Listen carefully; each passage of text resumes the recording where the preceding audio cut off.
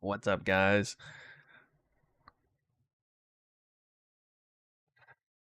All right, today it's a different kind of grind. We're not grinding maps. We're not grinding currency. We're grinding knowledge. Today we're grinding knowledge. Deep in the mines of path building. We're going to spend basically all day on path building today. Unfortunately, I can't really test. I can't exactly test what I'm trying to do here today, but I think it'll be okay. Fortunately, I have some experience with a build like this.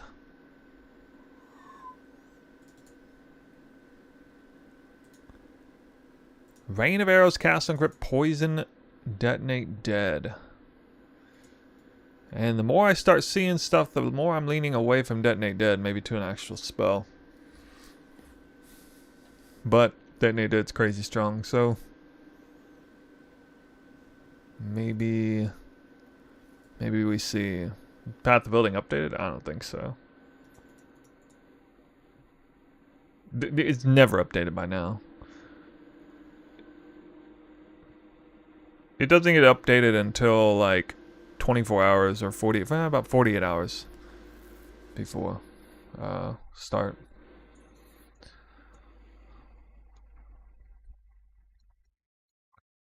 One of my biggest concerns about this build is tankiness.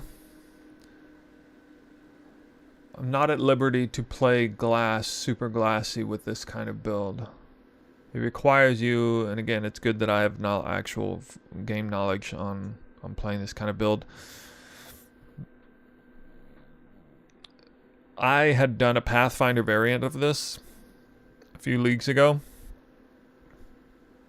It has a lot in the way of damage. I could definitely sacrifice some damage for tankiness, if need be. Like, it hits a poison cap even at like 40 or 60% deli. In a lot of cases. I was using lightning coil with the topaz flask. I'm actually contemplating Tula's hunger here. But I'm not very confident in armor archetype. But this does wonders for the life pool. If I can. And I don't have any build enabling uniques that force me to have life.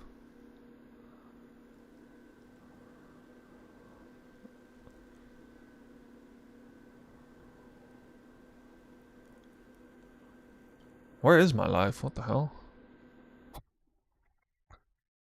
Oh yeah, it's this. Okay. So this takes you from like 2,500 to 4,500 HP, basically. How much poison duration? I don't know. This build has like 4 to 5.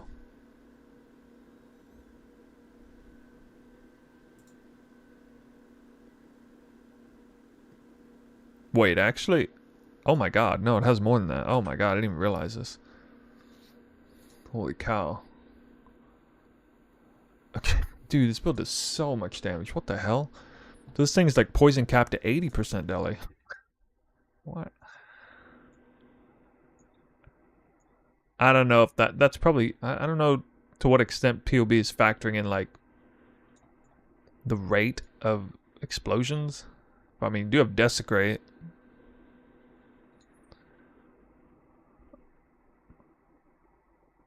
Yeah, anyway, what is the poison duration? 7.54.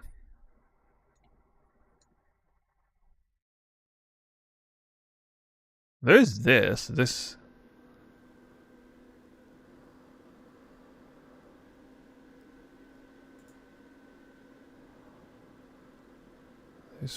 This would reduce the time a little bit.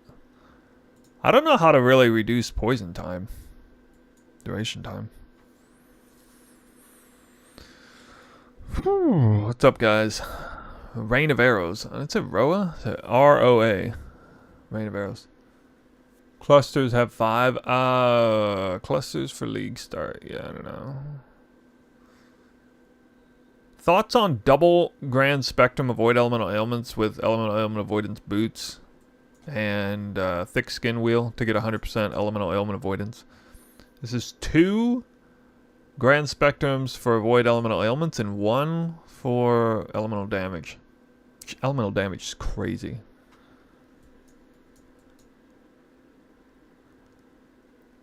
I mean, I wouldn't have to reduce it that bad.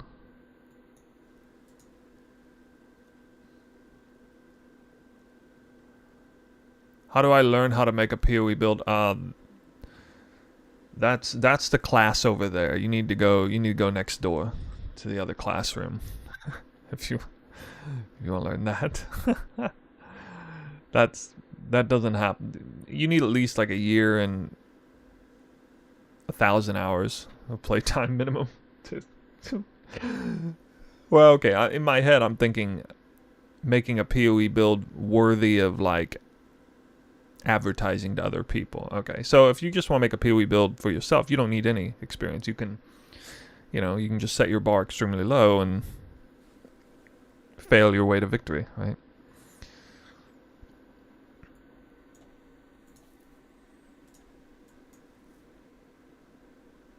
The really cool thing about Detonate Dead is, especially with the Assassin, it's actually better set up. It's even better set up than the Pathfinder. So I essentially save points. And even these 3 with like increased elemental damage is crazy strong for Poison Detonate Dead. So this entire pathway here is very, very strong to get to this starting spot. And then this wheel is super strong for Detonate Dead, increasing the corpse life. As well as this poison wheel, especially if you can take advantage of the 20% chance to poison on hit. Especially if you can do that. And then this is just kind of like, you can also effectively get bleed immunity. I think I was bleed immune with this.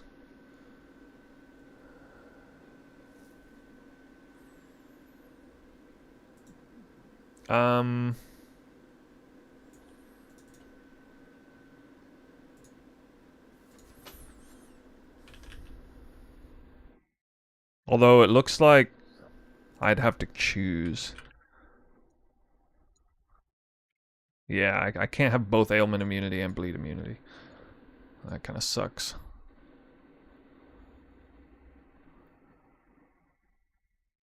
Huh.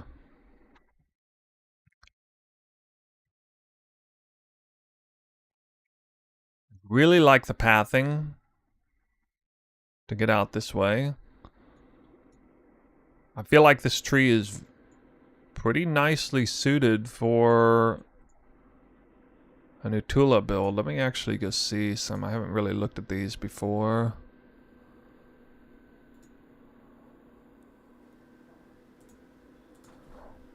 I'm kind of diving into unknown territory here. I think this should be a fairly cheap body armor, especially if it's not perfectly rolled at league start. Just want to see the pathing people take. Now, why would they take that kind of pathing? 40,000 armor. What? I get 40,000 armor. Oh, I could do an armor flask. Yeah, I've never ran granite flask set up. Where does this armor come from?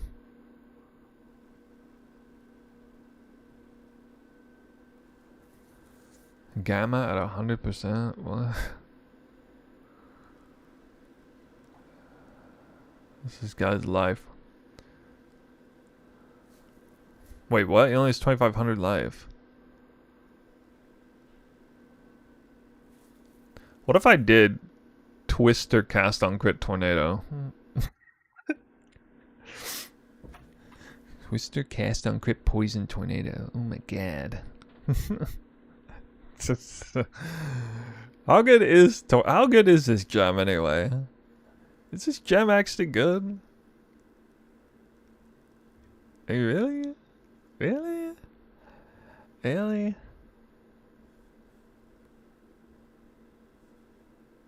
Hmm. Am I planning to play bow build with Ranger this season? No, not currently. Looking at, I think I'm most likely to play some sort of bow cast on crit assassin with poison. It's an archetype that I've had in the back of my mind for some time. It looks like there's no better time than to try it now. Corundum effect. Increase armor.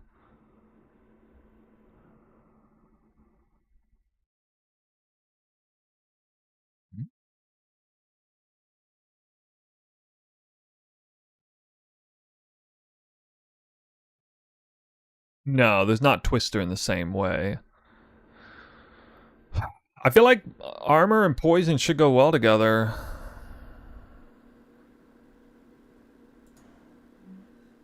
God. I don't know, though, man. It'd be so dependent on flasks. How much armor do you need to have, like, a respectable build in PoE 1 at League start? These guys are going hard on armor, damn. But, I mean, like, I don't get any percent increase armor on the tree. The bottom right side. So, I don't know.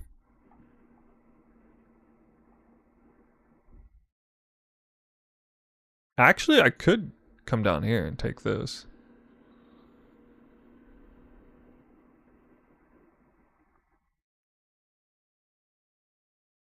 I would even want to take that, too.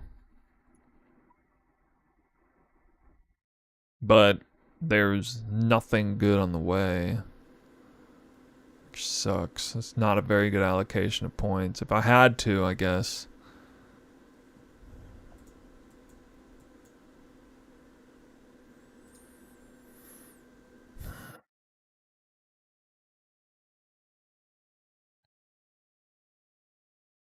So is there determinations here?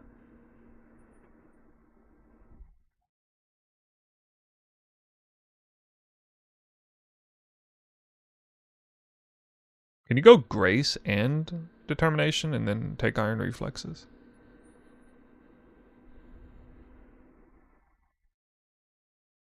Does that work? RoA better than Lancing Sleep? Okay, so this build is enabled with bows, mainly on account of Zenith's Mark,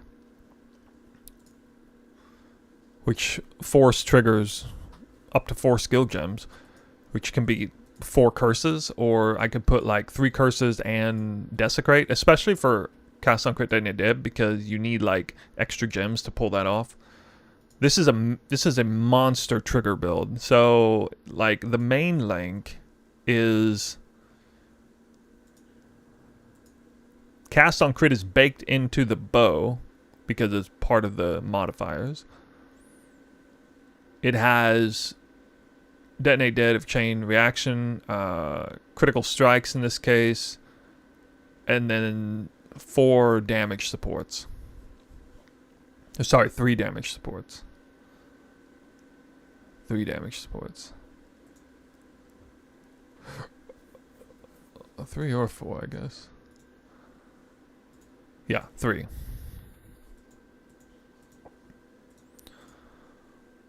Okay, and so this is a really cool build idea right off the bat because the weapon and like the main link is really cool. So here's a weapon, for example, and actually with this setup, I don't think I'd need a flat crit. I could use, so this would actually be even cooler with, probably with a like a spell, like if I actually try to do spell damage, like Hex Blacks of Havoc or something. Or even like Frostbolt of Ice Nova of Frostbolts or whatever. So I get the cast on crit here. I get the crit multi. I get the power charge on crit. And I get a flat crit 2 or something else if I want it. Can have up to 3 additional modifiers. I get a couple of good crafted mods to help fill out some of the damage. There's really not that many mods that are useful. So it actually makes a lot of sense to do the metacraft on that. This bow is actually not that hard to craft, especially if you don't need the flat crit and you can just use some other random BS. It's basically a gem mod. In fact, actually this bow would probably be, if you didn't need the flat crit, you'd probably you would do the old school toxic rain craft, except you would I think crit mods can roll automatically because that removes like everything except it removes almost everything from the table except in the case that you're crafting it on a shaper bow, influence modifiers, which are like the crit mods. I'd have to double check. So let me double check that. I can't remember the exact fossils that were used. Corroded cannot have physical ailment or chaos ailment.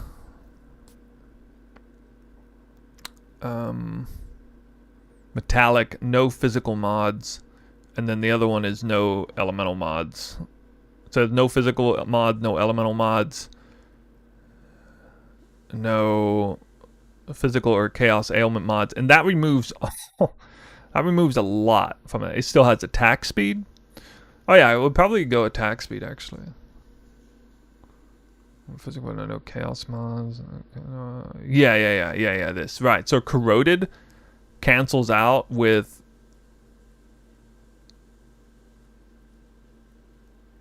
metallic, because like more lightning, no physical. Corroded is more physical ailment, chaos ailment, no elemental, and then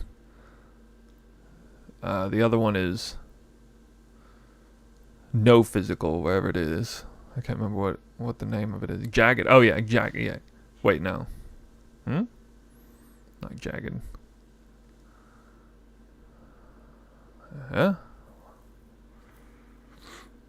What is it? I don't remember. Deft.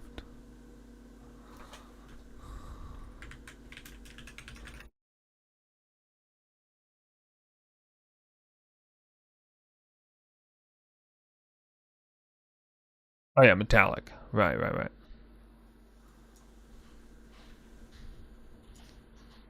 Yeah, so with metallic you have no physical.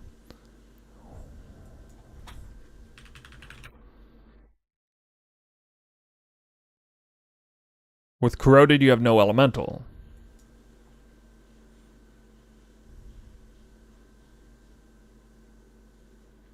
And then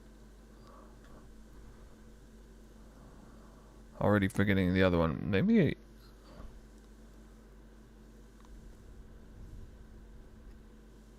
it was jagged. No chaos.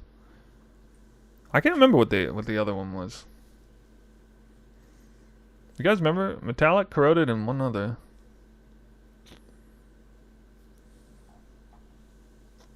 I mean, those are the two mandatory ones. Finally playing the real game. Yeah, this is the real game.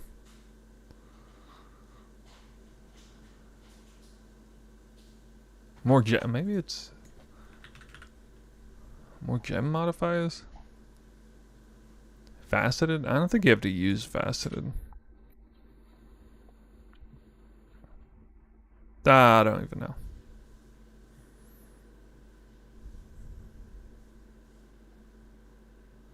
Maybe it's jagged. Actually, I think it's jagged because that removes chaos mods. Because if you, yeah, in order to get the prefixes pristine like that, you can't do chaos mods. Yeah, jagged, metallic, corroded. It's a triple fossil craft, and it very, very often comes out with +1 gem levels, and as well as anything that has no tag, on prefix side in particular. So a common outcome with that, with crafting, would be like +1 all, +1 socketed skills, and a cast on crit, gem supported by cast on crit, which would be a great combo. Not exactly what I have here, but yeah, apparently that's a little bit inferior to damage is extra elemental. I think. Let me check.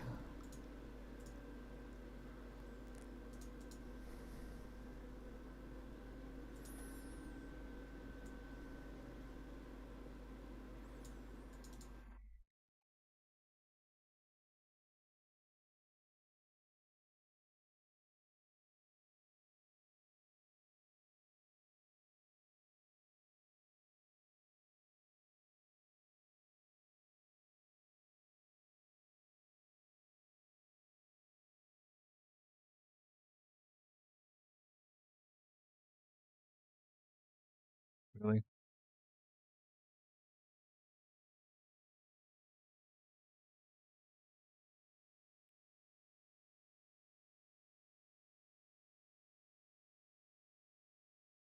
Level of socket is skill gems. Oh, my bad.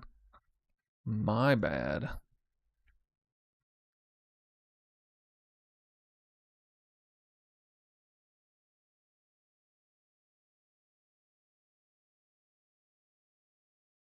Yeah, it's actually quite a bit worse. Wow. Hmm.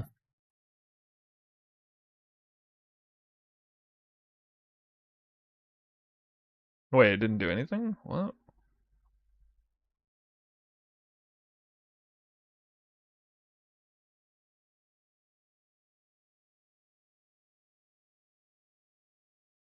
Oh, I see.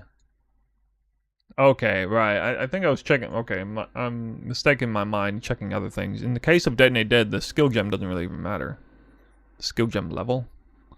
Because that only affects, like, the spell portion, which doesn't matter. Yeah, the spell portion is, like, so tiny compared to the corpse explosion number. You planning to scale this build or switch later since it has 35 million cap since it's poison?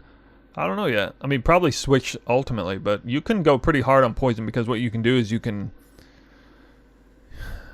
do content that you can do like super high deli content, for example, where monsters have a ton of reduced damage taken rather than increased life, which effectively raises your poison cap dramatically. Like if you do a lot of 80, 100% deli stuff, your poison cap goes from effectively 35 million to like 350 million.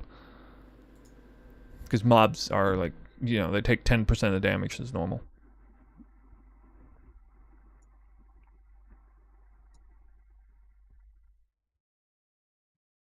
Good morning. It's 8 a.m. here in Spain. 8 a.m. Dude, tomorrow I have to wake up super early. I have to wake up like 6 a.m. I'm used to waking up at like 10. Ooh. Oof.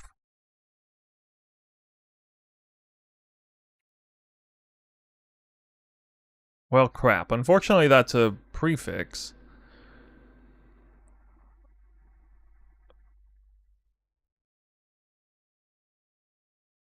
Wait, hold on. Is that...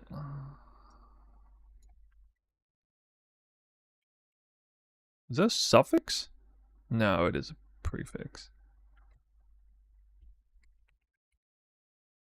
How is it? Ah. Oh, they're both prefixes, right.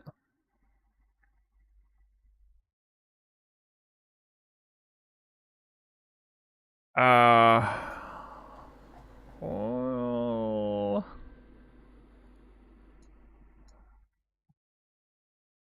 Huh. There's just nothing else that's good, though. All garbage. Physical is extra cold.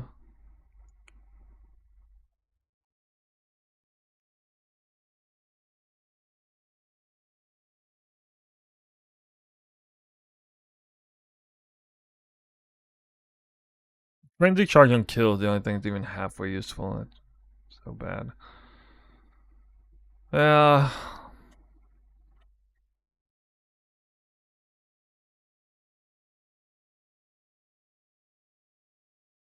Stocketing gems chain one additional time. Actually, max frenzy charge is meaningful in terms of damage. But that'd be so hard to hit. Oh my god, that'd be hard to hit.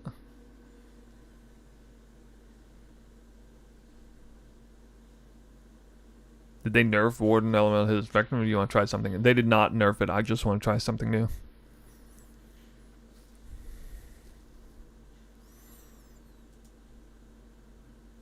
Does Detonate Dead of Chaining take advantage of +1 or chain 1 additional times? I mean, it's literally in the name.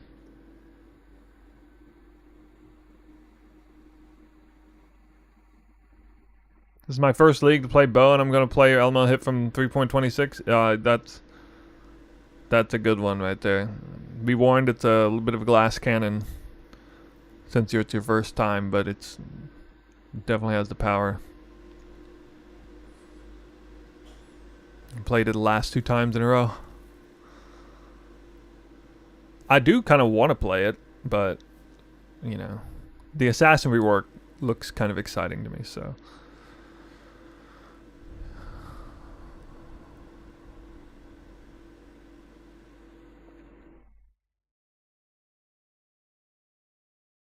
Does it say the word chain?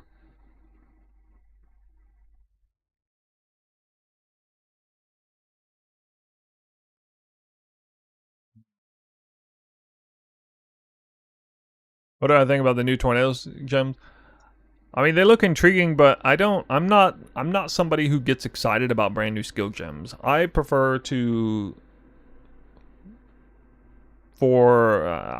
make builds that use tech that has marinated in the game for a while, so we kind of actually know how good it is and know how it works. And then I make, you know, maybe some peculiar combinations using that create something new. But I never actually like take on brand new things, except maybe the ascendancies themselves, which I'm kind of doing here.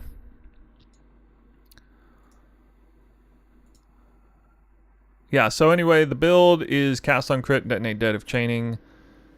It was created for Pathfinder a few leagues ago as a concept build back then. And is a specialized weapon craft, which is, I mean, this is a few divines. It's kind of it's a little bit more advanced than the OG Toxic Rain Caustic Arrow bow craft. It's a little bit more advanced than that. Probably costs maybe on average like 50% more than that bow did. So like, it's like a, you know, 5 to 10, maybe 15 div bow, depending on how, not counting the links, depending on how lucky you are.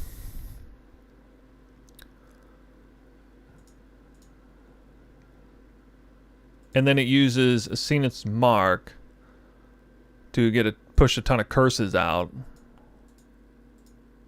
Which I may remove punishments, not that important. Temp chains, despair is huge. And what's so big about this is now, in the current balance of the game, curses are very weak when they're like curse on hit. They only have like half the effectiveness. And then even if you do like Hex Touch or Curse Aura, they're still also weakened. These curses have this is a rare case where you can trigger a 100% effective curse. Even more than 100% effectiveness, you know, taking this stuff here. So that's kind of a huge deal. And it's enabled only through bows. It's not the only way to do this, but bows can do it easily with the Zenith's Mark. Bows also get another advantage with Mana Forge arrows. So this build is also able to take advantage of tech for things like a mark, skill, desecrate. In the case of this build, the way it's set up, withering touch. So I have no wither in the build anyway, but this is a super highly reliable form of wither that would instantly stack mobs up to, you know, to 100% or 15 stacks of wither quite quickly. And so that's pretty cool to have that. I may pull Desecrate out and put it in place of punishment, depending on what I'm seeing here. So the build does have a fully empowered Enfeeble, so that's a good deal of tankiness there. I just simply don't know how I want to approach the rest. I'm exploring armor. even though I kind of never do that. Also, a major issue with that is I only have access to one wheel of armor. Now I can actually get kind of a lot of armor here though, to be fair.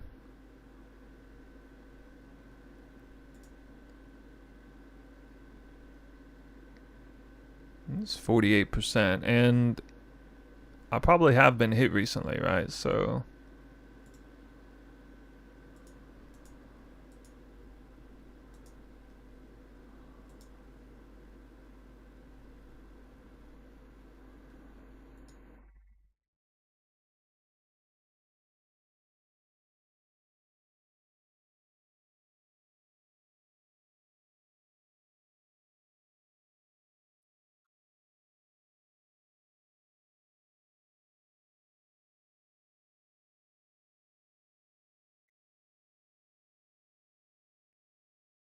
yeah, I could go into, like, I could, instead of using this, I mean, I could actually use Cosprey's Will again, which makes it so poison hit's not a problem. One of the issues with the build is I don't really know how to get enough poison on hit if I don't use that chest.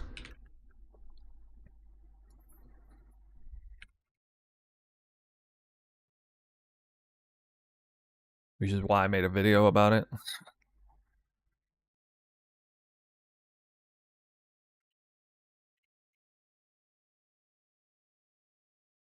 Unfortunately, this flask is an option, but it doesn't do anything except give me the poison hit chance. It's literally the only thing it does. Well, it's a diamond flask, so it's crit. Yeah, I used to wear Volker's Guidance with this build, so I got 20% for free there. Ice Fang Orbit is an option, but I can't do the reverse chill. And it's Winter Week. I mean, it's it would be a very small chill and kind of, yeah. Herald of Agony, yeah, I've looked at that a little bit. There's some there. There's Dendrobate, but I can't get it on the main weapon, so I can't utilize it. Actually, I could just simply, I could technically just make it one of my links, but I think that'd sacrifice a full-blown support gem for that. Projectiles from attacks, poison on hit, that won't count.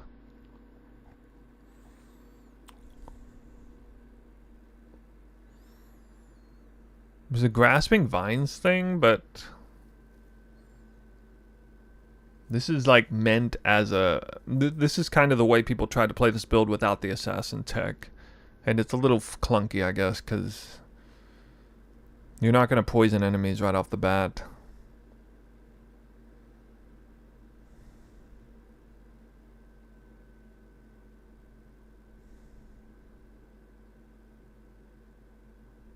What is this? Never even seen this. 80? I can get poison hit on the quiver, so I can get up to 20 there, I think.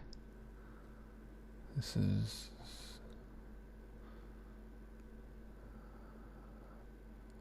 I can technically get it as a chosen mod.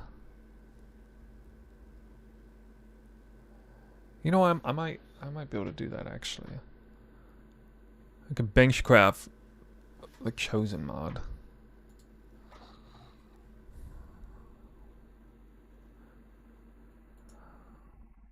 This looks kind of curious. Delve prefix or incursion suffix, but that would be hellish to try to craft an influenced item onto.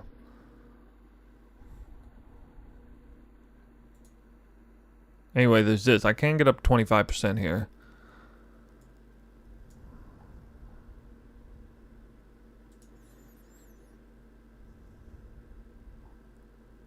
I guess I can only get up to 20%. I can get up to 20% on the weapon. Okay, I can get up to 20% on the weapon, 20% on the quiver, 20% through the mastery, 20, or I can actually get even more than 20% on the herald. but that's still not 100.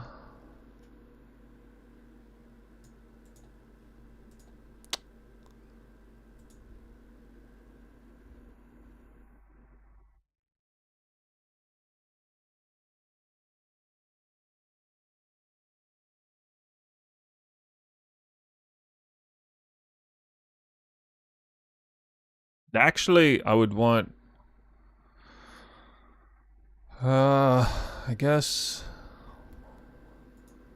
Mariketh or Thicket. I mean, I guess Mariketh would be fine.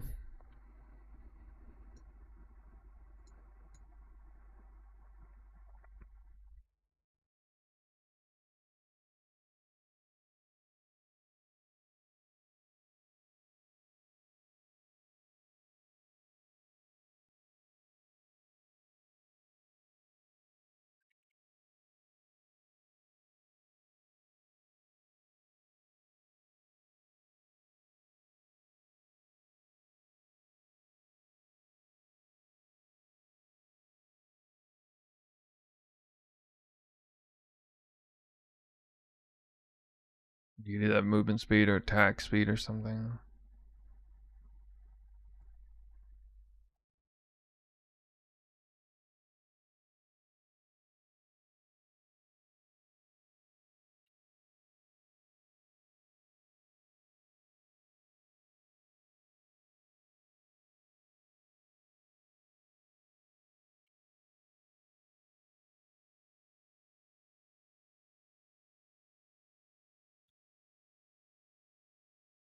Add a jewel with a chance to poison.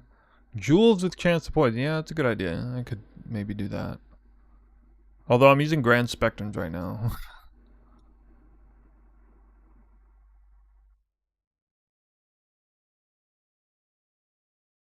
One of the issues with the build is Grand Spectrum's very, very strong because the build doesn't have that many sources of percent damage. It's actually very low percent damage. It's like the build has massive dot multi and low percent damage. So that's where they help fill in the gap there. But I might look into it. There's not a Grand Spectrum that gives you poison on poison on hit, is there? I wish.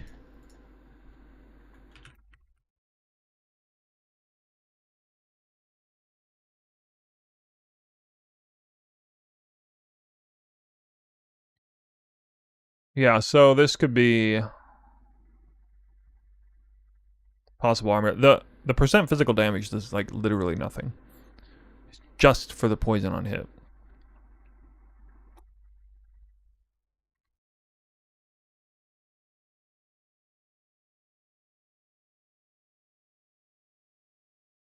Wait, does that maybe it doesn't count? 5% chance to poison on hit. Does that not count for?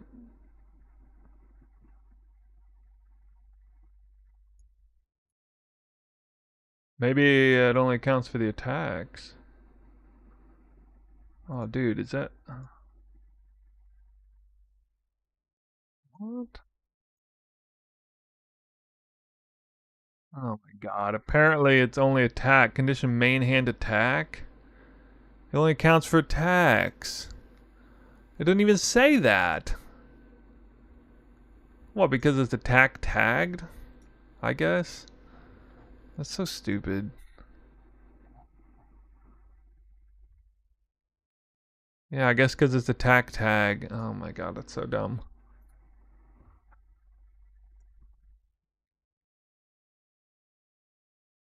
You okay? I barely remember something about that.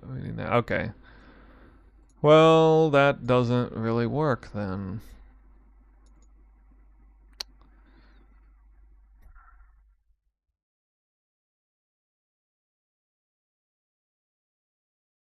Light of meaning.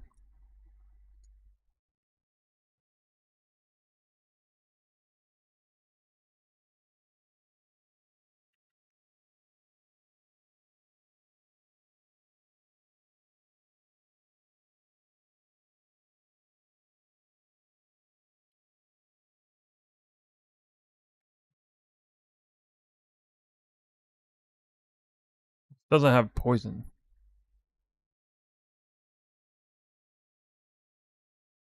Oh, you're talking about as a substitute for percent damage.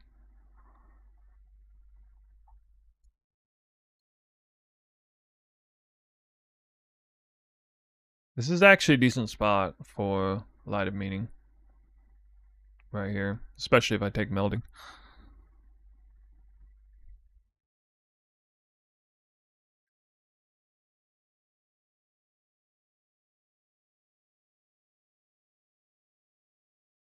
I don't know how expensive those are.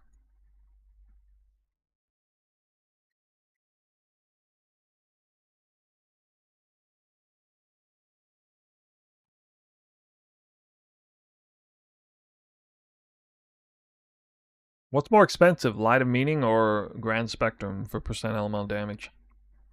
At League Start. Probably Grand Spectrum's cheaper, right? Because I think the market gets flooded with them real quick from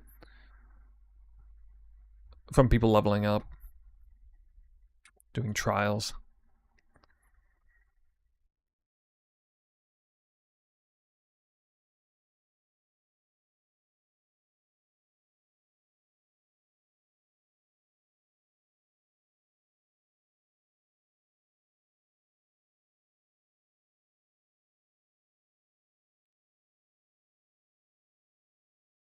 Yeah, so I don't know. Best case scenario, I guess he's got damage over time.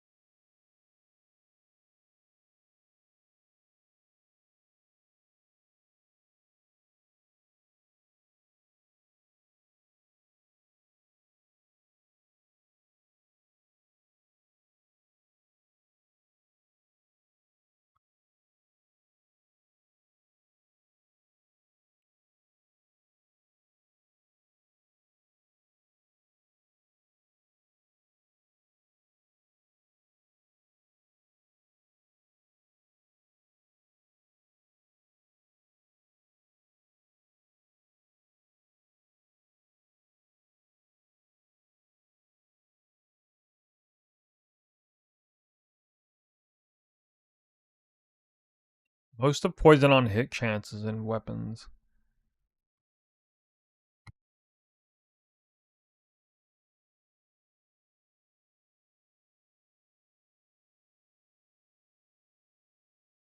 Necropolis gloves.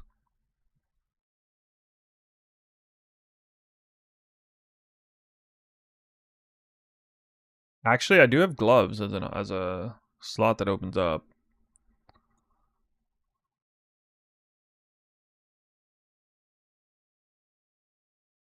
Now the unique gloves, the frenzy charge gloves, are really bad for this build. I mean, especially if I use the belt, Alessia's Delight. But even if I don't get any value out of the dot multi there. So I'd really prefer not to use those gloves. Plus, I'm not actually stacking frenzy charges in a massive way. Like me, I got 5.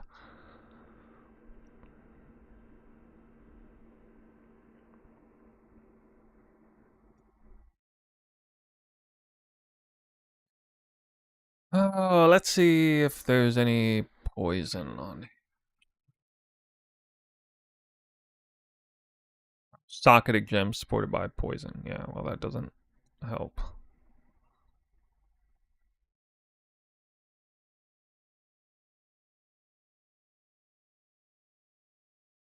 So this is legacy. Poison on hit. What is that? Oh, Eater of Worlds. Okay. The Eater of Worlds actually has something going for it. Greater is 10? I mean, I can't mandate any higher than 15 at league start. But okay, I mean, that's something.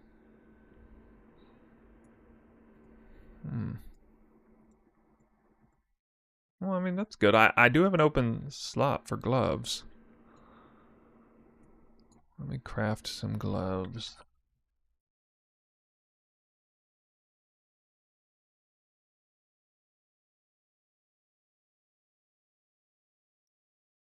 Rain of arrows is what it means.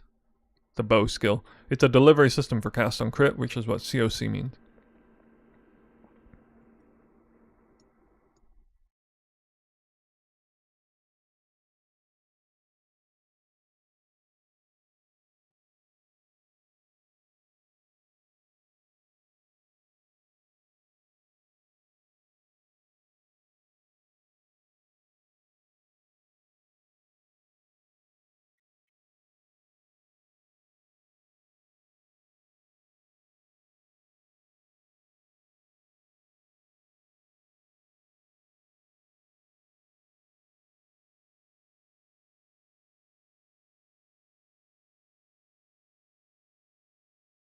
Alright, what options do we have here for either world? See what I'm missing out on. We got suppress.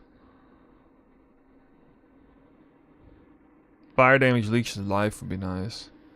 Actually, damn. I could have used that.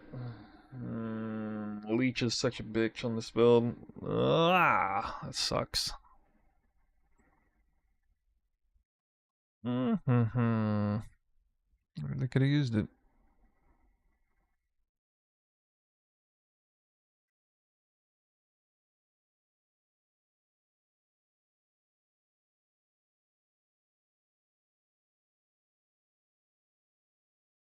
Yeah, anyway.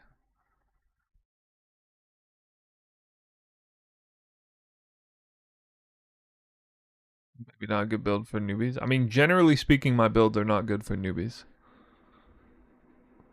I always go heavy on uniques. Well, I mean, I have a hot take, and I almost made a video on this last league for. I think uniques are easier to get than crafted rares.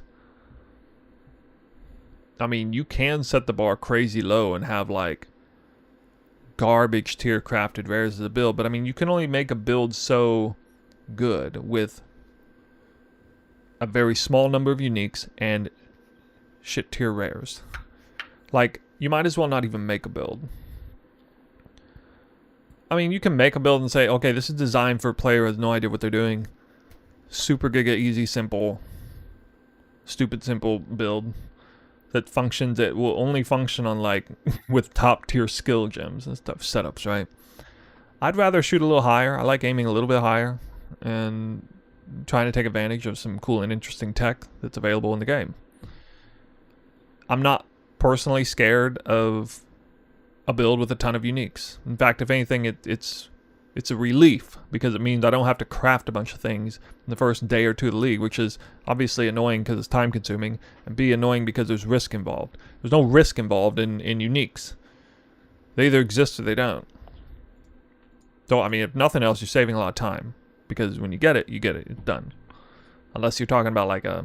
The only exception to this a little bit would be like 6-linked armors and weapons can be a little harder to get than 6-linked rares, weapons, and armors.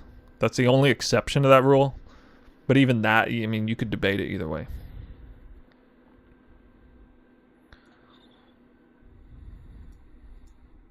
If I have time, I'll make that video before league start this league. I'm sure it'll trigger the shit out of everybody. But, I mean, I've been banging the drum on that for a long time. I do have, and there are a lot of people I know who agree with it. Some who don't. But, yeah. Alright, so Searing Exotic, we got damage over time multiplier, which is no good. No good. Damage attack speed? No, not very good. Not very good. Ignites. You inflict spread to enemies within meters? Well, how about poisons? Can we do poisons? Damage per frenzy charge. I mean... That'd be 25% increased damage, I guess. Intimidate on hit. No. What? Extinguish? I don't even know what that means. Wait, it has Herald of Agony buff effect? What? Bro, really? I didn't even know that. Really? Okay, that's actually... So unnerved means they take extra spell damage on hit. Intimidate means they take extra attack damage on hit. It doesn't matter for poison. Actually, this is kind of clutch. This is both of these implicits give me poison hit chance. I mean, you know, I could do. They do have Circle of Nostalgia. I could do something like this.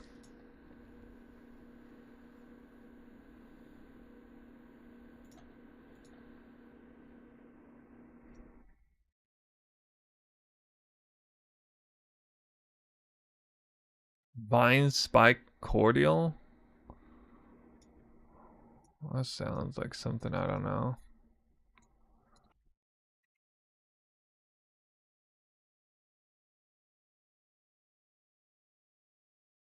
Huh. Interesting. Yeah. Yeah, that does look like a pretty good setup. Oh. During effect of any life flask. Alright, well that's a massive eye roll then. I didn't catch that.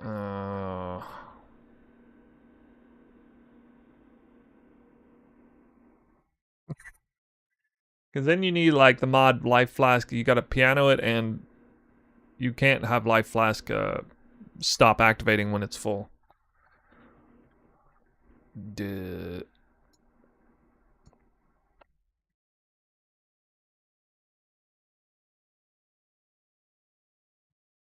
Yeah, anyway, let me see here where this put me at.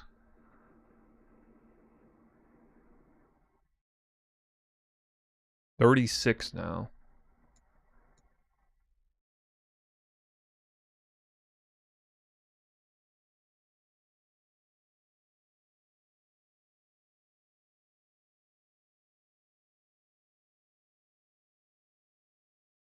Hmm.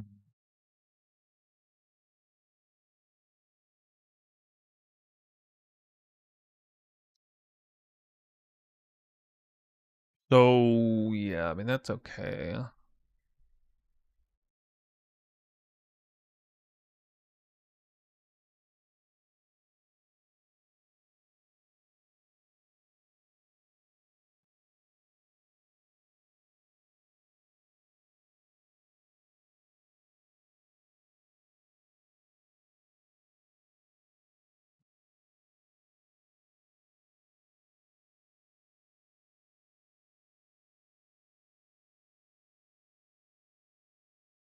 I go life on hit. Yeah, I guess I do go life on hit. Life on hit. Okay. That's kind of a good idea, actually. Shark Tooth, Quiver. Right, because even like Vile Arrow Quiver doesn't do anything. I don't think.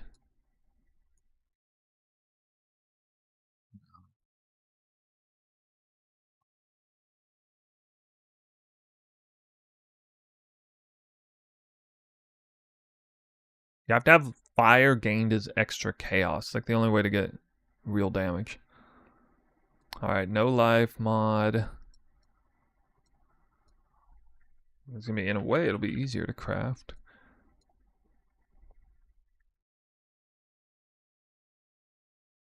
Area of effect. Uh,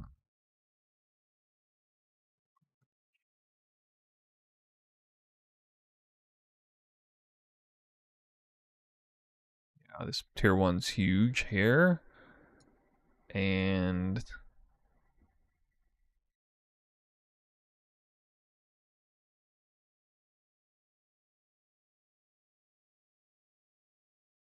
my rate of arrow. Yeah, it's starting to come back to me. Like weird decisions, like attack speed sucks and accuracy actually seems to matter more. It's so weird. Like the quiver is. There's just hardly any good mods on here, especially if I don't need life. Even like critical strike mod. Well, okay. I mean, I could do. Actually, yeah, that's true. Essence mod would be pretty fucking strong. Yeah, I would want this.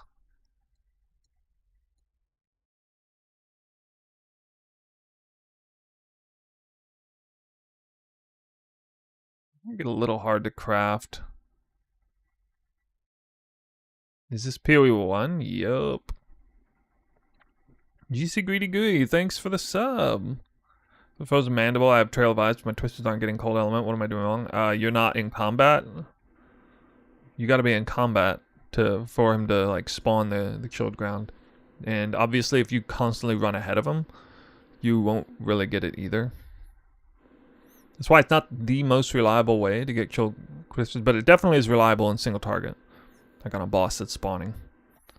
Or if you change your pathing a little bit, like backtrack right before you cast Twister, you'll have it there. Avoid stun.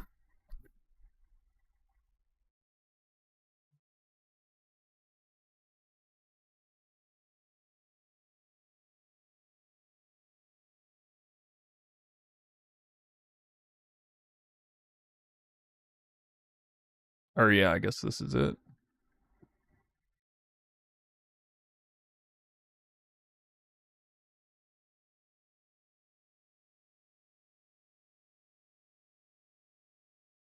I don't know how I'd go about crafting that.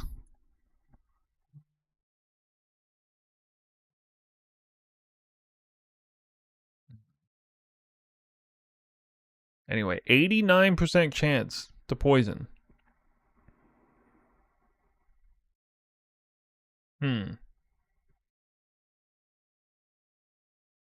89.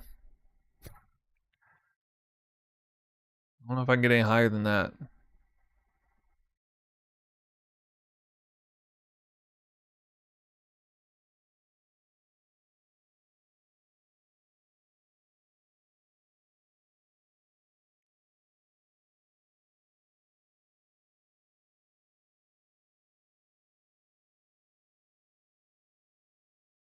I don't know if that matters at all. I guess that's some pretty good chaos res. Chaos resistance while... So you would do buff effect.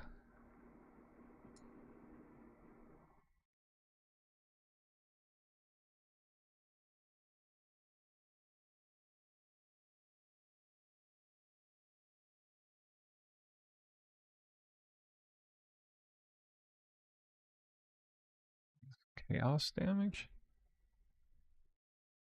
Yeah, that's a lot of chaos damage.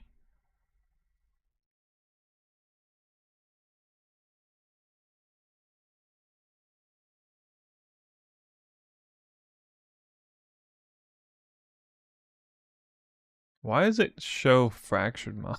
It's so weird. What?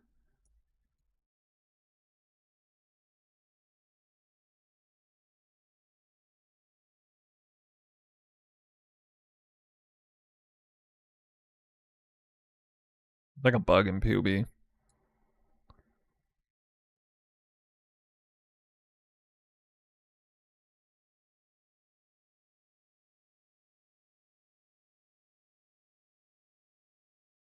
Chance to poison tattoos, yeah. Oh my god. Thank you. I totally forgot about that. Oh my god.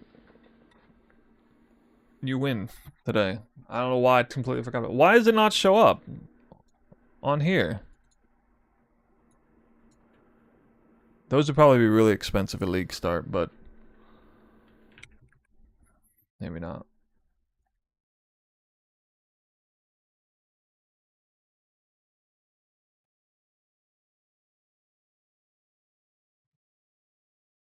Blue only. Blue only. Well, I mean, I am going up to blue here. Okay, well,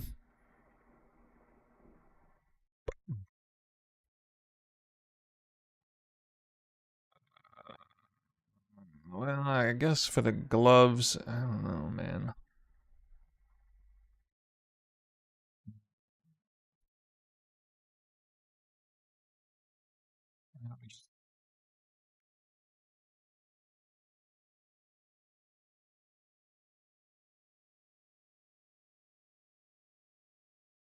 I have quite a few.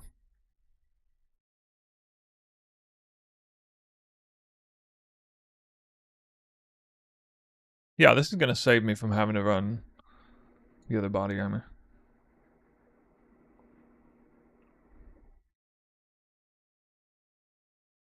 I don't even necessarily have to run like Circle of Nostalgia. It is a decent ring, especially if I'm running Utulas and I can't have a life mod anyway.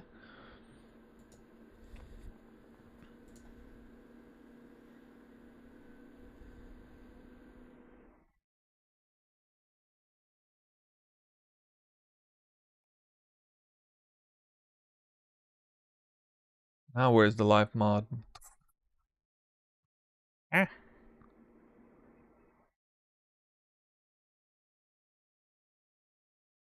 It's kind of funny, this amulet is like exclusively used for 240 crit multi. Like that's it. That's basically all it's there for. What's RoA? Rain of Arrows. Rain of Arrows.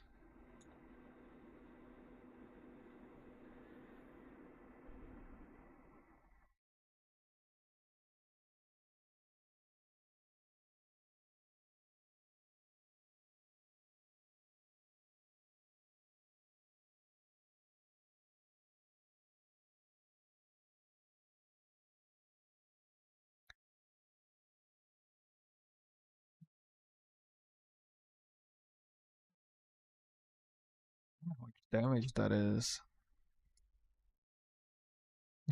DPS is so ridiculous. 80% deli. It still had to go that high to get the off the poison cap.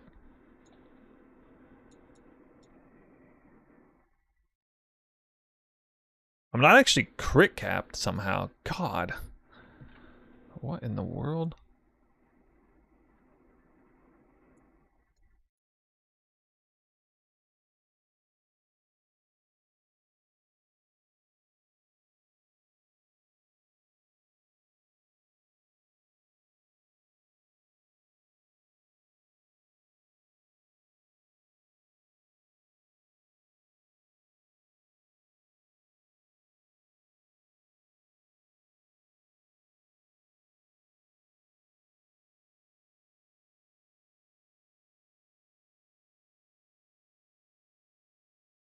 Fortunately, just onslaught on kill. We could get onslaught on hit as a synth for Circle Nostalgia, potentially. That would be pretty big. It's not League Star viable, but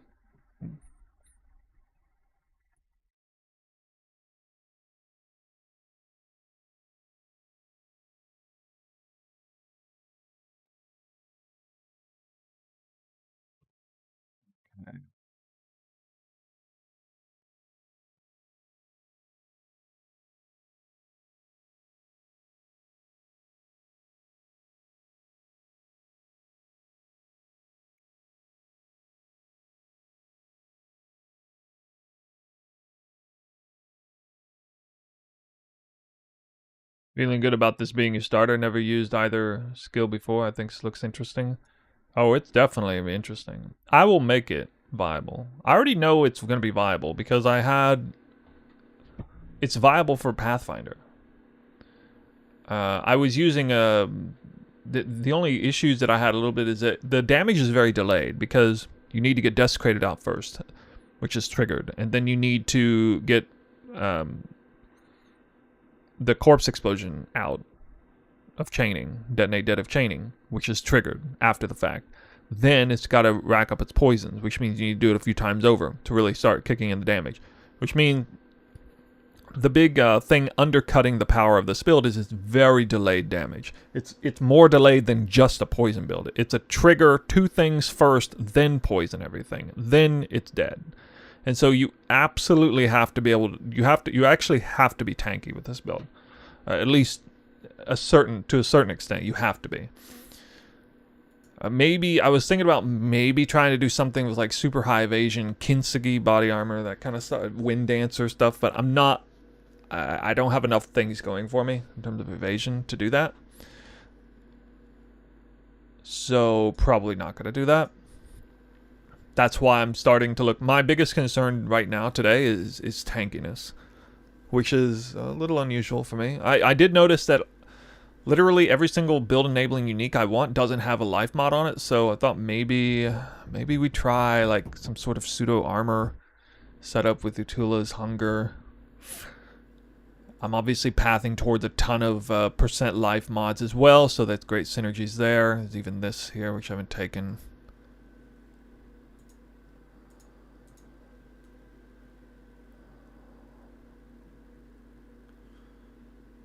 I keep bricking my life. I don't know. What the frick is happening in my life?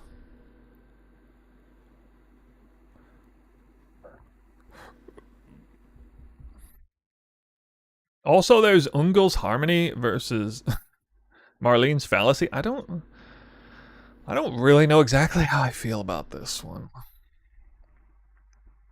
Oh, I can drop Punishment and get an extra Anoint. There might be a super crazy strong Anoint for this build that I haven't thought about. Can you guys think of anything like that? Is there like some obvious Detonate Dead Anoint that's really good aside from like Reservation Efficiency? I don't need Whispers of Doom. I don't need Reservation Efficiency. Oh, Life on. Oh yeah. Oh, duh. Yeah, I would have never even. It would have taken me forever to figure that out. Okay. Oh, what else is there? No, no, nope, nope. Okay, attack speed is somewhat valuable. I could do Ornate Quiver, I guess, but that's annoying.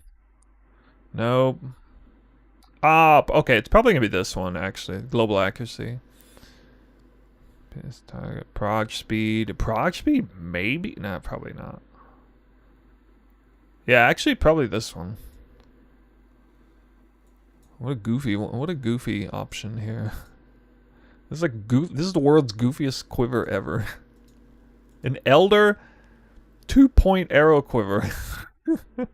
AoE is a luxury mod. I don't know how to force this on there. That would be. God, how would you force that? Especially if you have to, like, I mean, you're gonna use, you're for sure gonna use crit essences on here.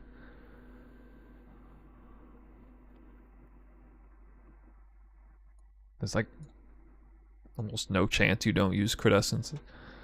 It has to be the essence too, because it has to be global crit multi.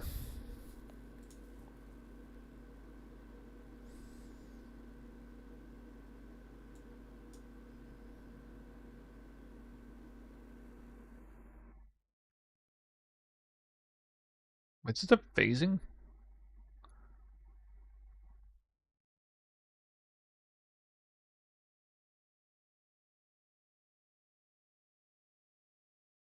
I can't use any leech mod. I could get a res on here. Oh, I still have a benchcraft. I didn't even think of that. What can we bench? Oh, Armored Evasion would actually be a really nice bench here if I do that. What I think I'm gonna do. Yeah, that would be super good. Other than that, we got.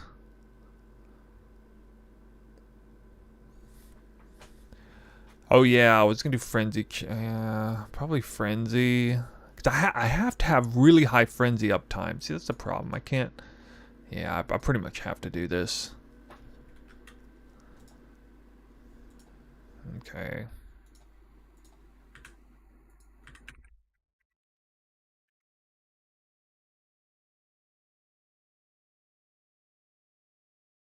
Is there a Harvest Craft that gives you like elevated chance to get influence modifiers on the item? There is, right?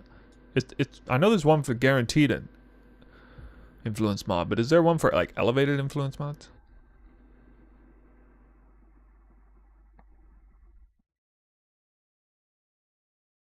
Yeah, anyway, basically gonna have to run this because if I'm running Olesia's Delight, well, I don't know, maybe the other option is to mark the prey, which is crazy strong, but I mean not that much for maps. And then, you know, frenzy charge can hit your marked enemy. This would actually be fairly reliable because with double rain of arrows and cast on crit like going nuts and wild, a marked enemy would get hit a ton of times in a short period of time, and it's cast on crit warlord's mark. So That actually would be a reliable source of frenzy charges on this build. So if I'm not consuming frenzy charges, that should be fine. I would probably get an average of like 1 frenzy charge a second with that setup. One every second, 1 every 2 seconds, maybe 1 every 3 seconds if I'm overestimating it. It'd be good enough. So this is a lot of power I could get into the build. Synergizes nicely with everything, but it would cost me 4 passive points I don't necessarily have to spend.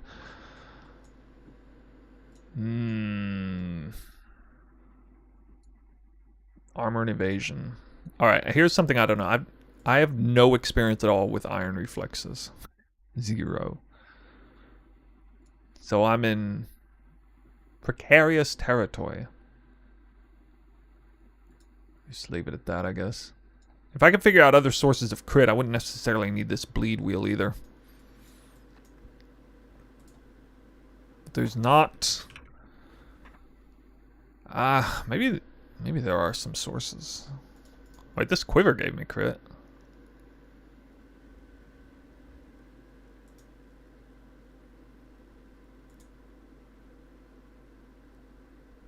Why is your starter 3 builds in 1? Just wait until I try to add Ignite into the build. Just kidding, I'm not gonna do that. That'd be funny though. Mariketh Bow Dex requirement. Oh, come on. Oh shit, Utula's is crazy high strength requirement? I didn't know that. Ouch. Pain. Pain. Well, I can get beef at least. Oh, that sucks. I mean, that's fine. I can get strength on it. I got plenty of slot left. I got boots and gloves. I can get stuff. I'm running out of passive points, though. I don't want to go any higher than 95. I'm already there. What?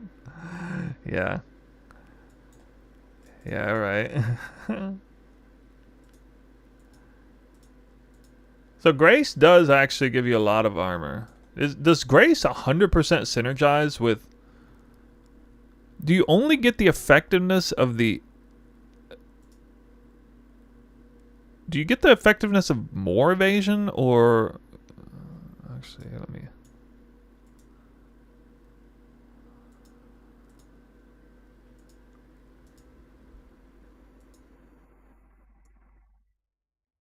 Can anybody tell me, any of you guys run Iron Reflex? Is there any point in going Grace with Iron Reflexes?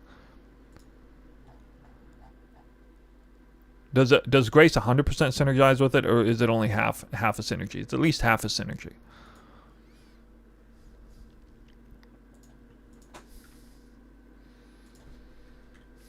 Let's see.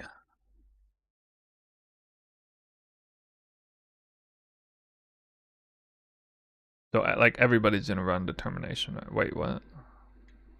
What?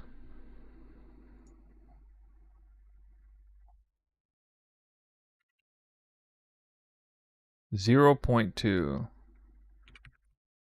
How is 0% of people running Determination? Oh, here it is. All skills. Okay, Jesus Christ. All right, down here. Oh, 58% of people running Grace? Really?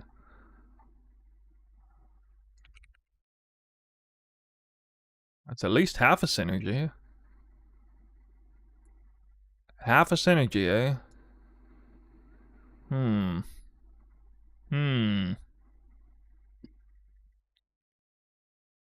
One of the really cool things about this type of build is attack speed doesn't really matter. For rain of arrows saturation, it doesn't matter. I mean, it's a very weak luxury stat. Don't need to care about it. So I don't care about haste. I can get movement speed otherwise. In a lot of cases, you get more armor from Grace than Determination. What? Alright, I'm gonna have to combine them, I guess.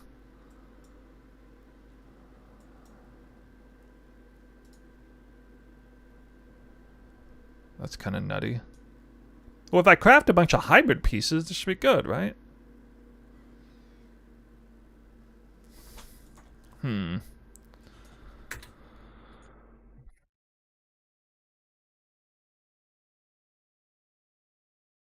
I'm just trying to make a actual league starter that works off of armor for once in my life.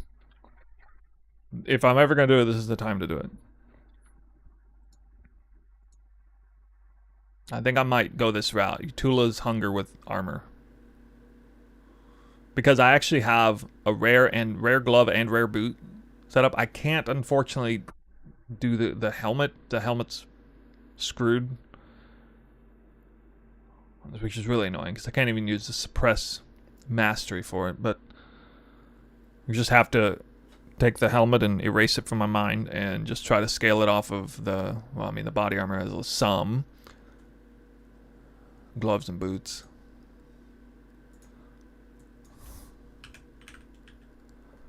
Whoa, almost nobody's doing this combo. Yikes.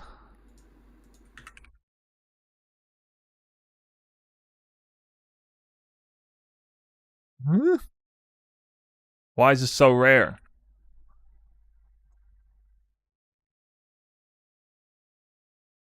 What?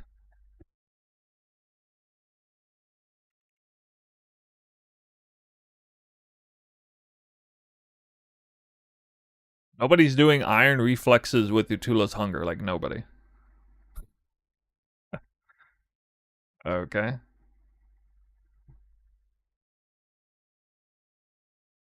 There's 3 people in the whole freaking universe doing it.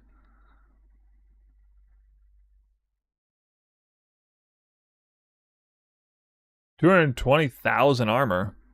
Maybe it's overkill and I don't need it. What in the world?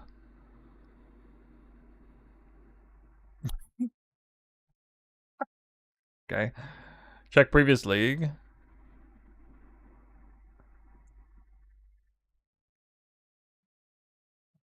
Uh,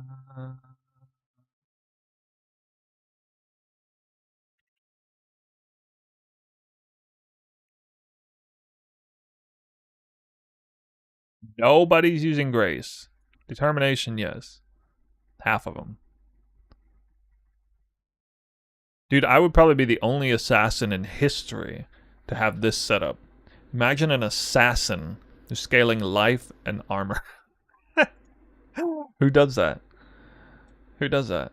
I don't know. I don't know what else to go for. I mean, energy shield is. I don't know, man. I could top it off over here, but then there's probably a better way to do energy shield scaling. But with bows, I don't know about bows.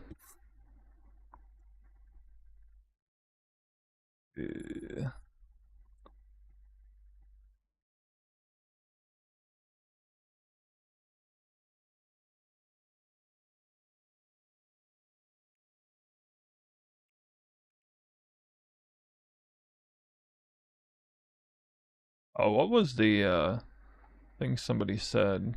Anoint.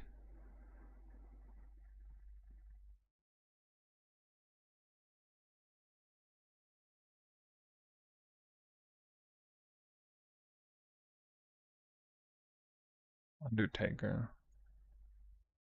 That is.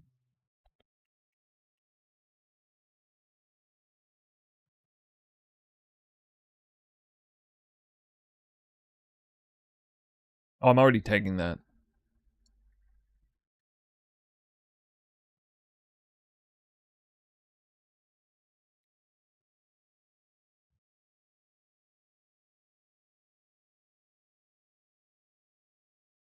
Okay. I don't absolutely have to okay. I absolutely have to go down this far for perfect agony. Bare minimum. Probably gonna at the very least get this wheel and go lucky spell suppress, if nothing else. If I go down here, I'm pretty close to the frenzy charge, which I'm gonna want if I'm running Alessia's Delight, plus this jewel slot, plus this is some mana reservation efficiency, mana res, and an actual meaningful crit wheel. And that's the farthest I would need to go down if I'm not scaling life at all. This would be a lucky spell suppress setup. then that would delete all of this here.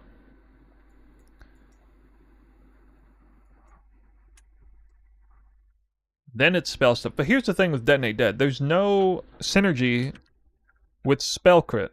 0. So it doesn't really matter that I don't take like Doomcast and I mean that's right there. There's no synergy with dot multi. There is synergies with like elemental damage, but not with minus elemental res. There are synergies with chaos damage, but not chaos dot multi. There's no synergy with minions. So I don't even know, like... Throat Seeker is a very good wheel, admittedly, and that one's pretty close. But beyond that, I mean...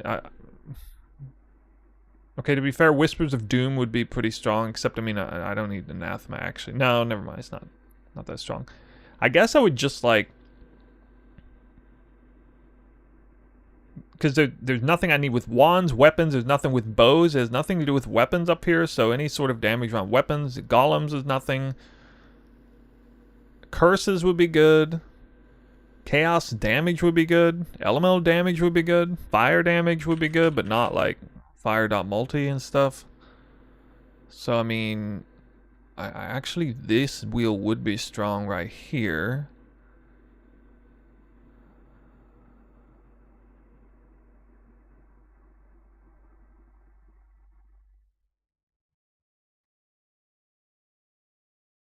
But it's kind of out of the way.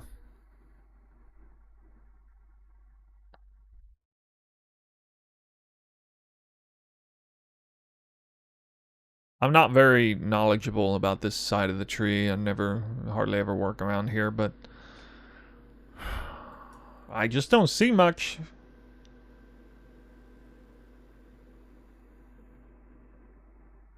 For multiplayer with lightning skills. And Detonate Dead is the registered fire skill, right? Yeah.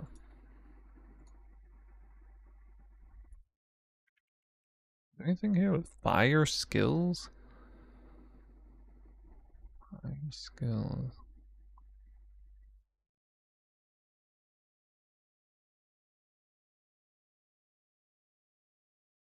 So, I mean, I guess if I did that, it would be all in energy shield. Has anybody ever ran a cast on crit detonate dead energy shield build? You would get some spell leech, because there's some spell damage, so that is real.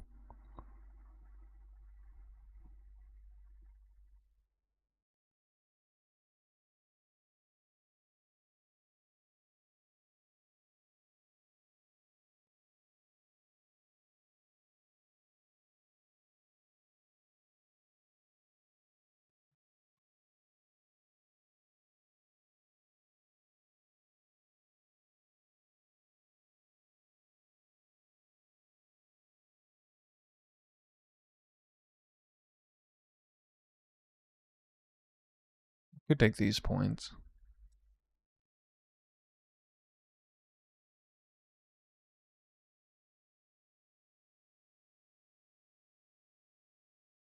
I'm already set up with the best life leech wheel in the game.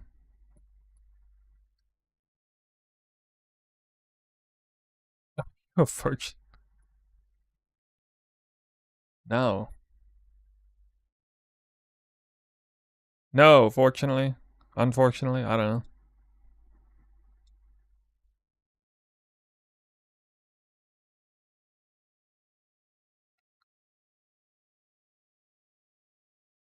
Let's see here.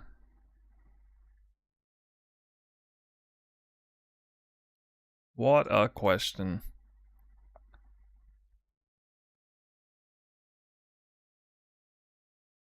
Which one is giving me more? They're the same? They're giving me the same. So weird. Alright, let's see here. That. A series promise actually allows me to have some real leech, but when it's down, I don't have real leech, which is a problem. I'm not really sure how to go about that.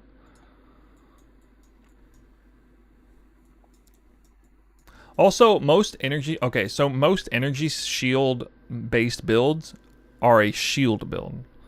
Like, forget the weapon. Usually they, at the very least, are using a shield. And so, if I'm not doing that, that's kind of a problem.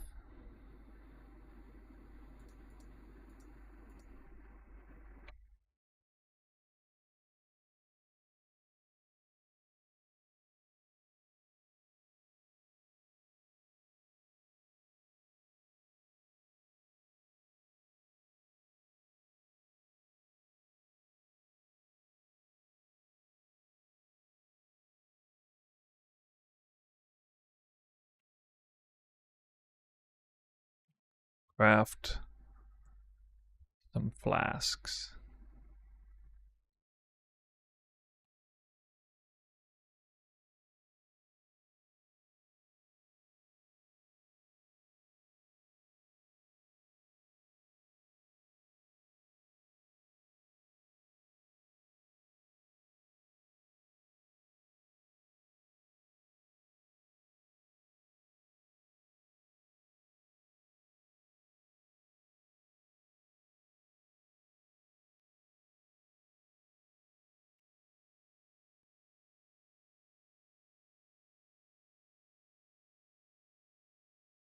What is another armor flask? Dibnit? No.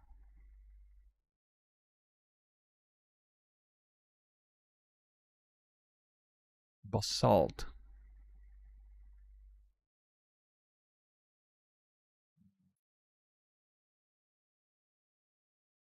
Oh, if I didn't go down all the way down there, I'd probably be using a silver flask.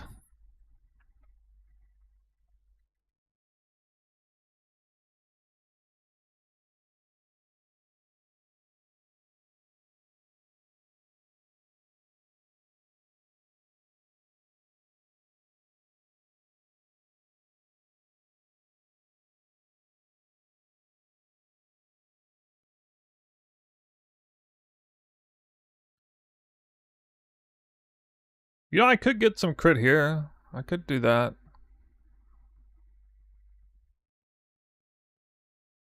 Wouldn't be the worst thing in the world.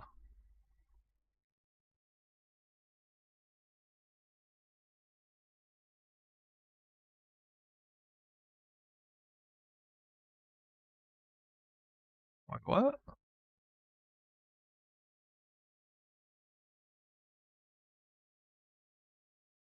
Why is that giving me almost no crit chance?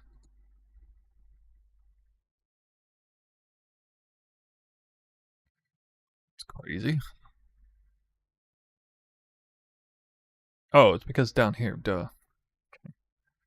Ah.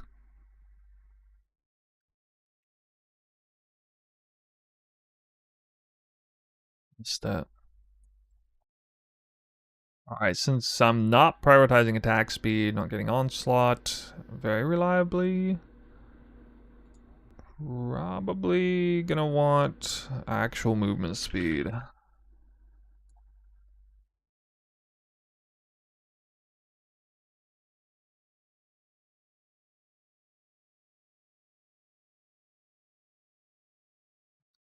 My movement speed is kind of low.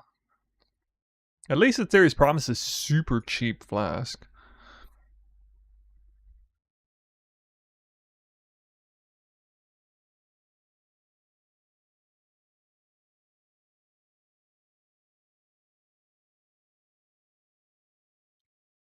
Alright, what other flask would I use? We have sulfur. Amethyst. Am I sharing PB? This is nowhere near ready to be shared, so no. Oh yeah, another reason to go down there is for the phasing. I forgot about that. Yeah, the phasing. So I could work around that with quartz flask actually, but probably just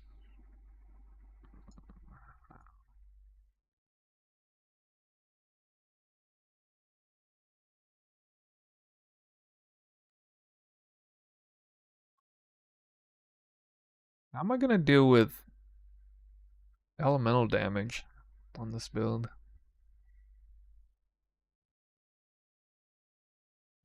I don't know how I'm gonna deal with elemental damage.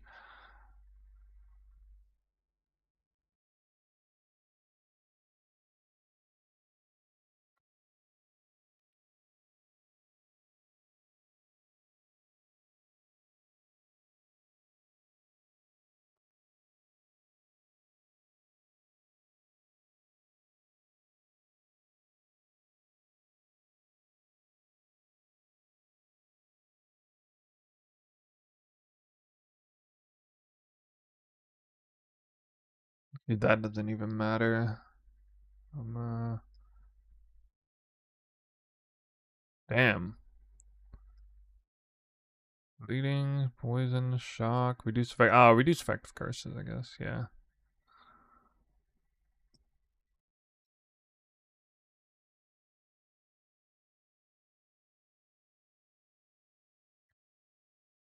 Getting some armor.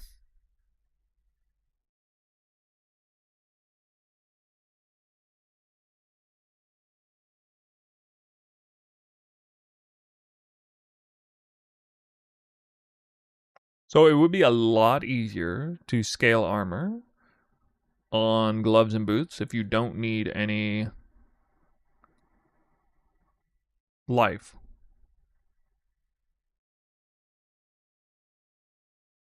So that's nice.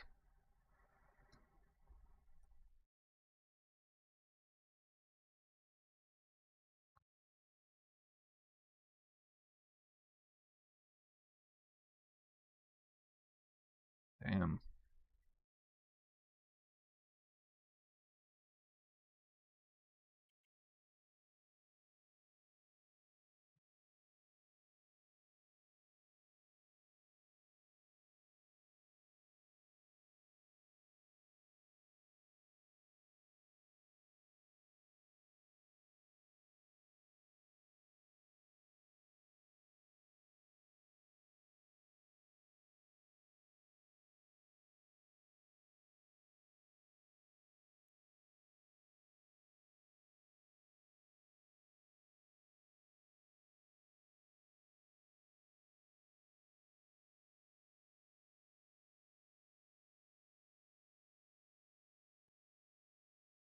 Alright, any special things I could take here? Is it just action speed like always?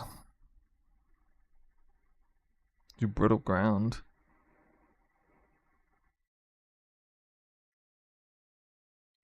Actually, sapped ground would be pretty strong.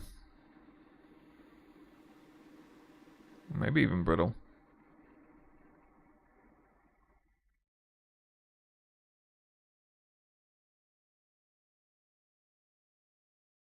I like the idea of sapped ground, honestly. This build very much runs through enemies and they stay alive for a while. So I don't hate it. Salus? Some Salus new? Haha.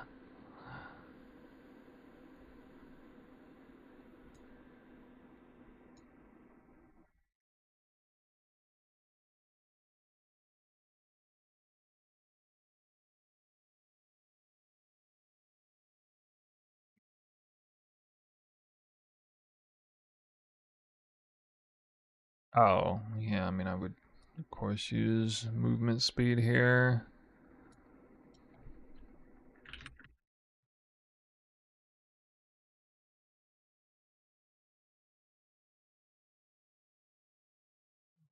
That one?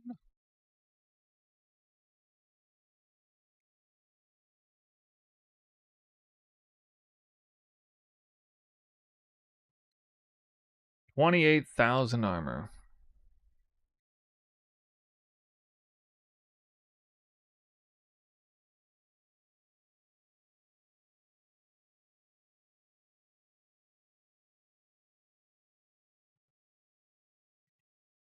This makes me think I'm gonna have to go full-blown evasion.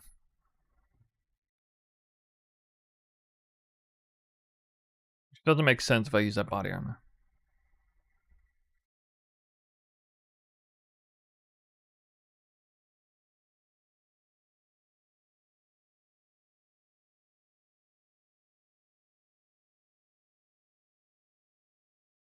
What is the best way to build defenses with this body armor anyway?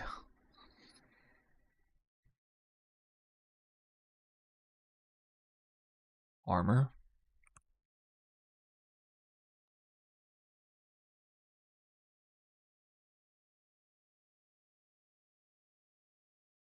Armor.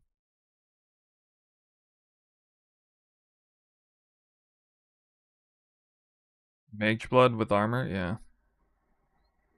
Probably.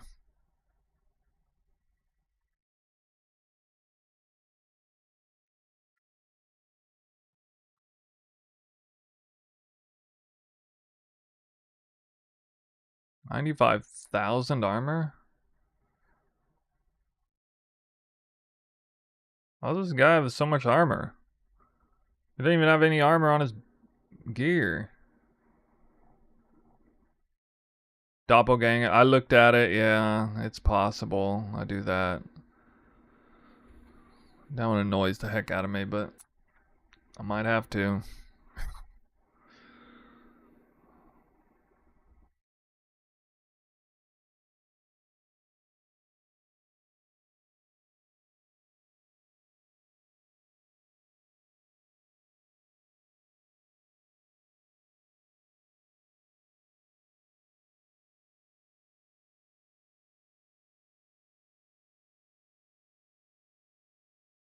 Every one of these is scaling armor.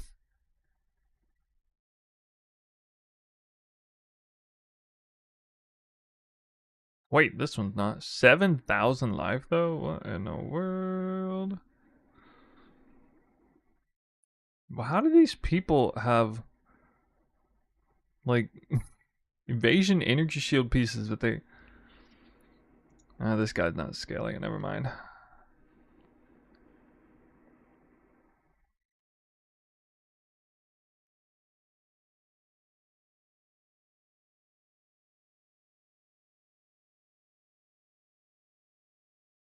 Rod, what? Wait, this guy's actually using the less critical strike chance. No.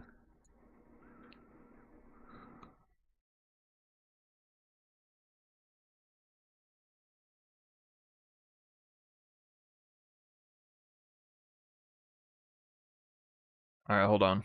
I have a lot of ways to make use of evasion armor scaling. So it shouldn't be that hard.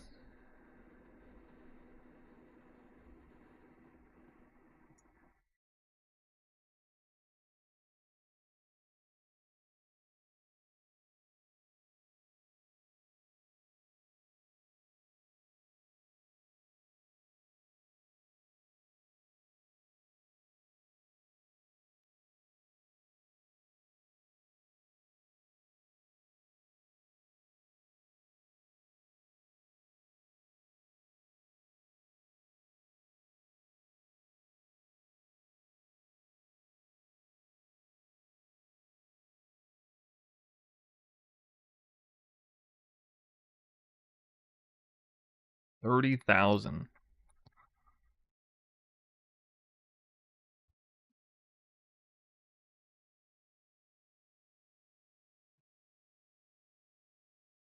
Wait, boots and gloves are the same in this game?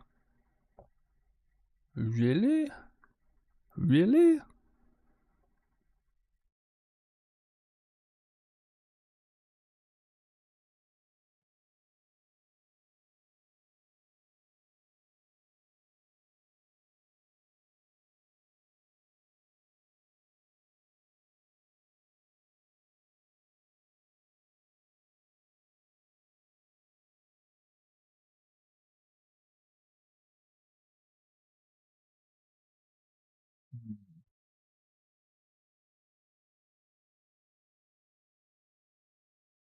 Guys, I don't think 30,000 armor is going to do it.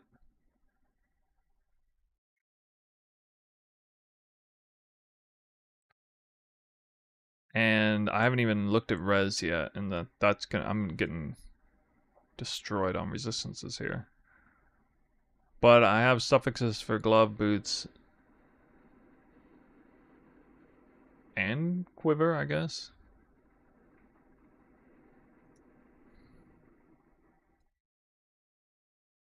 Oh, there we go. I didn't have these enabled. Oh, I'm stupid.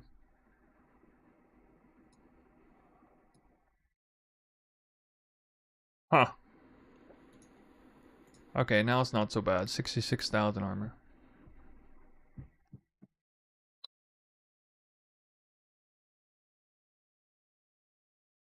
Well,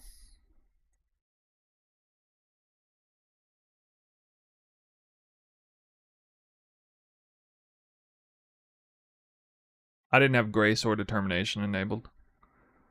Only 24,000 if none of the flasks are up.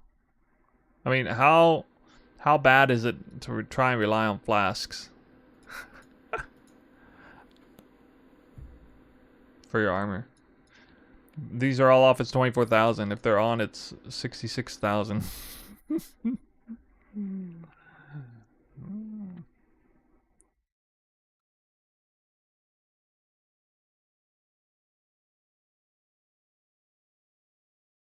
Yeah, yeah. 7291.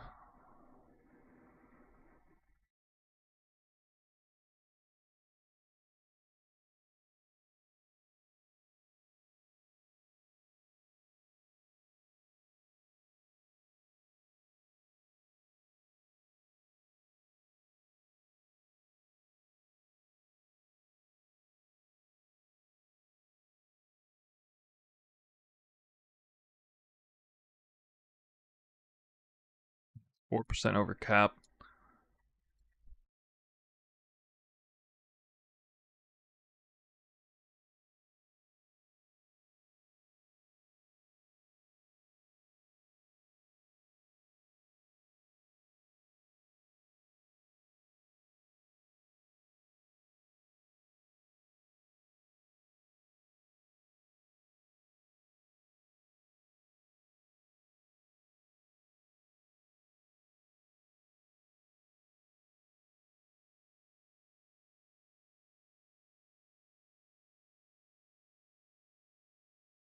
I have endurance charges up constantly.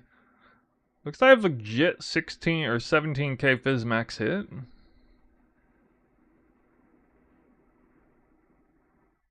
Hmm.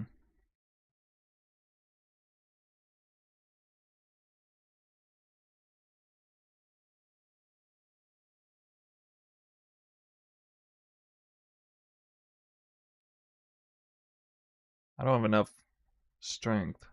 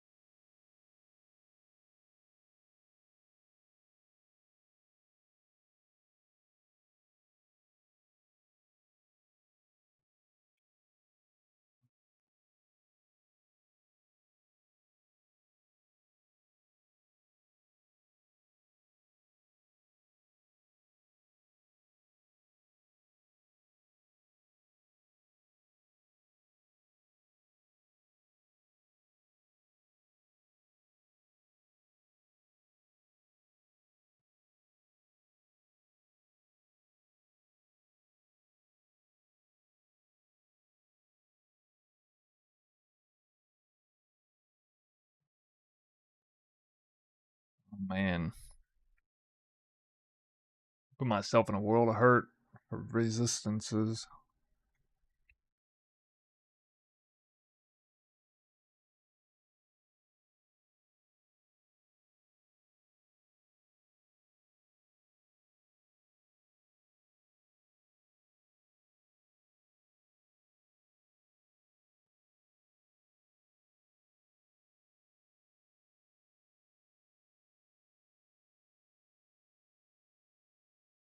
What is it? My amulet. Amulet. It is.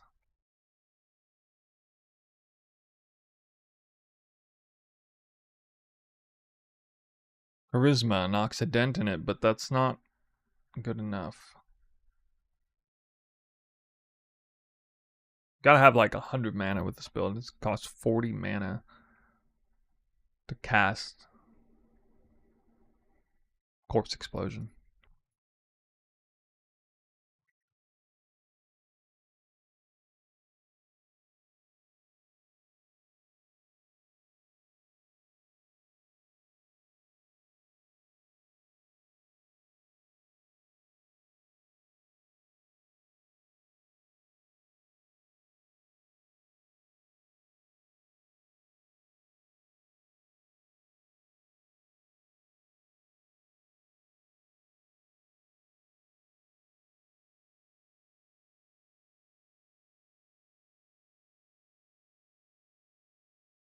Militant Faith.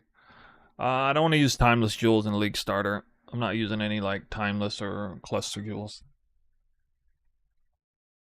The bow and the quiver make it a little bit questionable because they're influenced items, but I mean, I can figure out a dumbed down version of the bow. Like you can run the bow with, you know, where you have to put the cast on quick gem in it.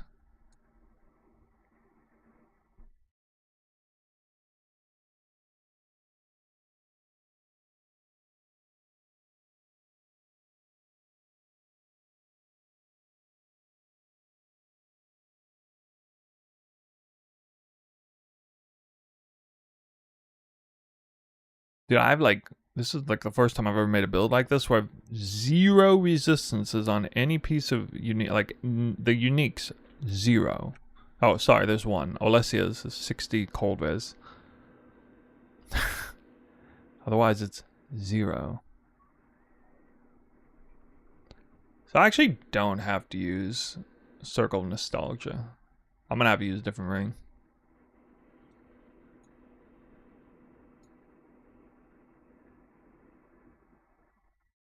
But that's fine.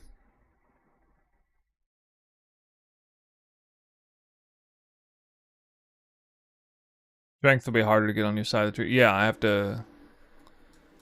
That's right. I mean, that's another thing that's annoying me with this approach. Why I don't think I can pull this off because I just don't. I just don't have enough like strength and resistances, and I'm getting the ring back though.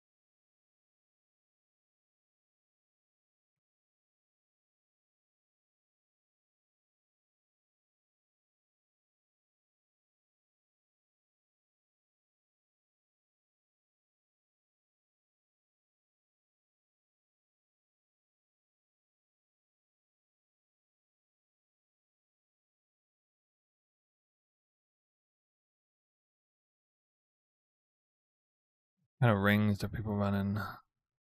Penance Mark. The Hateful Accuser?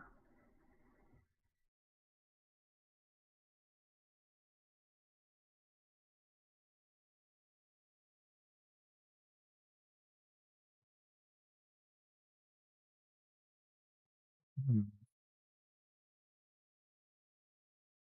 Oh, this is Ignite.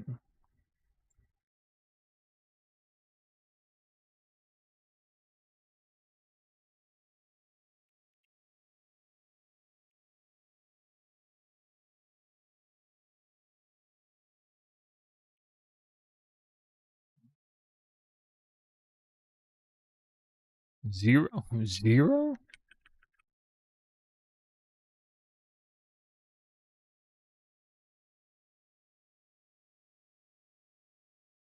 Good lord. Nobody does this.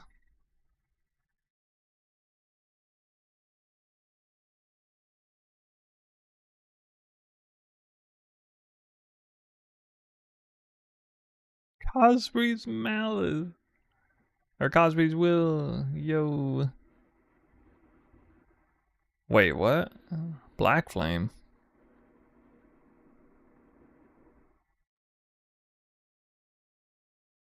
Ah.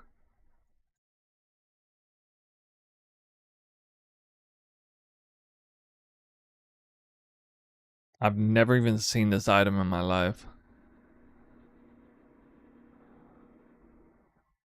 Looks kind of crazy. Those roll ranges are nuts.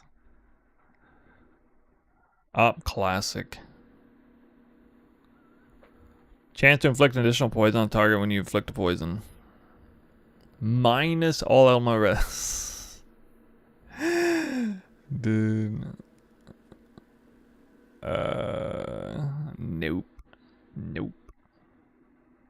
This helmet actually looks pretty cool.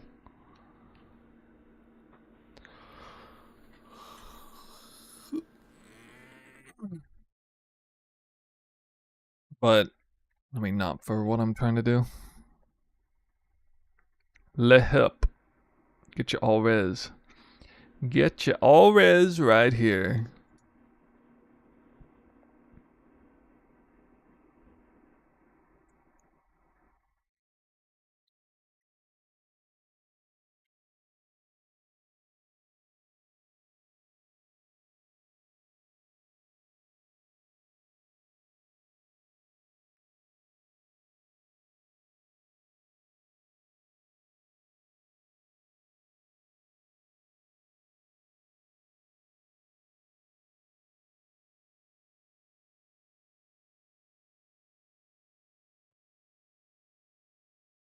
Yeah.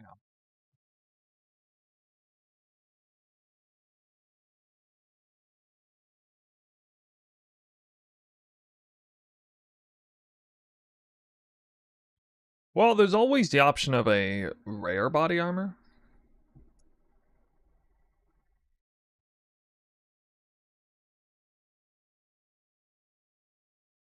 Wonder what kind of rare body armor it could do.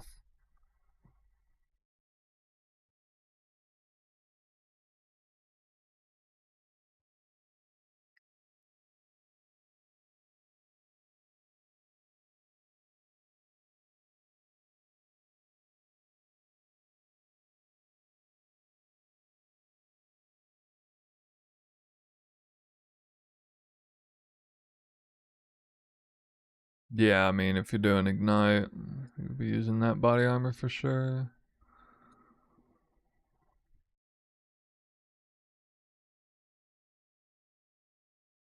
God.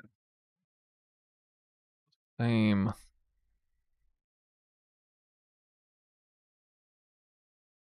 Nice. Mage Blood. Gain endurance charge. Physical damage from hits taken as, yeah. Yeah, that'd be nice. Physical damage reduction. Hmm.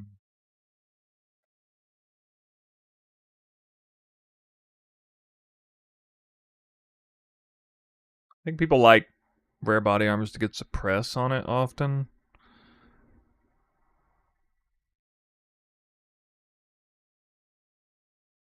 Whoa. What is this? I've never seen this. Gain maximum life instead of maximum energy shield from equipped armor items? Wait, what? Is that for real?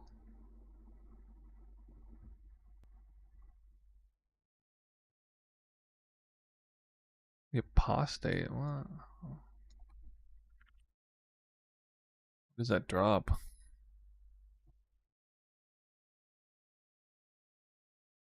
Uber Venarius. Ooh.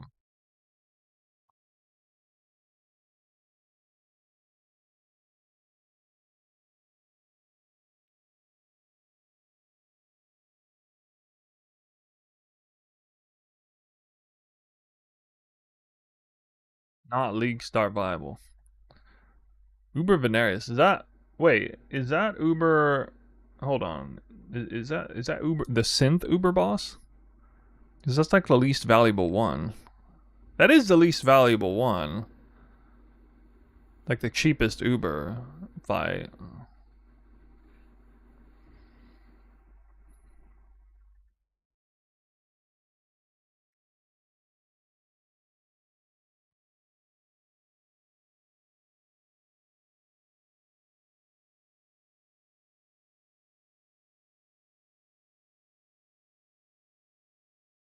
almost nobody life stacks with this armor. What do you guys think of it? I mean, I do have Athena's mark, but that's only 73, so it's probably not worth it if my helmet sucks. I would only be getting it off of the it's equipped armor. It's not even for like quiver and stuff. Rings.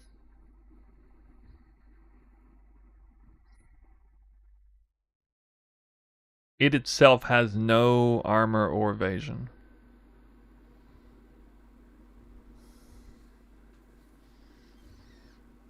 I love that it has an all visual.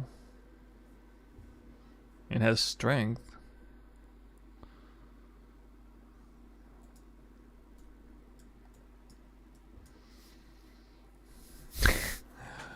I don't think you would even like get hardly any more life. I don't think you would get hardly any more HP than what I have with this armor.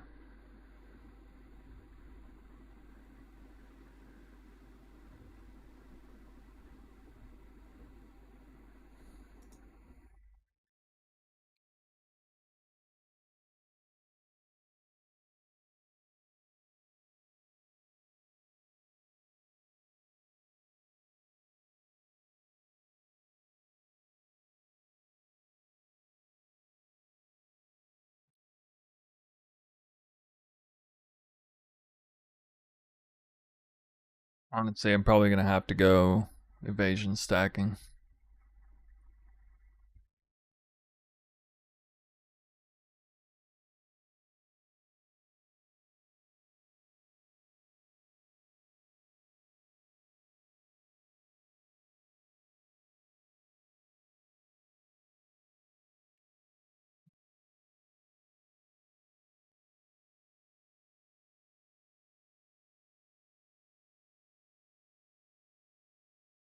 Not as an like not actually evasion stacking. I'm not investing points into evasion in particular. Could put a couple points here.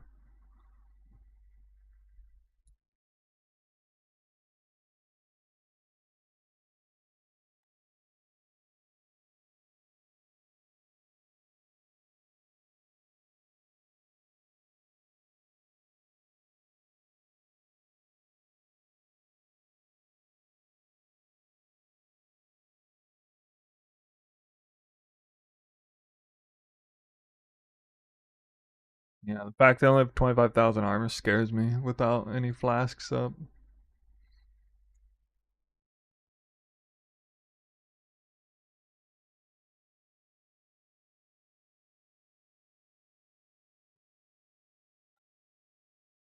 Maybe could try.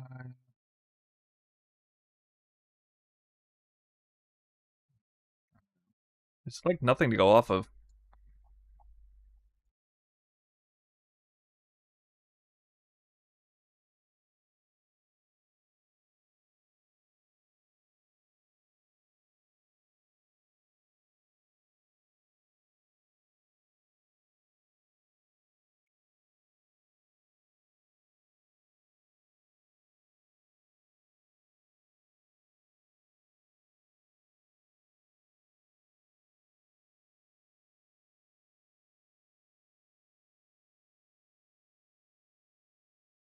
Penance mark. I forget what this does.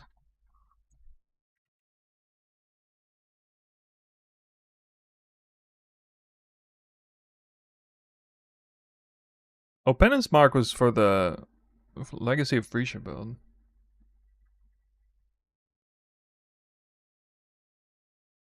To get life on kill effects.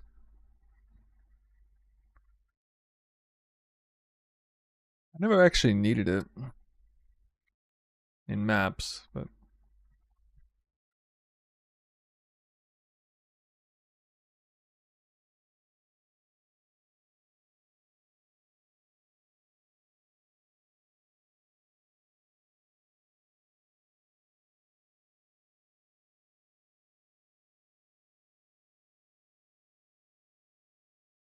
doppelganger.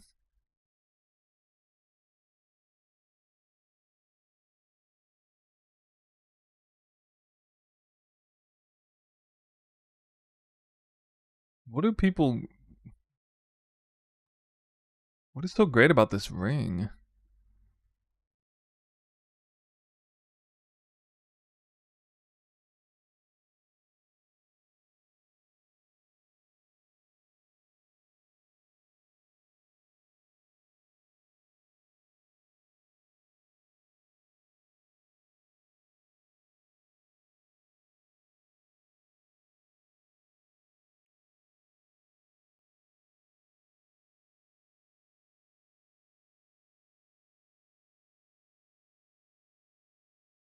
Regular Maven.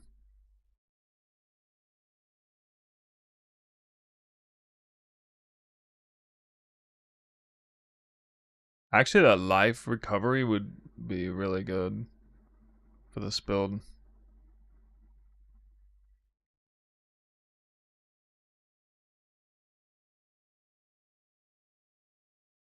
Rare armor.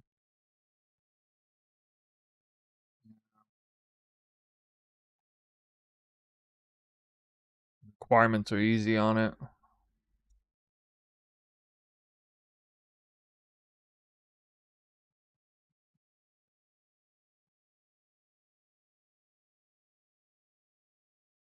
Wait, he's using a ruby flask, but not topaz? What? What?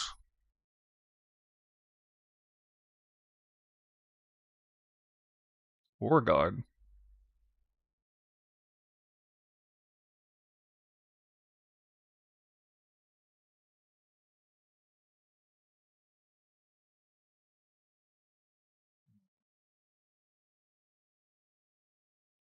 The Admiral.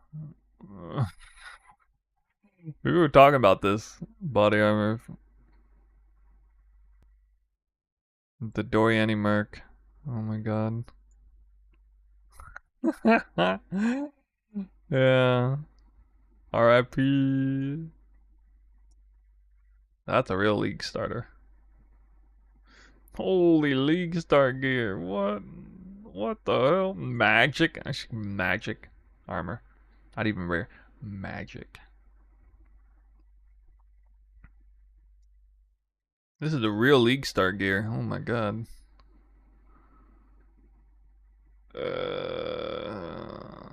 Dude. Probably saw the most play it'll ever see. I know. Wait, that was somebody using it in week 1. They knew they were ahead of the curve. They were so ahead of the curve. What the hell? They're using it week 1? Absolute Chad status.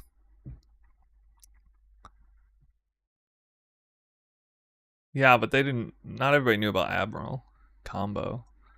Surely. Surely.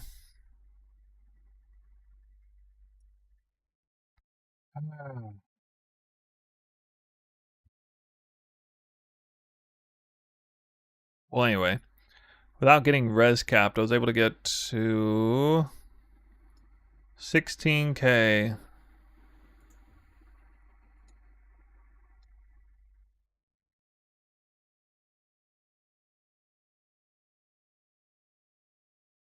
And it says 16k already. With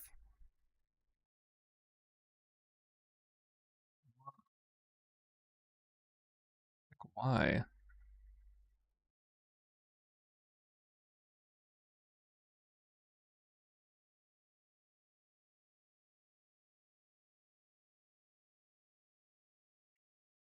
Is there any reason to use the unhinged skill? Did anybody ever do that?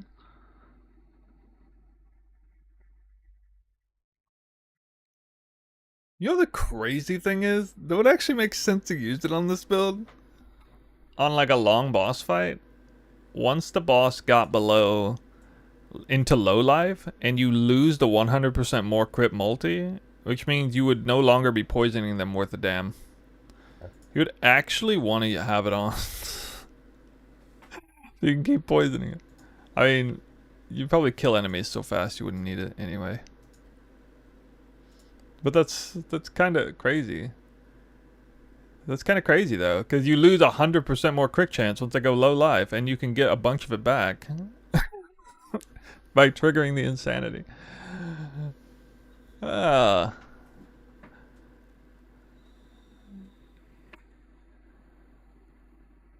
could, you know what? I could even set up the build so that you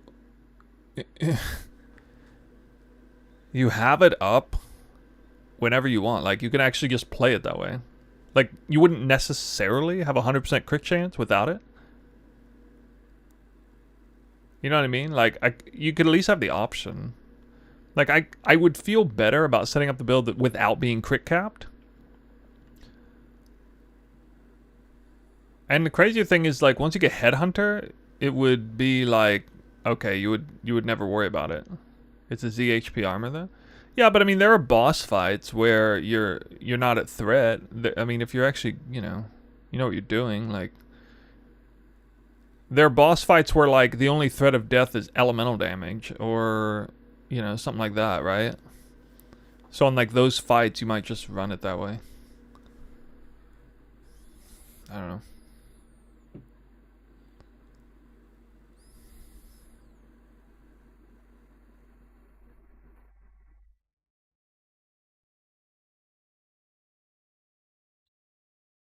It's such a boring armor, but I guess it makes a lot of sense.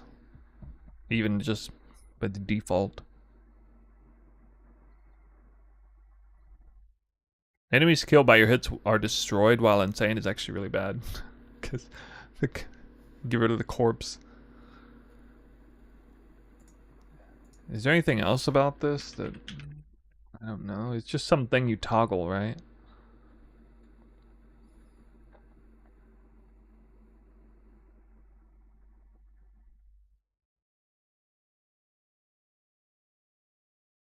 Five-second cooldown. Does it just last indefinitely? Until you toggle it off?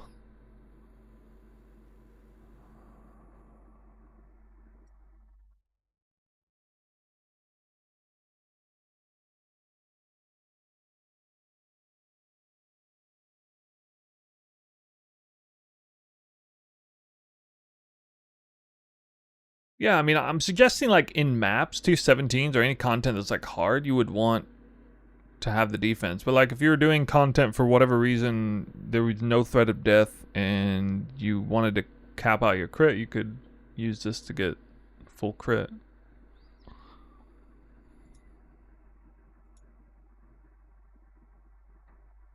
That's the point I was making.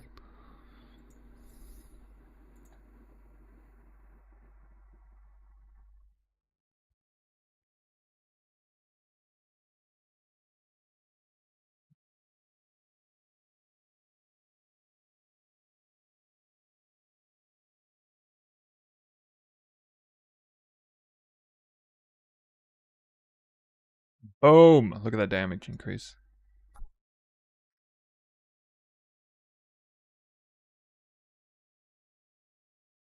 I'll work with it for now.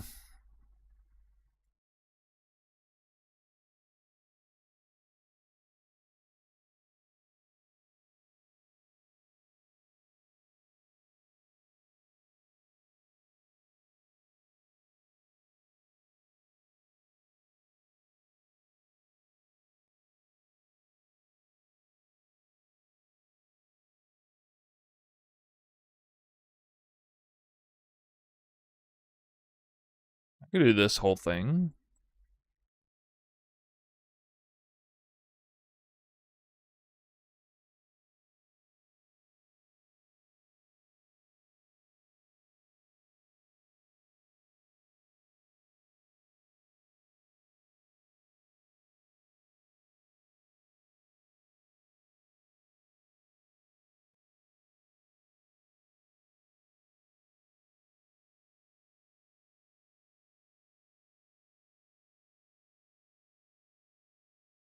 Do you guys think there's any reason at all to use this armor and try to scale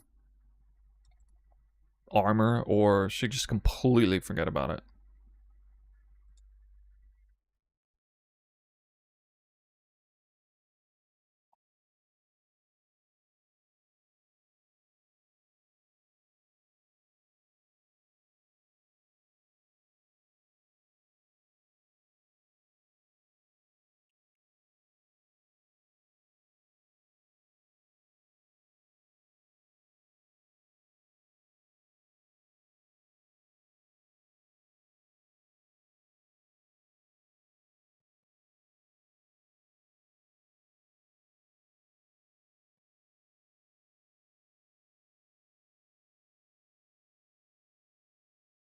Coil or cloak effect? Yeah. Yeah, that's... Nah.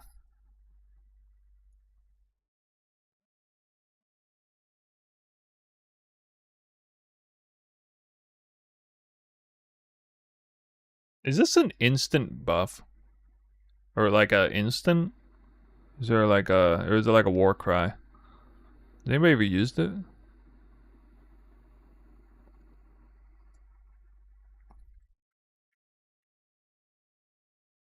So crazy.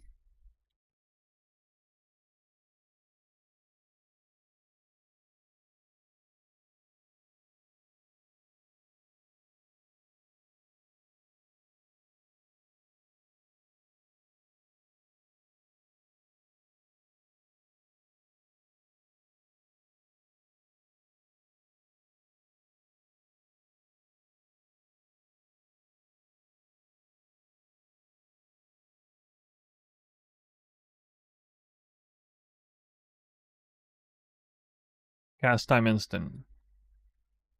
With a 5-second cooldown on both sides, right? Like it doesn't... It's not a duration, it just stays on. Like you have to be that way for 5 seconds. Okay.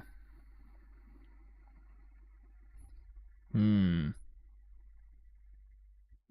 Interesting.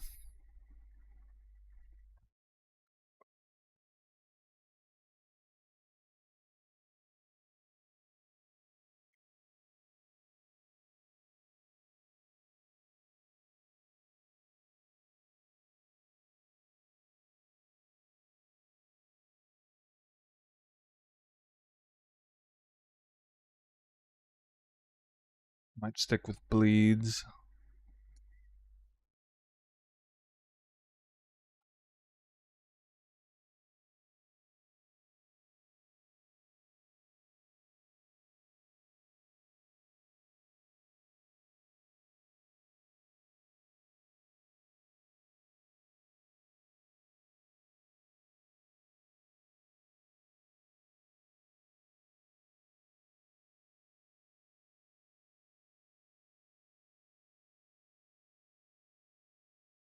The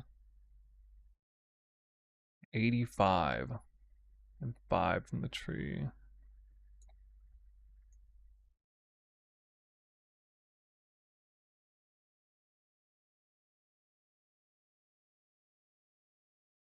I see a buff to both Coil and Cthulhu's Hunger.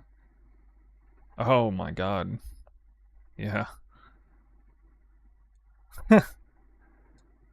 We can't factor that in for League Start, but dang. It's true. Alright, no more determination.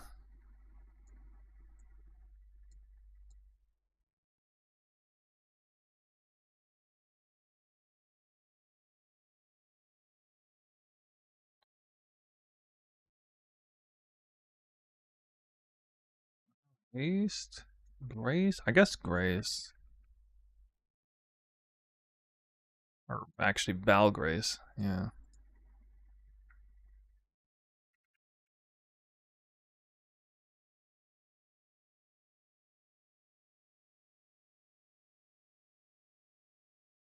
Hmm.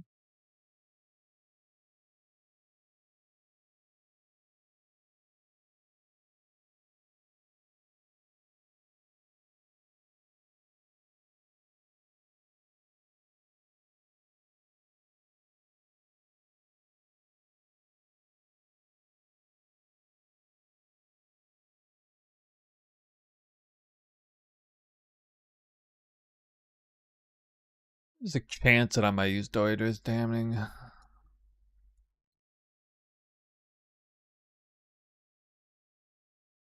The thing is, actually, punishment is still very strong because I would instantly have enemies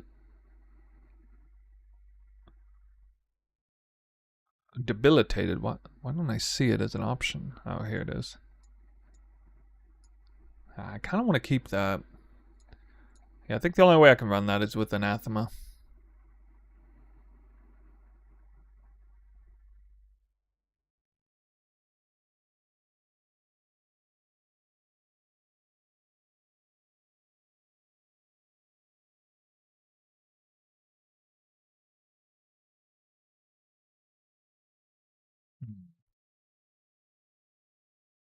Alright, so in that case, yeah, I'm gonna have to run. Where is it?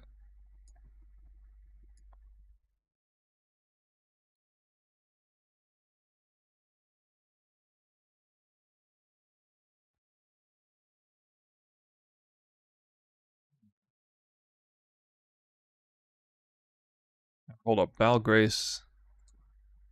Gonna go here.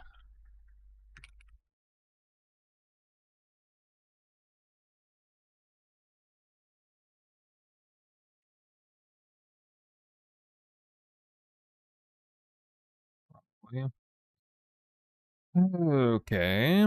You know, I've played with Valgrace before League starts, especially for like a poison build. It's quite useful. In the situations where, you know, a legion is about to unlock, you can basically pop Valgrace every time you're unlocking a legion. And it's quite strong for that.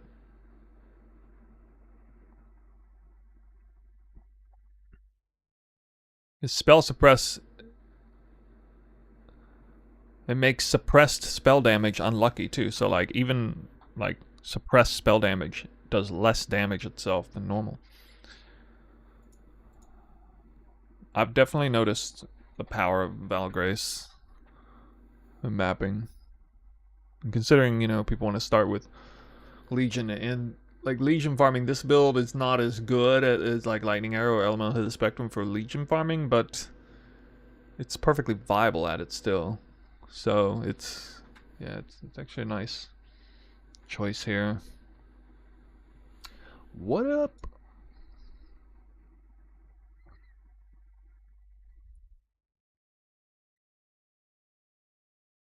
The more duration's pretty nice.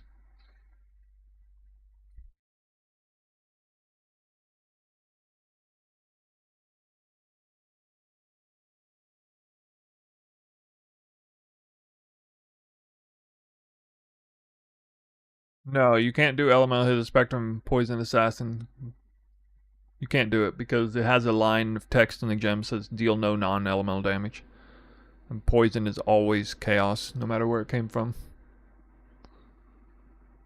As a PoE1 starter, can I follow your build and get through the campaign well, or is it too difficult for beginner? You can definitely follow the build, and if you're talking about 3.25 or 26 Elemental of the Spectrum, that's a fantastic leveling build. It's like really good. That's crazy flat fizz on the bow, dude. What are you talking about?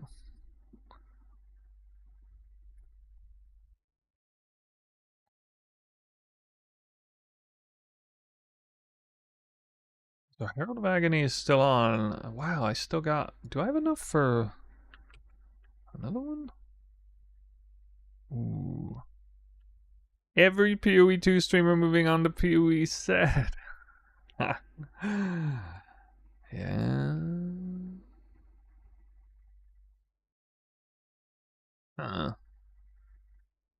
Other aura can I use? I could use aspect of the spider.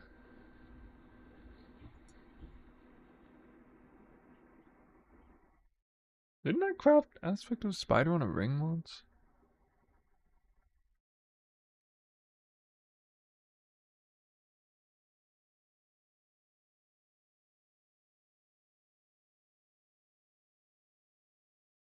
The pariah. So you're using a kind of level guide and cooking for the end game? I'm cooking up something new this time, but I'm saying that the last 2 seasons League Starter is in perfectly good condition. It's a glass cannon, but it's an S tier League Starter. Unless you can't stand glass cannons.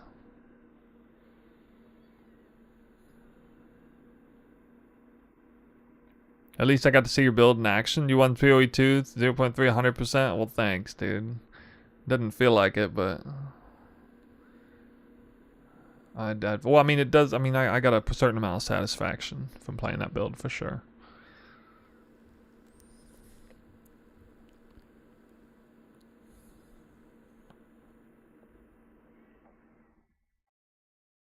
Just gotta make sure I'm not missing any important ring options. Dream fragments, oh my god.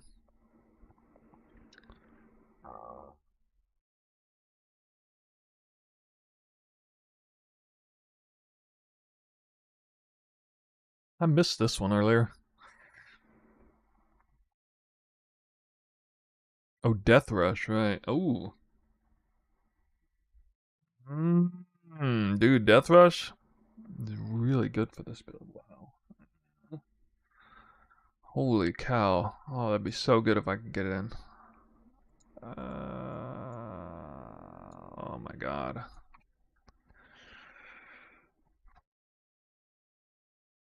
Oh, I don't know how to get the res without it though.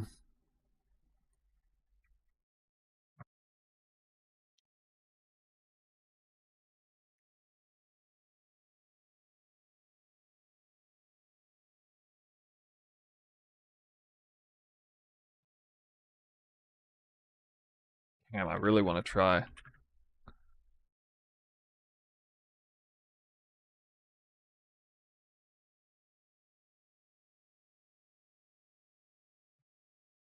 Death Rush is so strong.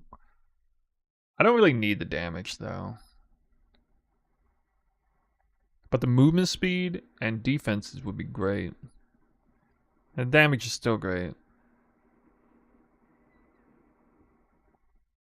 Where is it? Where is it? Hmm?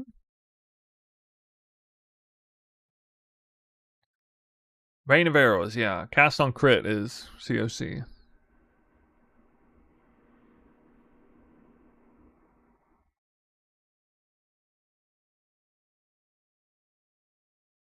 Look at that movement speed. 25% increased movement speed. So crazy. Ooh. Additional 10% damage reduction is, I guess, is really big if you already have Doppelganger. Wait, no, it's not.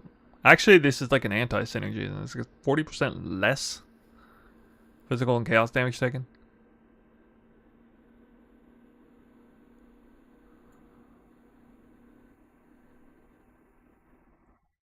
Wait, is this a roll range?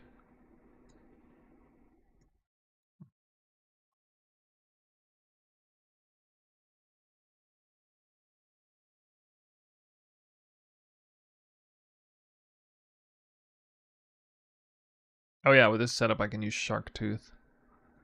Yay.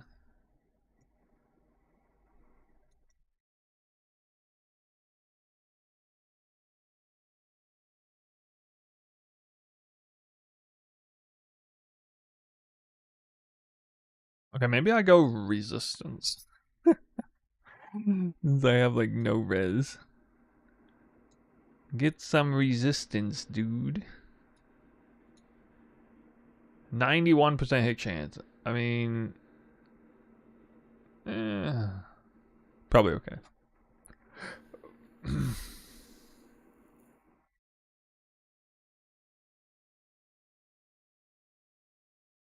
For rain of arrows is saturation.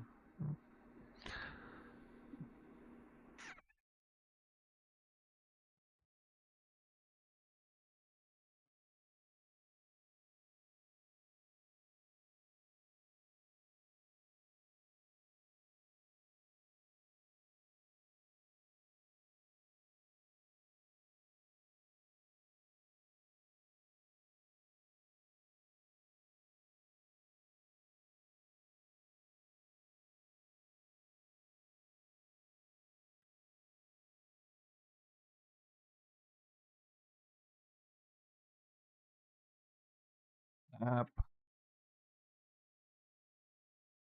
I don't know, shit. Maybe I just use brittle anyway.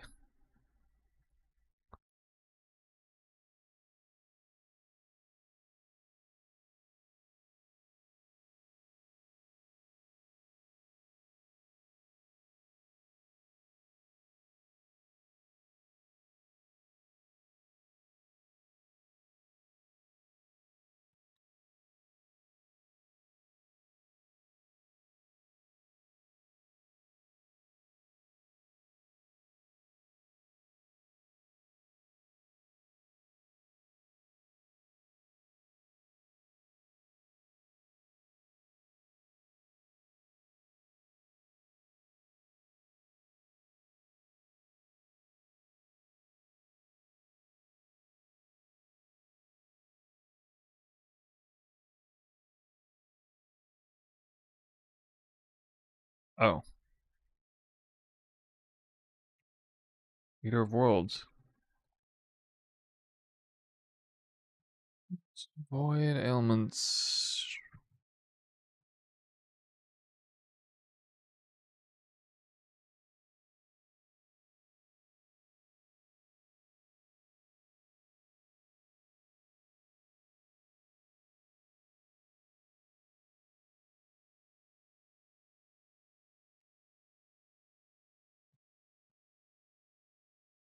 Oh, you know what? I'm probably just gonna go Purity of Elements.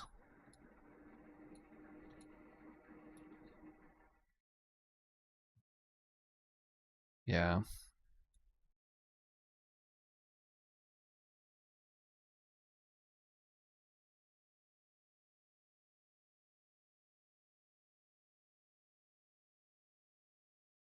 Then you can't run aura reduce effect maps, at least not comfortably.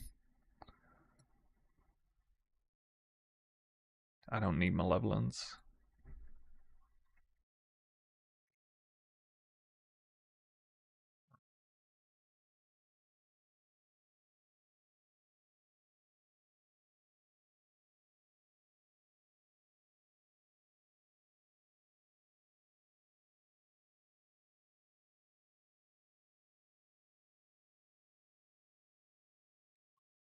Because if I could do that, then I can do this. Which is probably bigger.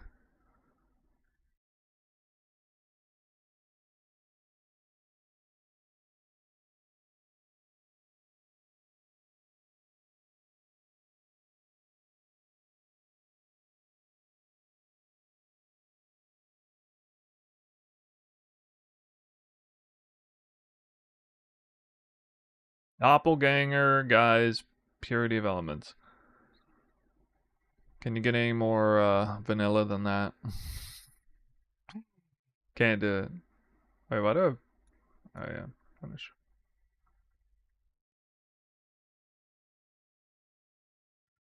Hmm.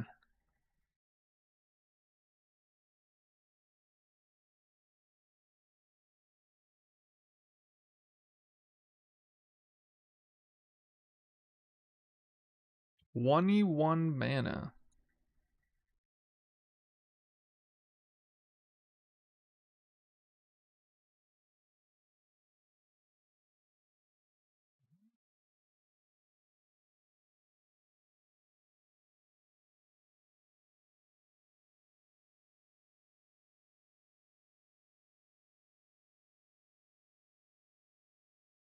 Oh yeah, okay.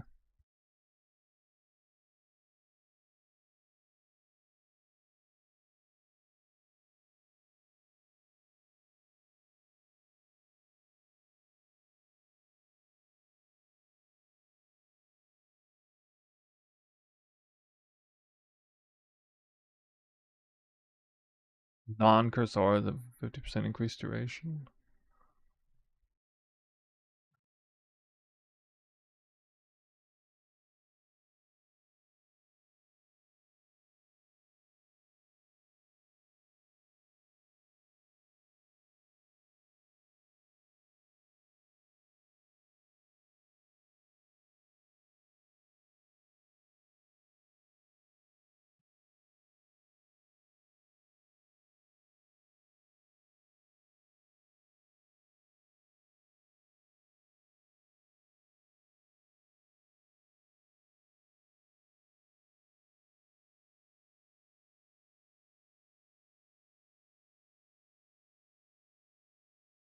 Oh yeah, I was gonna do bleed.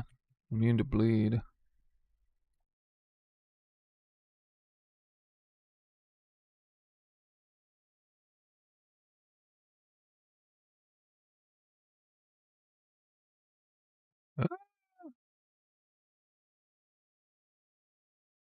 Lame.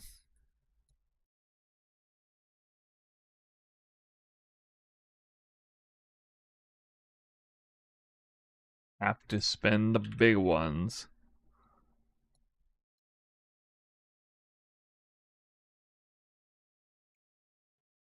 Okay. 2,700 life. Wow. Jesus. We're not done yet though. Yeah, I can get life on the quiver.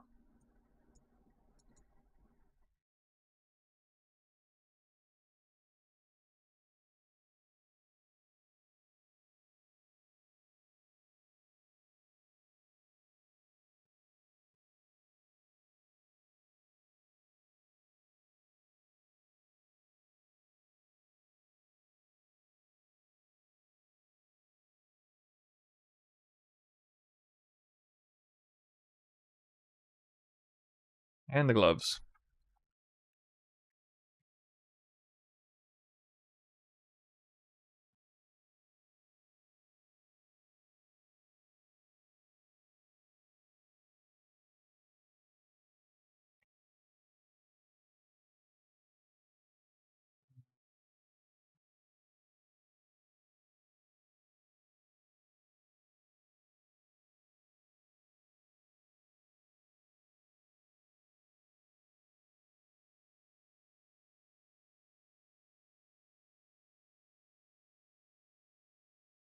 Shocks you inflict spread. Oh yeah, I was gonna use oh dang it. I was thinking about using skitterbots. Hmm.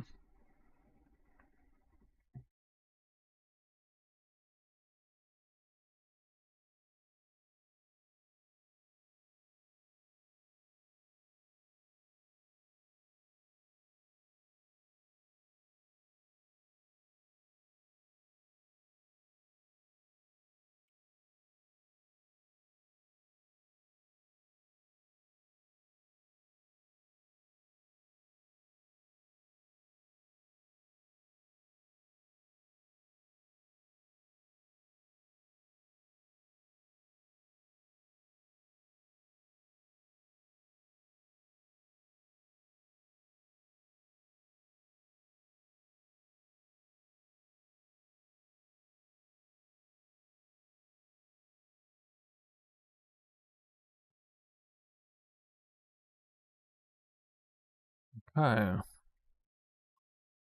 I could get suppressed. Possibly. Probably not though.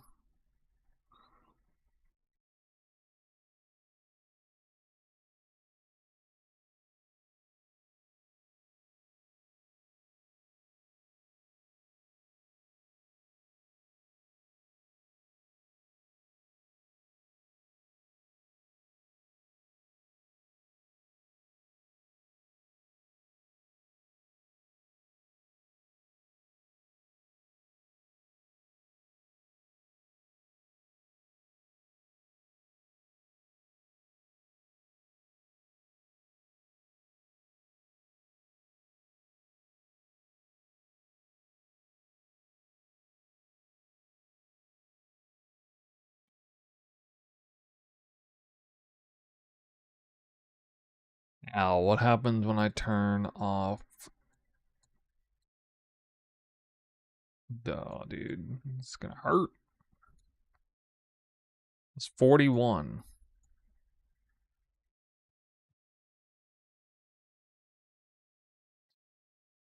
I could potentially drop Purity of Elements for Purity of Elements, 2 damage spectrums, and Adrenaline Rush for Skitterbots.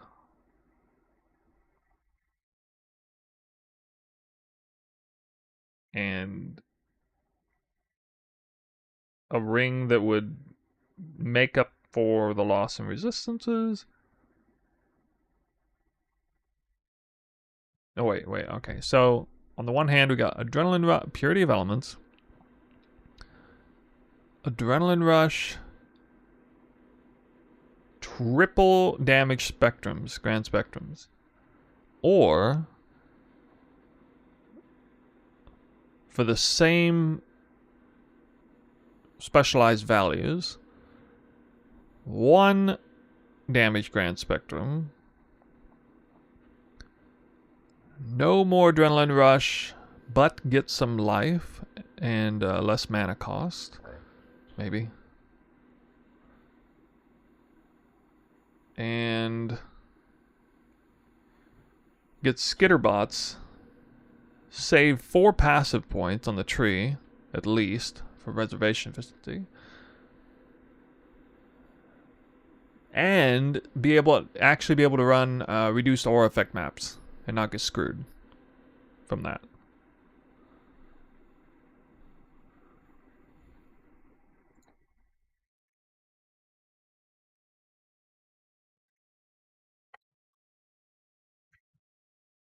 It's tough.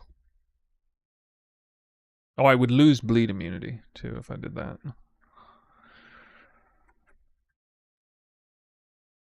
This part of me really hates Purity of Elements. I like it for leveling, but I don't like it as like once you get into the end game, it's so annoying. You start trying to do like juice maps, and then like every map you slam with a corrupt, every map you Val ends up having reduced aura effect. Like every single one. It's just like, well, and you're barely capping your res with Purity of Elements.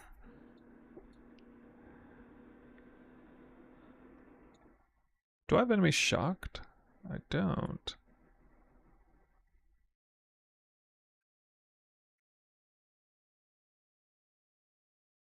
What is Skitterbot's shock? It's 18, right? It's actually kind of big. Chilled would be so... Dude, Skitterbots would be really good with this build. It would. It really would. I'm going to try it. I'm going to try to get it in.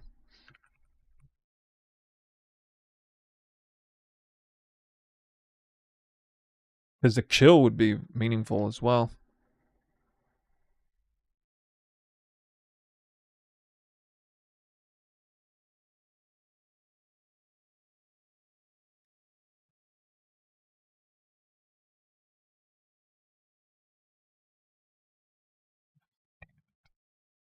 $100 mana is perfect, but...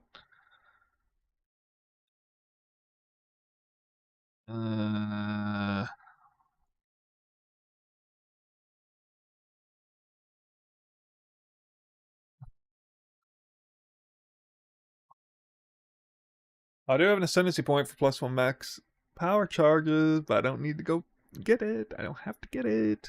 I'd be, at the very least, I'd be sacrificing the elusive tech if I did that. Actually, evasion elusive tech is strong too.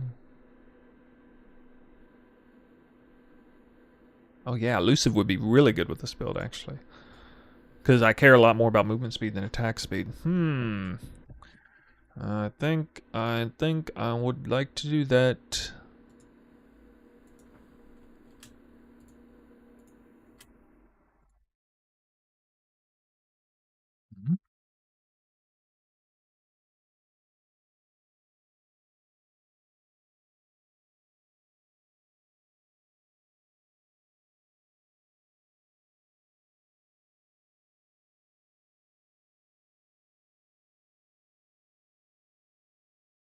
Hey Snoopy, are you gonna play Bow at all this coming league? Well, you see, we use a phrase like "at all." Of course, I'm gonna play bow at all. It may not be a true bow build. It might be a fake one, fake bow build, not a real bow build.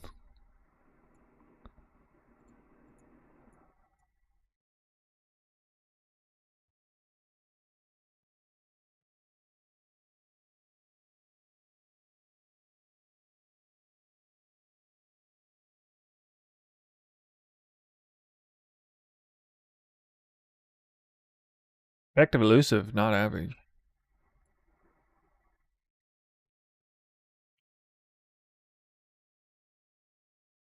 What? What? Elusive effect.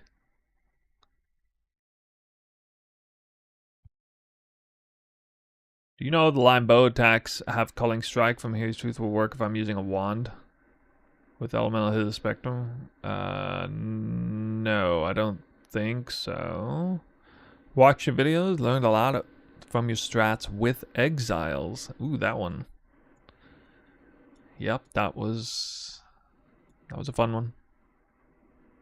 I'm 95% sure it won't work with a wand. Yeah. It'd be kind of crazy.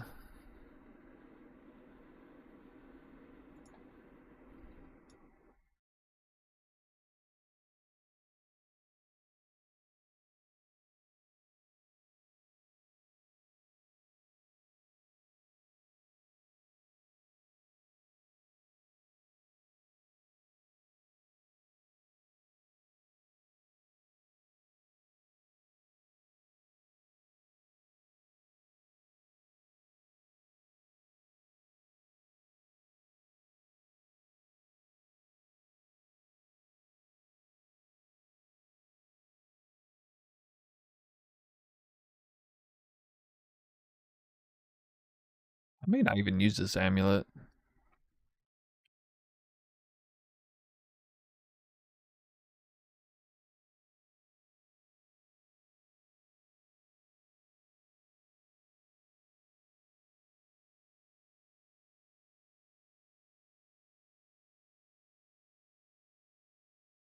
Well, that's actually a nice amount of mana.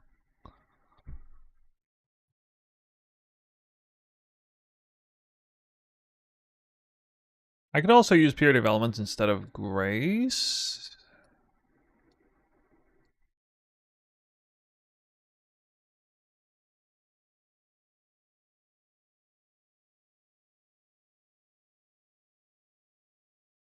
Grace.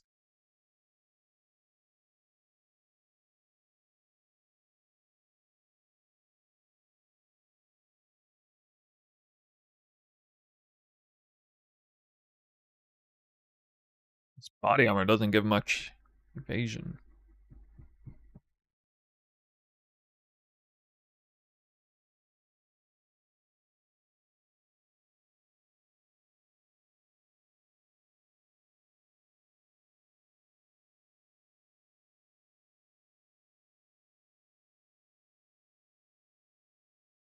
What happened to my Fizz max hit? CAD Z4, thanks for the sub.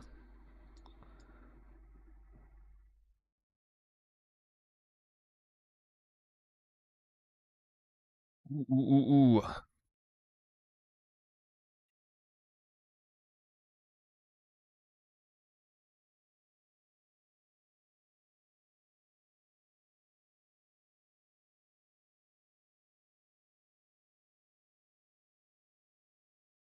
Oh, the suppress, because I'm not suppress capped.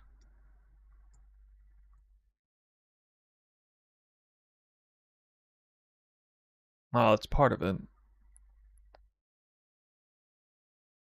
Oh yeah, I could take this too. Evasion, more evasion. Hmm.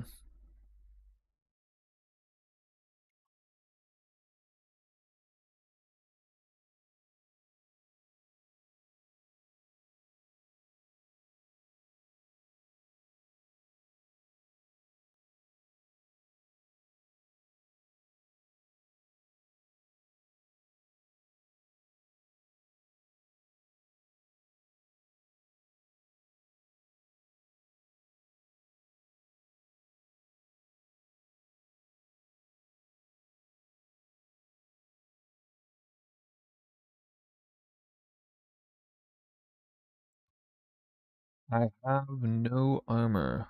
5% more chance to evade melee attacks. What are you planning to farm with type of build? Looks good. I don't know. Tier 17s. It's good at tier 17 farming. Could do anything in there. Be strong against bosses.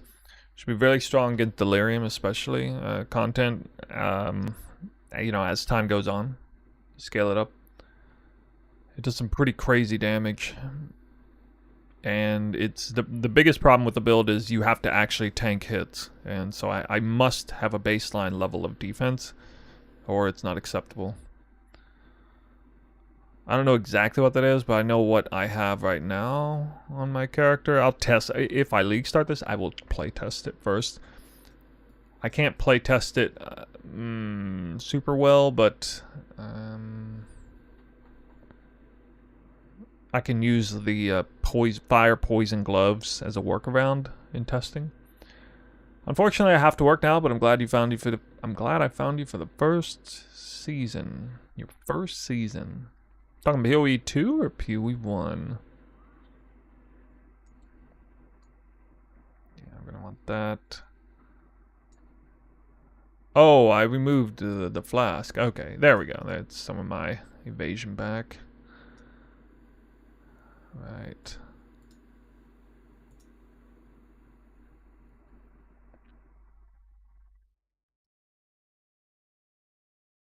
%80 plus evasion feels pretty good.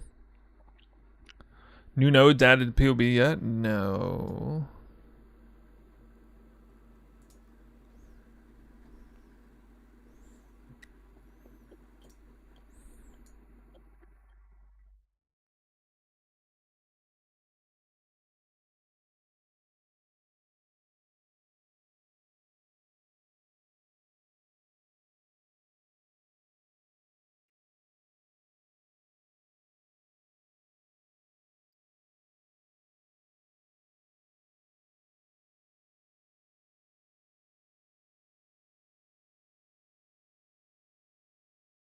Well, maybe I do this.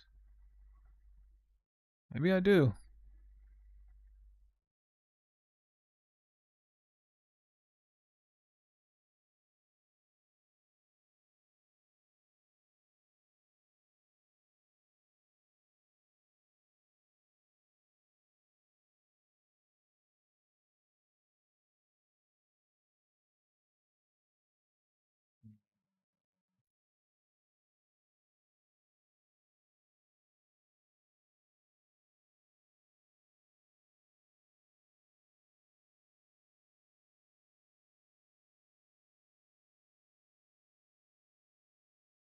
Probably not worth it.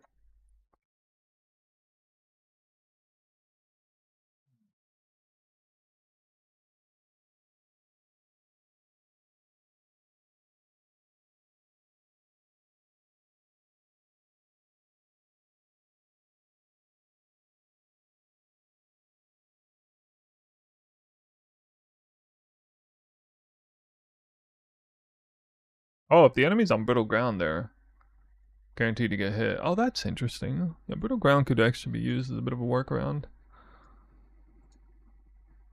Huh. My god, how much does that give? What?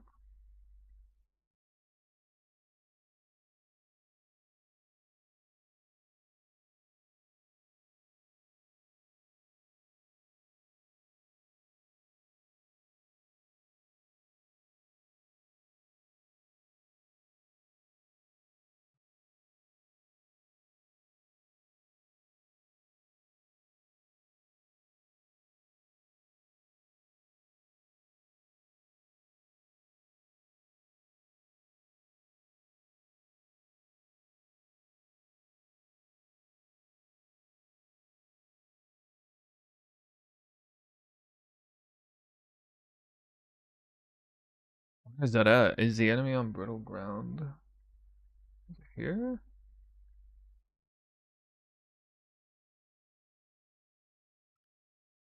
Hmm. Yeah. 38 to 52. Hmm.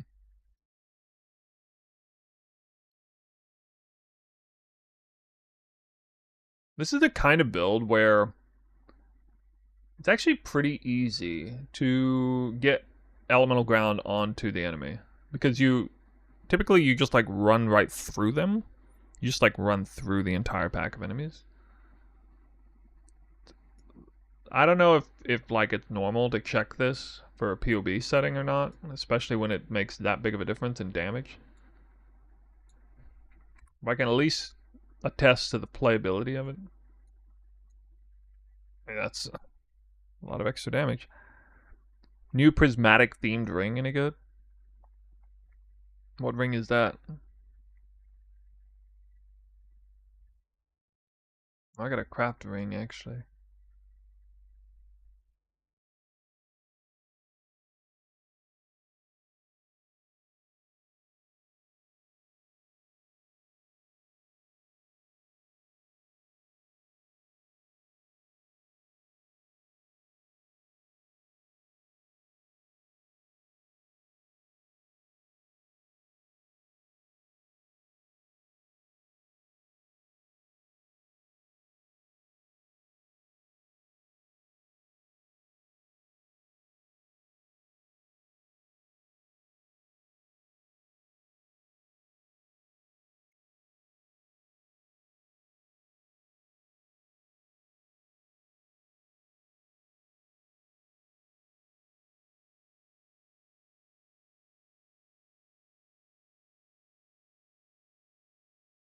It's 15.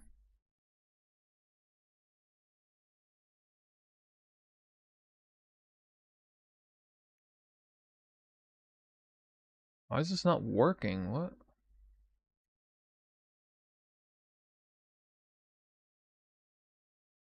What? Oh, it's... I see. It's automatic with skitterbots on, I guess. Yeah.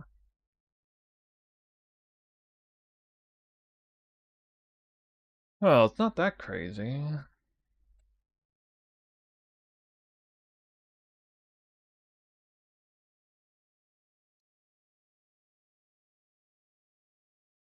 You also set up some searches? Not this early. Before the launch, yeah. I don't know exactly what what the build will look like in the end yet.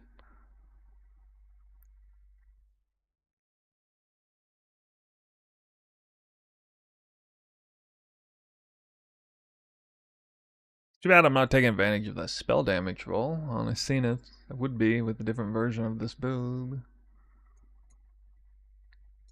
Alright. A couple more flasks. I don't know what, like silver?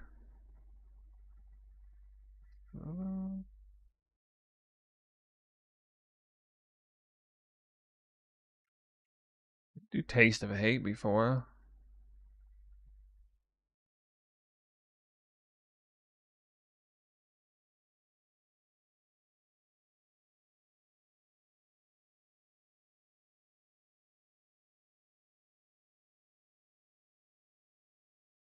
Will the build guide be PoE1 noob friendly? I don't think so, not this time. If I end up making the build that I think I am, it's not going to be a noob friendly build.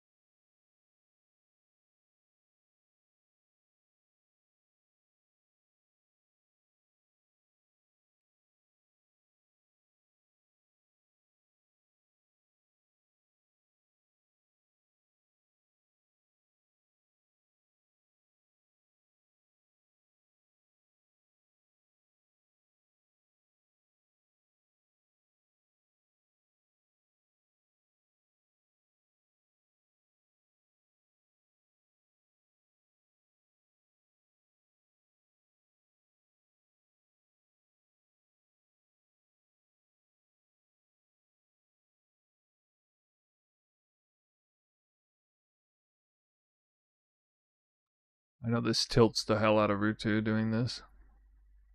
Capping suppress with the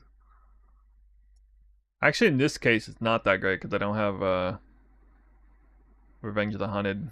Suppress chance to suppress when I'm full life. Hmm.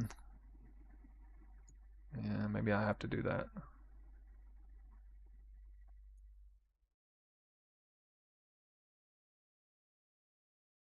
How do you think this will clear versus Elemental Hot? The clear speed will be slower, but the damage will be way higher, especially at this early snapshot. We're talking like triple or quadruple the damage. Maybe not. Elemental hit spectrum is actually at least double the damage.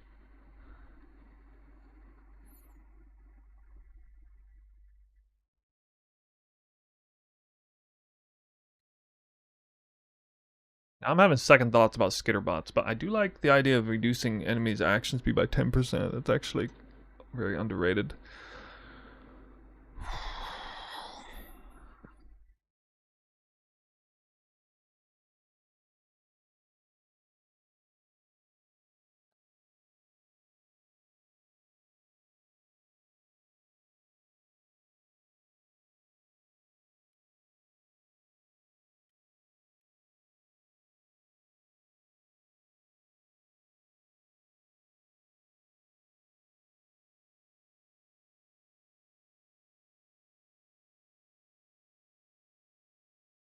What would endgame build be?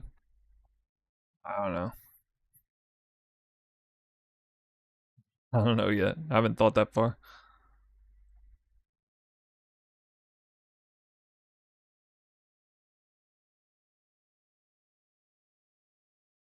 There probably is a way to make it an in-game version, but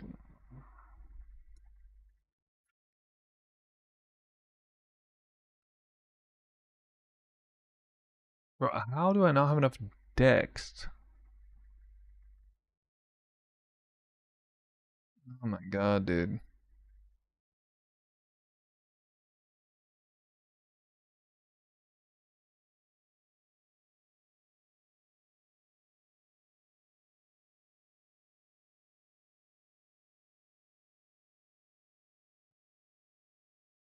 Well,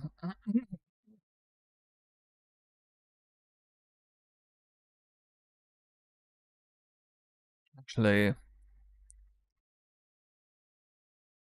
think I can fix this.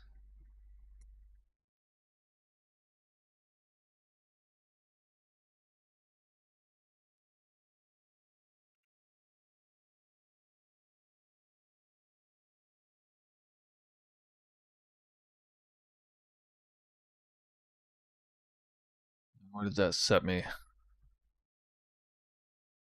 Close.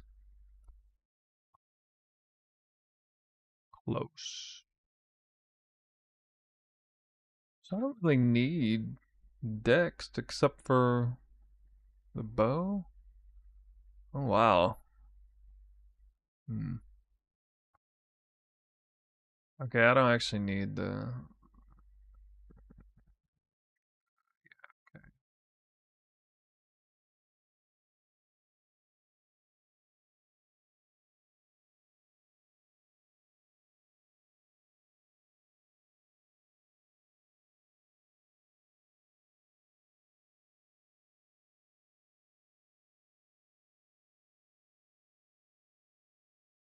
Cool boss ascendancy for poison. Be on the lookout for sure.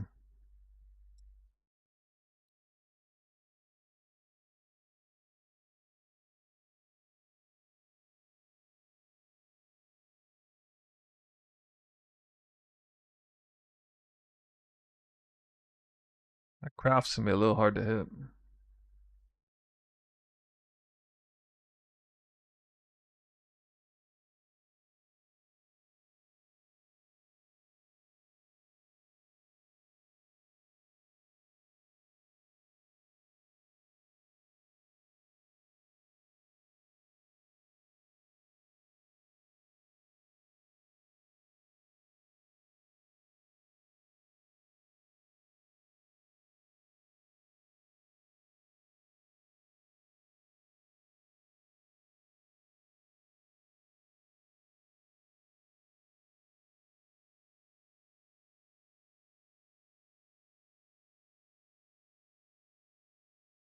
Ooh.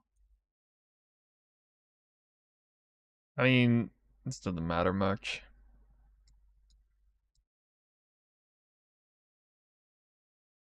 Yeah, it's only one breakpoint. Quartz explosion from 2.6 to what? 2.7?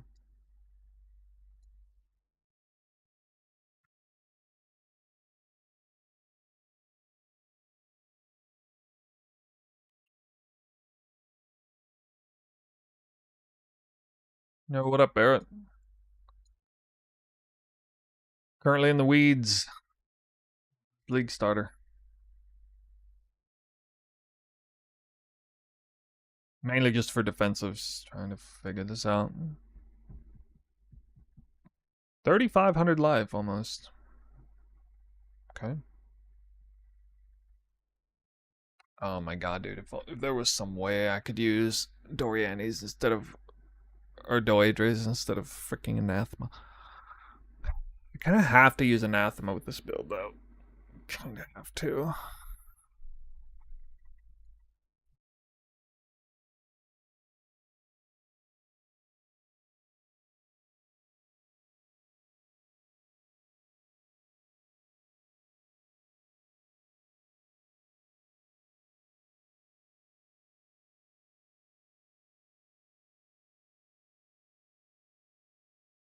What are we gonna do about this crazy poison duration?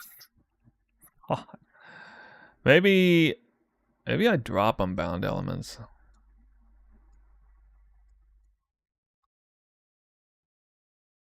I just drop it. I guess so. This is too outrageous.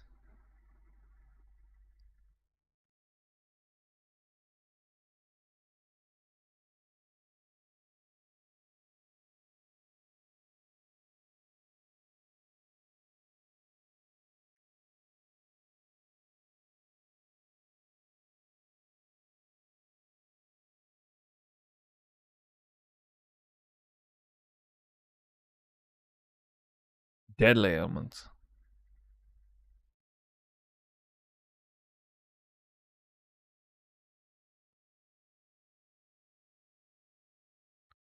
No, I don't want to do that because.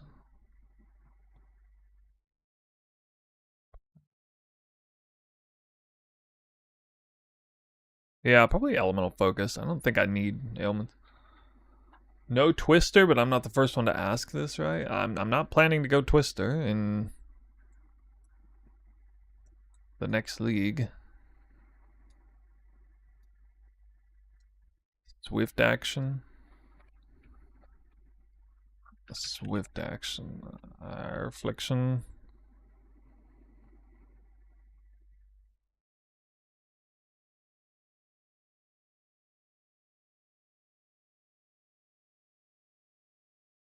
Uh.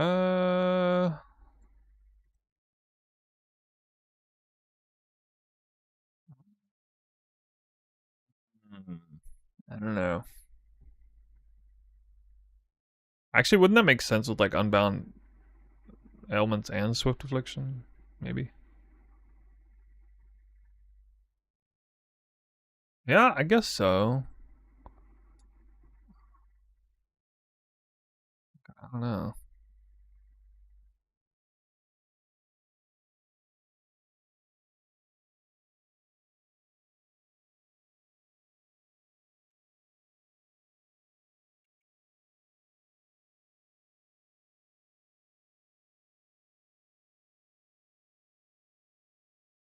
Ooh, damage per power.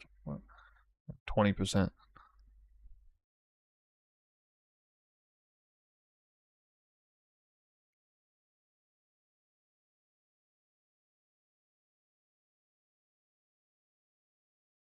Path of building updated? No.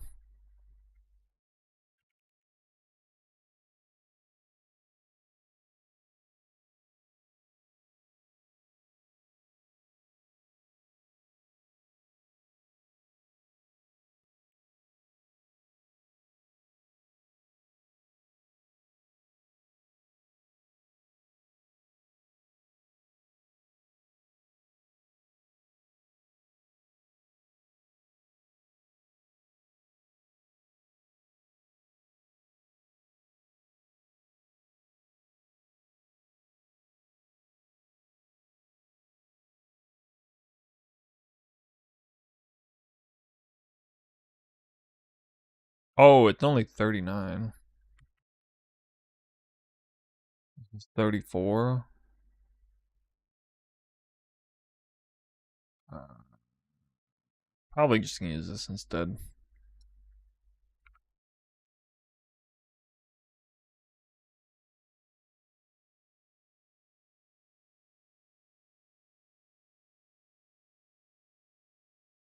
It's path building update. Oh, those same questions before. Hmm. You do not meet the dex requirement. Alright, still gotta figure out resistances.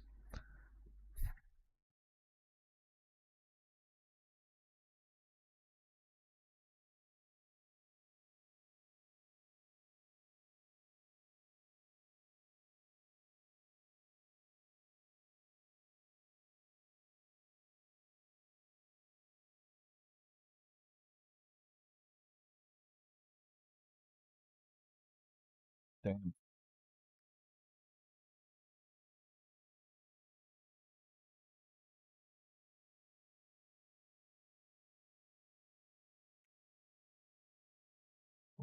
Fire and lightning on all of these.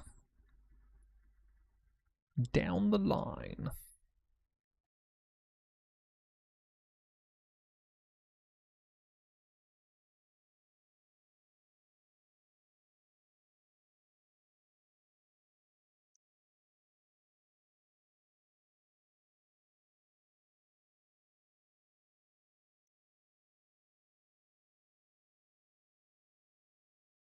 Wait, actually, fire and lightning.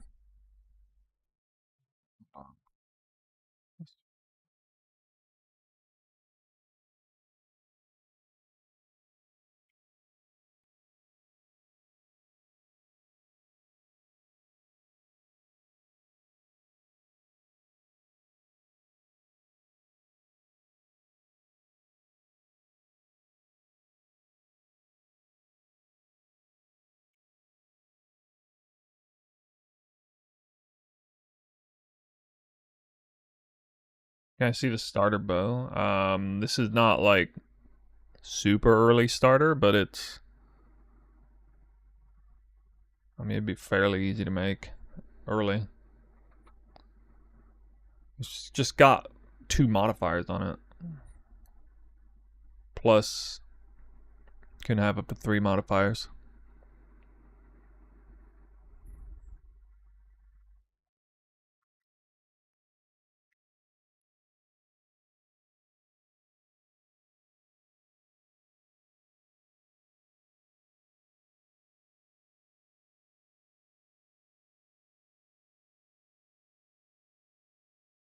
Hmm.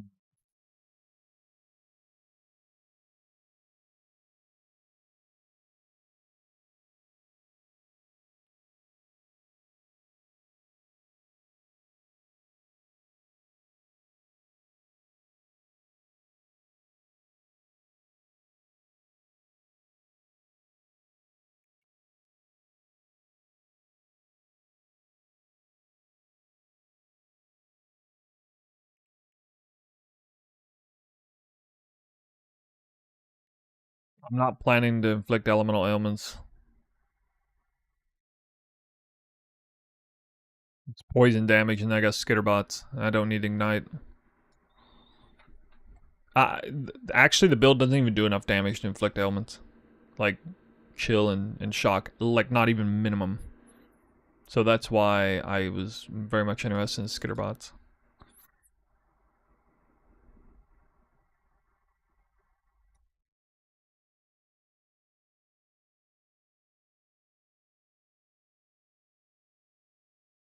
Oh, done.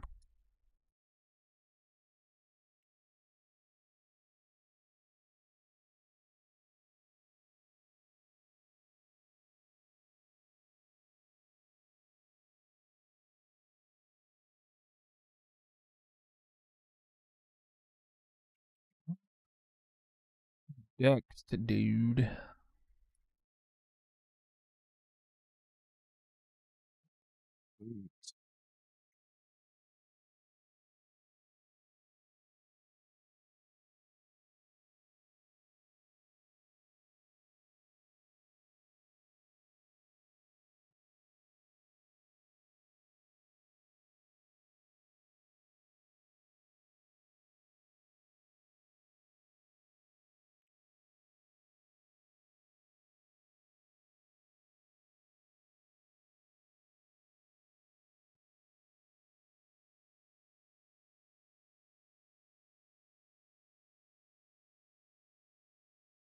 Yeah, like perfect for purity of elements, isn't it?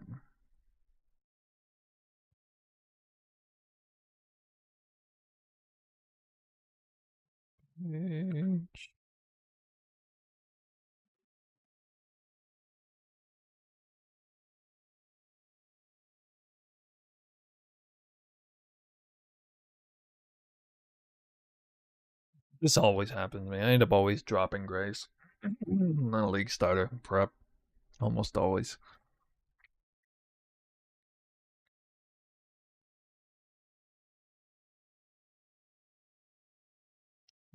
That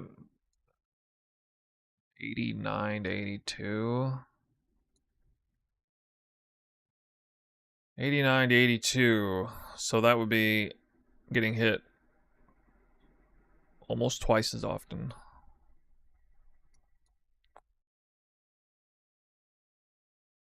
Be getting hit like 80% more often, I guess.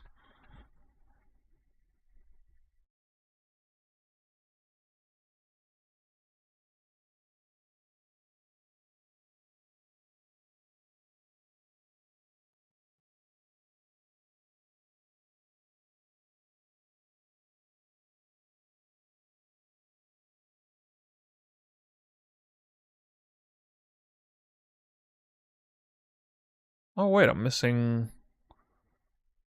Actually, hold on a second. No. May not need to.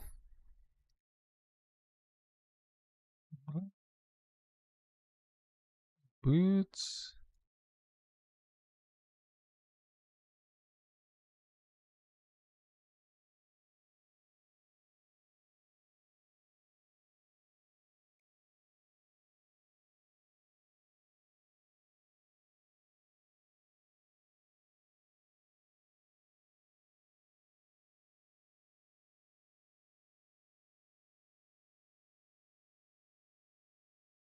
Five.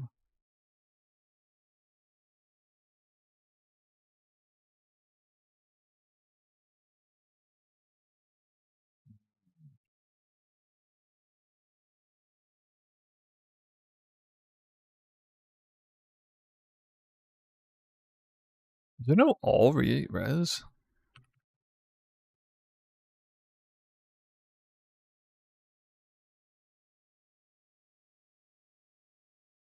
Wait, what? I didn't even know this was a benchcraft. What the hell?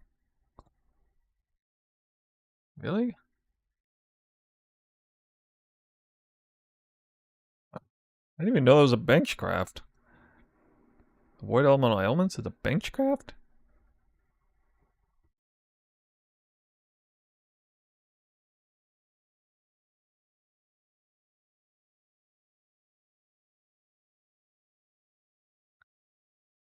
Huh. Tell me this again.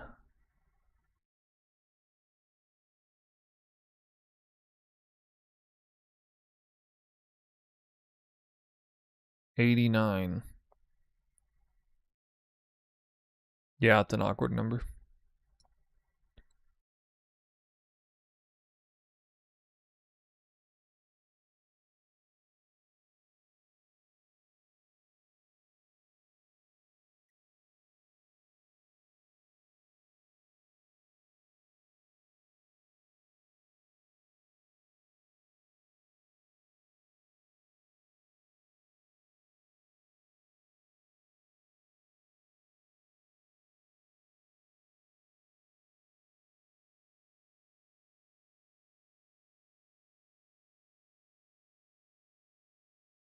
Hey, new here. What league starter are you going for? I think it's going to be some kind of poison cast on crit assassin build. Probably going to be a bow build, a bow skill delivery system into cast on crit, either detonate dead or some other skill if I get around to checking it.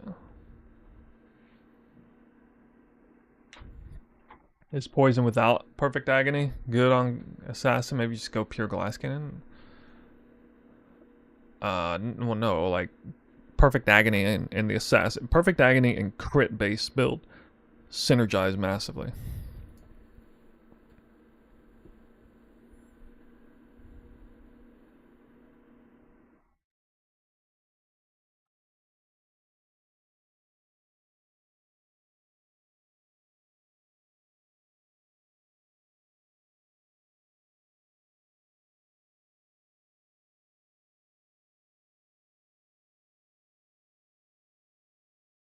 Guys, what flask should I use here?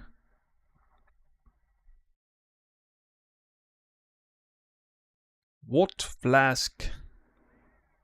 I could use the jade flask. I could use like sulfur, or actually, hell, I could use diamond flask. I don't know why I didn't think of that. Oh right, I could still use this flask. I could. I could do it. I could do it. Before the yeah, before tattoos.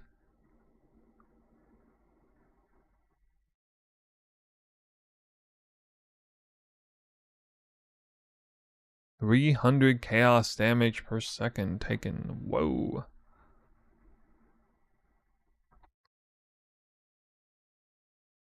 Get rid of the amulet? No, no, no, no. So this flask,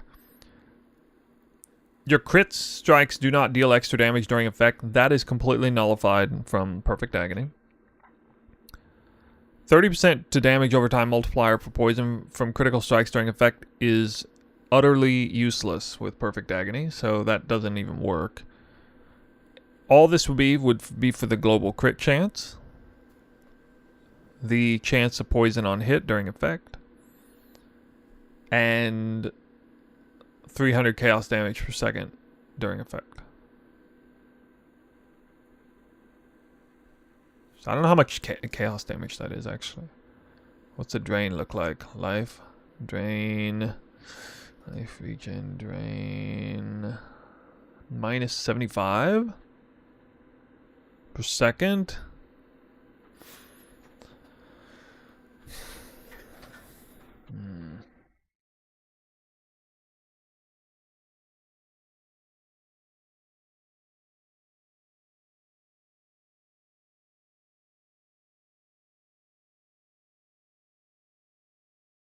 How expensive are poison on hit tattoos at the start of the league? I don't think you can even get tattoos at the very start.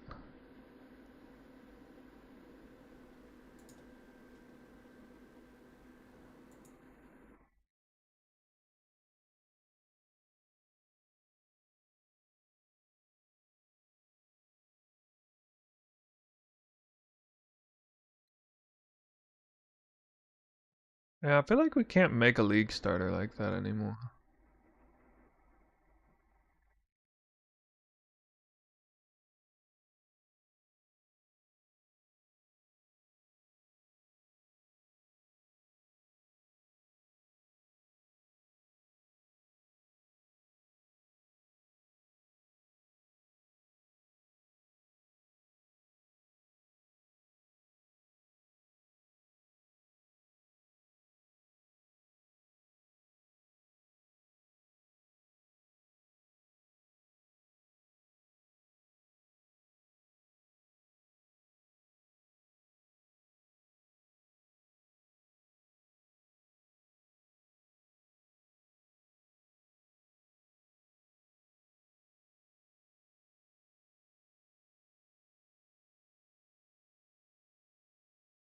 Usually very common tattoo.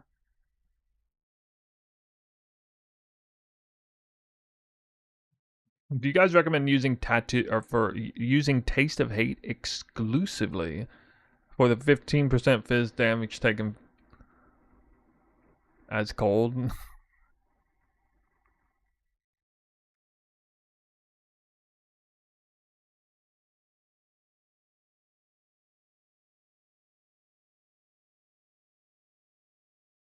I don't actually know where this flask comes from.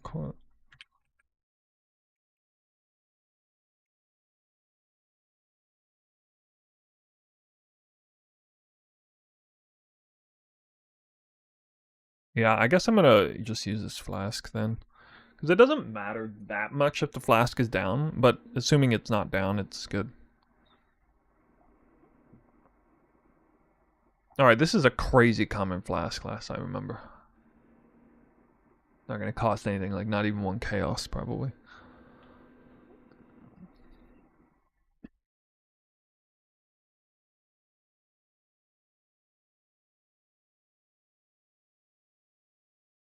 Oh look, I capped my cold res. LOL.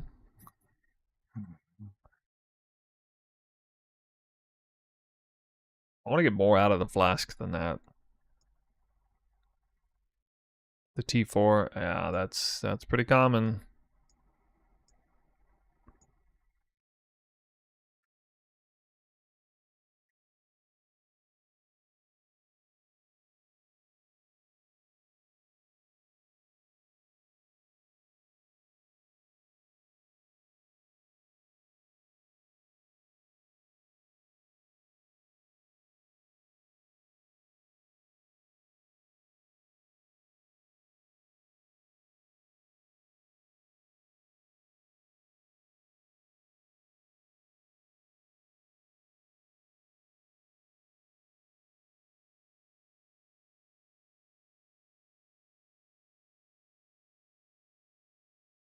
All are trying to cook poison builds. Everybody is right now? Yo. I could do all res. Maybe.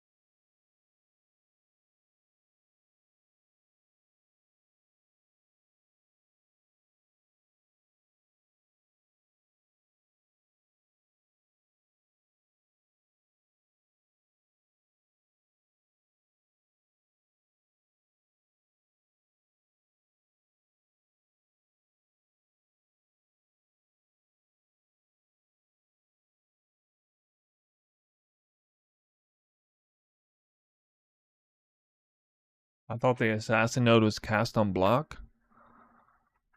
I don't know anything about that. No. Nope.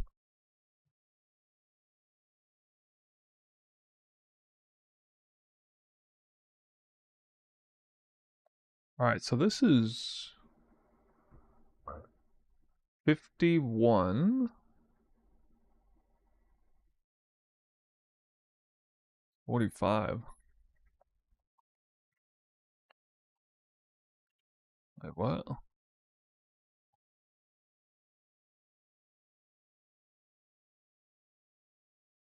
Oh, 55.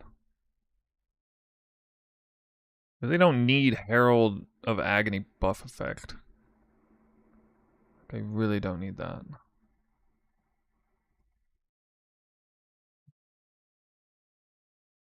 I don't think there's anything else worth it.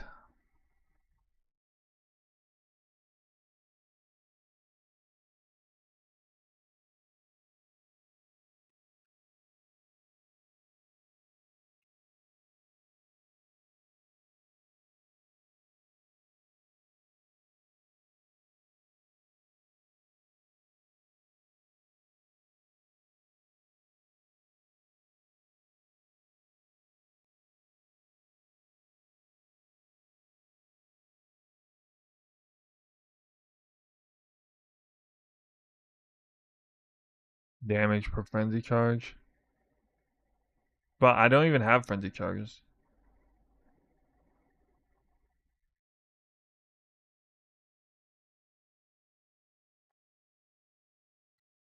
Wait. Is Extinguish a reliable source of elemental ailment immunity?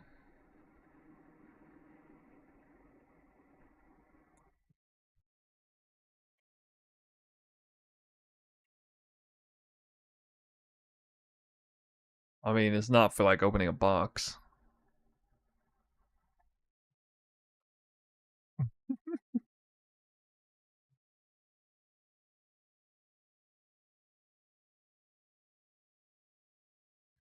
I mean, I can just run Brine King. Or wait, I could... No, because I could reflect myself. Either world alters would screw me over anyway.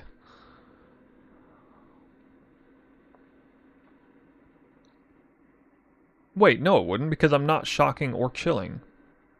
At all. Like, at all. So, I don't know, maybe... I don't know, dude. Maybe it works. Actually, I think that would work. Oh, I really do.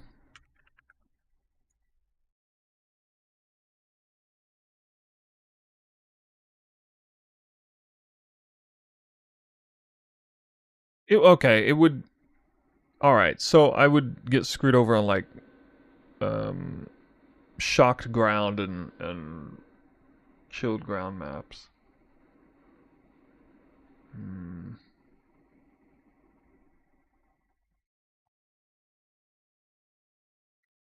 I mean...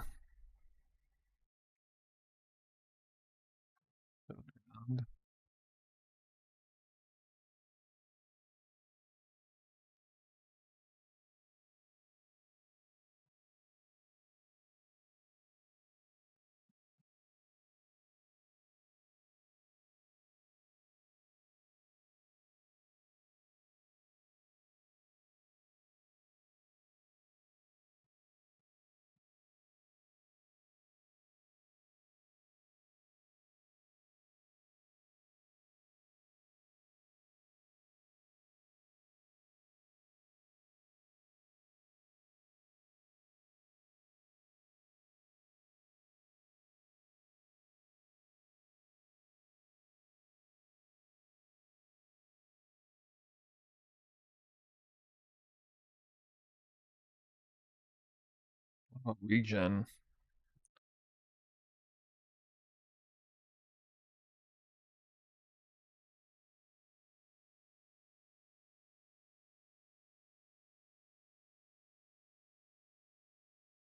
So I get a ton of... Well, okay, I mean, I just need to get Chaos Res is all. Alright, I'm gonna have to, there's no way around this. I'm gonna have to run Purity of Elements. There's just no way around it. But I can run Purity of Elements and Skitterbots. I can just drop Grace. It's not that big of a deal, whatever, like... From 89 to 81. Okay, whatever. I remember Grace and Determination were nerfed pretty hard a while back. It's not like I'm hurting for the skill gem slots, I don't think. Right here.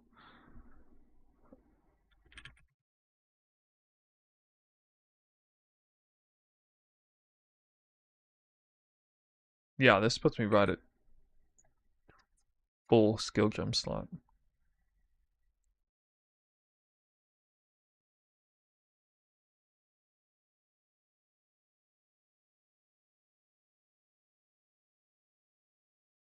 Because the reason especially is because if I use this flask, I need to have very high chaos res. You kind of don't need high chaos res that much because I'm using doppelganger guys, but I mean, might as well. I'm going to be very defensive against chaos damage.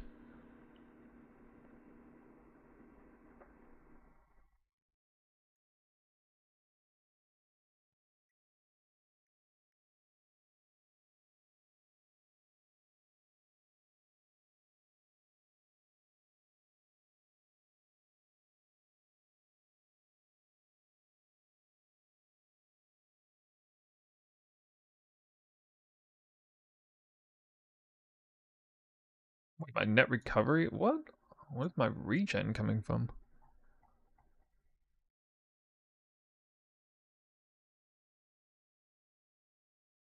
Oh, 2% life regen from Undertaker. I forgot about that. Oh, that's nice. That offsets the Corralito's flask completely if I have capped or near capped chaos res. That makes me a little excited. Usually I have 0 life regen on builds.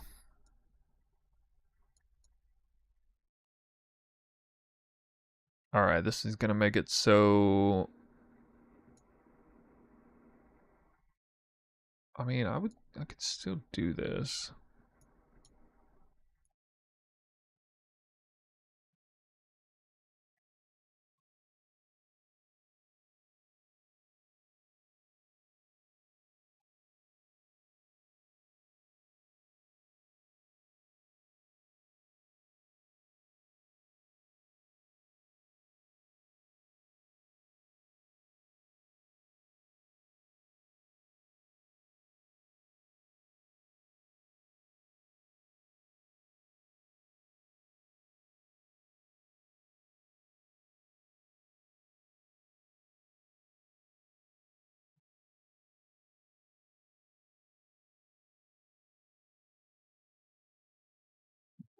Because the 0. Imagine somebody does this build, they accidentally take precise technique.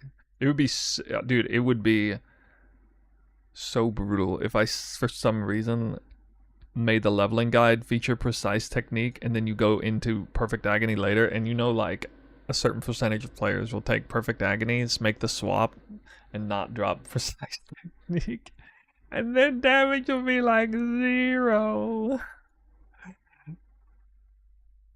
Part of me wants to troll the hell out of the community doing that, but nah.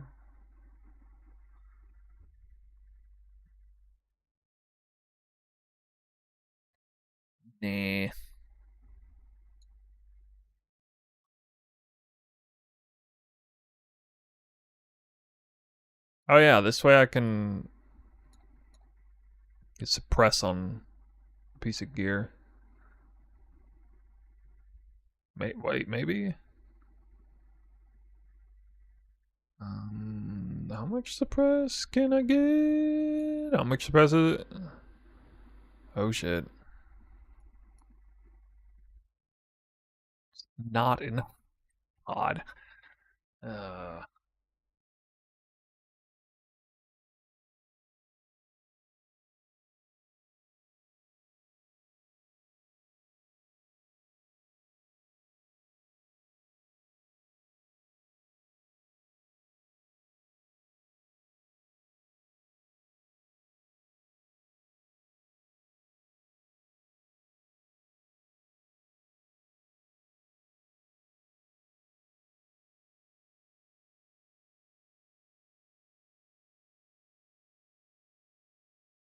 have you been hit recently?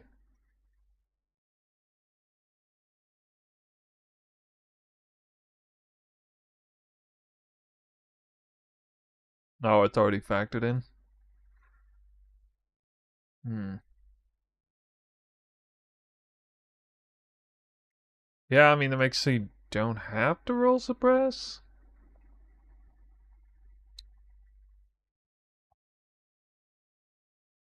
Let's see. Okay, so for here, I guess gloves.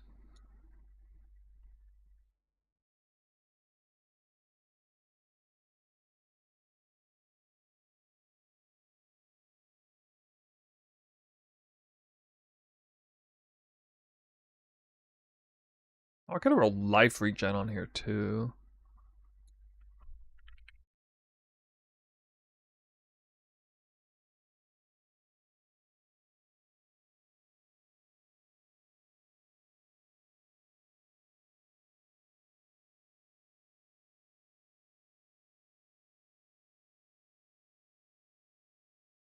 Okay. Wait. Hmm. Yuki.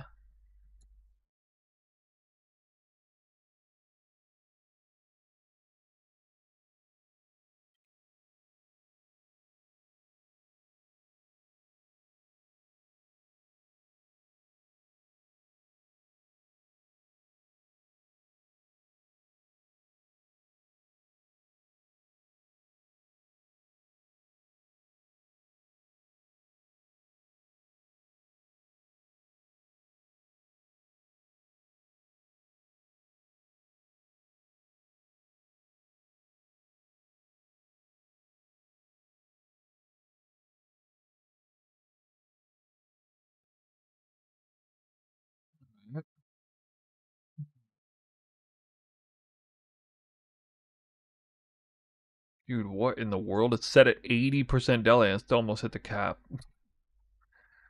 God. So much damage.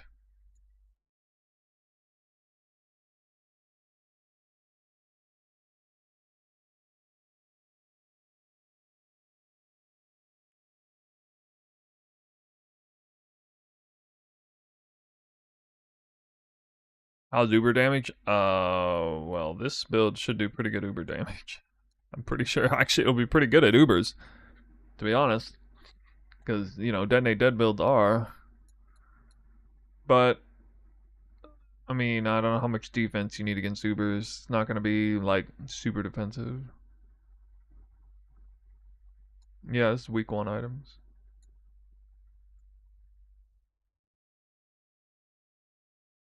This is like day 2 items. There's nothing in it. Like, what's the hardest item to get? Doppelganger, I guess? Anathema would be the most expensive random drop in here, and then Doppelganger, and then I guess Grand Spectrums, but like, I don't think these Grand Spectrums are gonna be that expensive.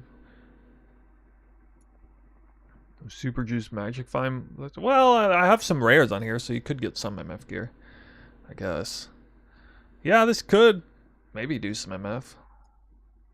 How much Magic Find do you need to be legitimately thought of as a Magic Find build? I mean, hell, maybe I can, because I could do like Gold Flask here.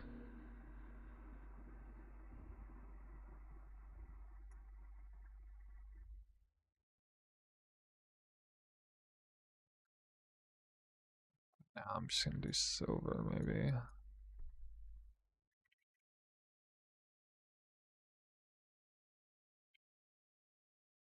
We can still make this flask, right?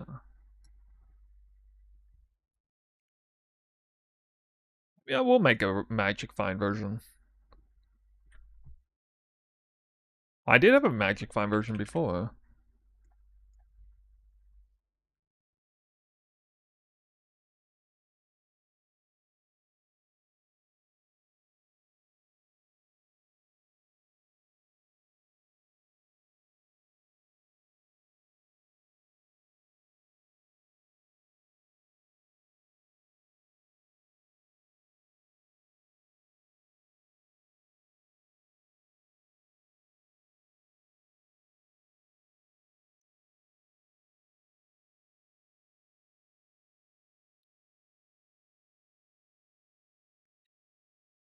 Kind of like it.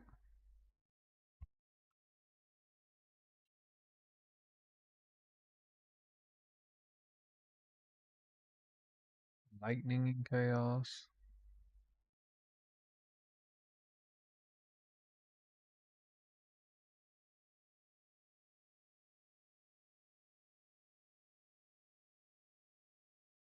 Fire, lightning, fire, cold.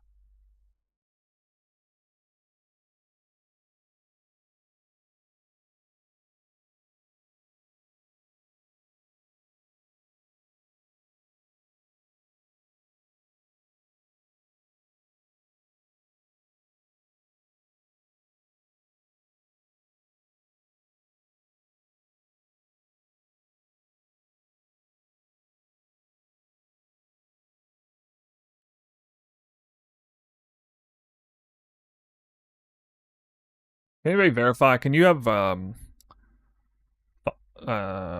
fire resistance and go fire and chaos at the same time?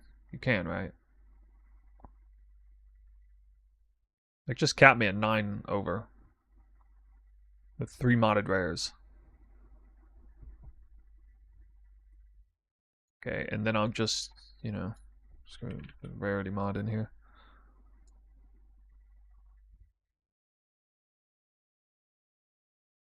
Wait, rarity is such a low number now. What? What?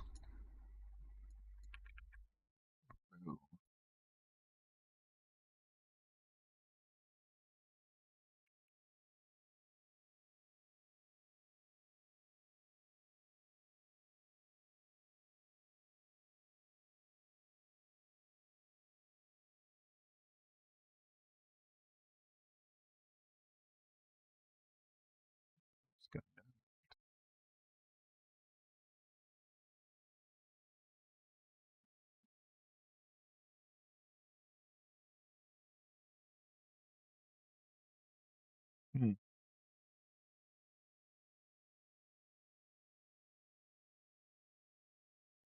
57 chaos res is pretty respectable. I guess my life recovery is a tiny bit negative. Really? Stupid.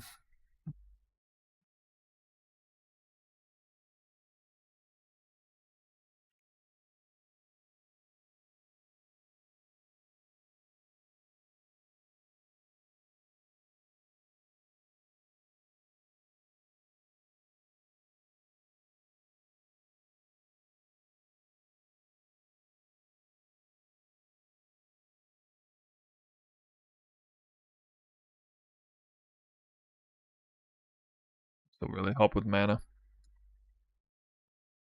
Is Element of the Spectrum still viable in the new league? Yup.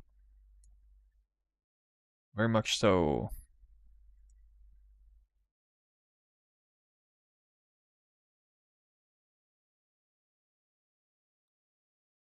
From 3.13.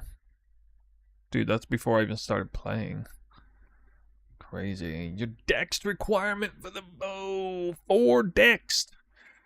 I need 4 dex. Oh my god.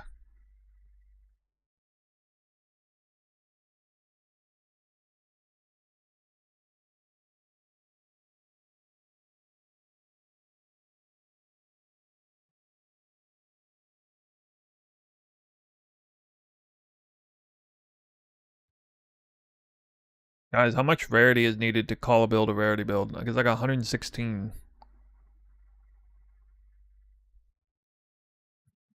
116.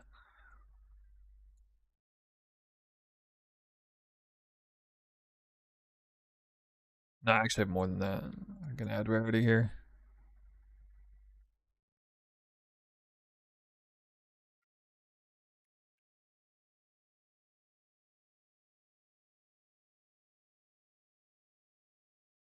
Oh, rarity goes higher for rings.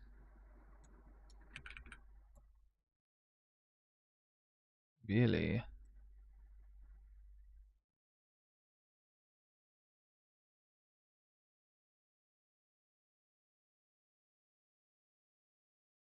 $146.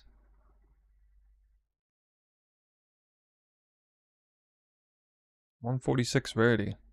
Is this the same formula in PoE 2 as PoE 1? 150 rarity and you're there? Like that's it? That's all you gotta do? Oh yeah, I forgot about this.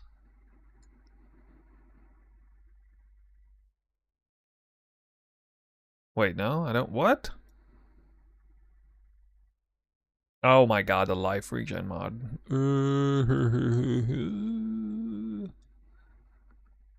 Oof. Oof. Level 94.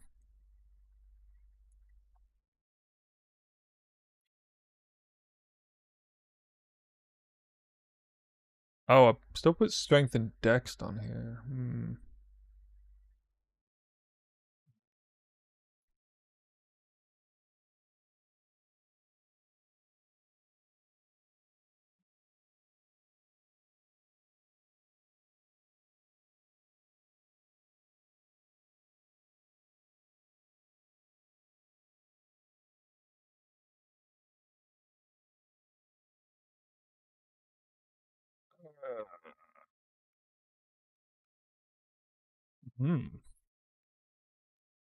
No, I think I actually do need that strength roll for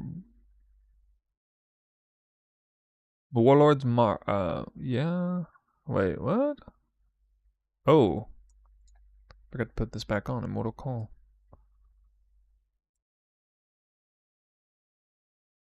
92. Okay. What? I can't run this on a Marikath bow?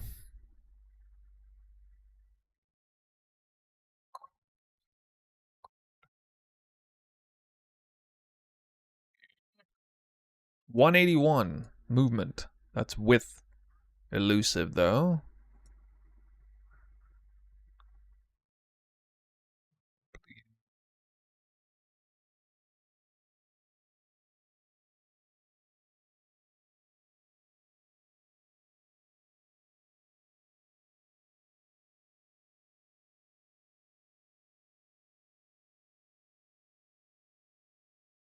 Good amount of uniques. Oh yeah, yeah. You know, it is nice. Actually, you know, my strategy of running unique heavy builds is like better than normal this league. It's overcharged. Venus champ. What are these? 22, 22, 22, 22. That's really not bad. That's pretty low. The mana pool of 119 is very comfortable for this build. Actually, that's about. You could run it on a little less than 100, but you'd have to have like probably minimum like 80 or 90 to run this comfortably, because it's spitting a lot of mana out. But it does have incredible mana return because you got 4 mana on hit and it's Rain of Arrows, Mana Forge Rain of Arrows of Saturation build. So you would just be getting topping your mana off constantly. But you just have so many skills and spells that are triggering at once that you would want that comfortable buffer zone of mana in play. That's a higher Fizzmax hit than I usually see. 12k.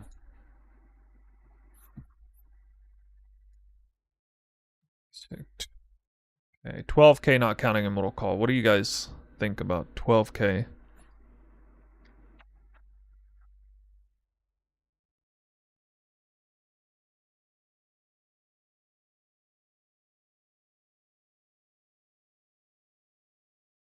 Year zero.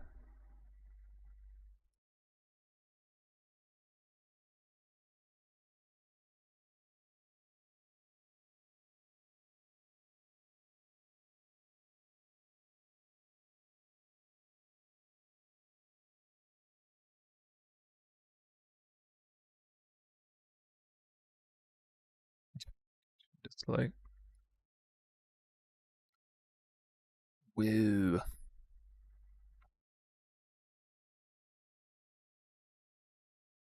It's only is 87. Lame.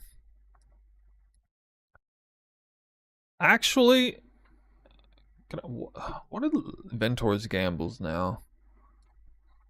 Maybe I could put a Ventor gamble as a league starter ring, but nobody can really copy those.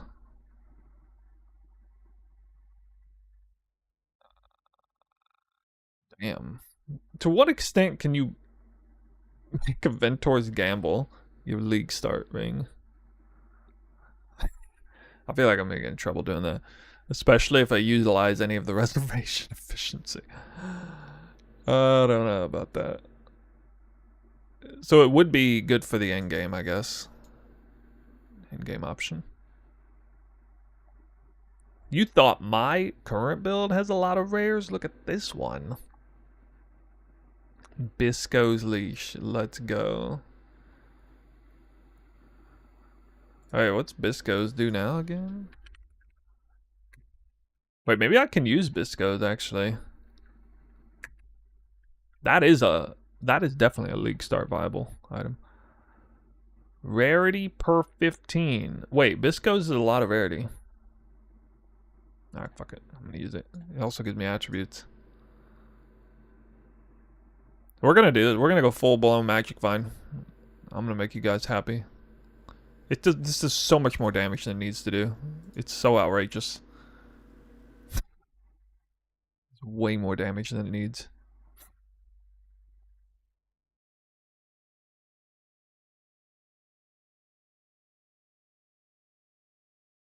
Lose some cold res over this. Alright.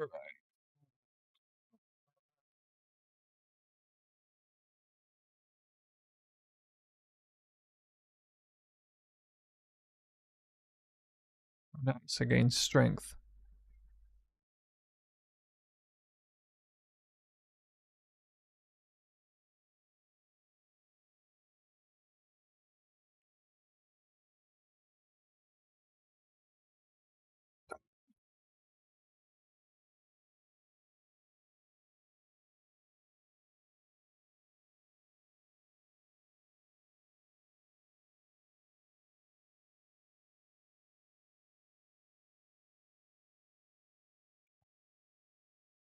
Well, can I... Well, what happens if I do this?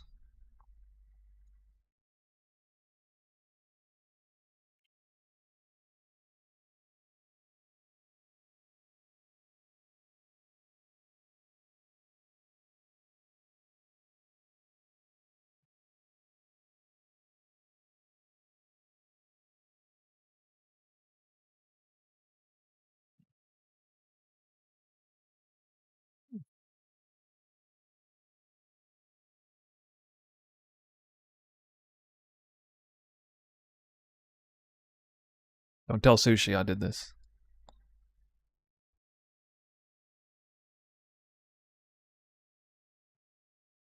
Only for a minute.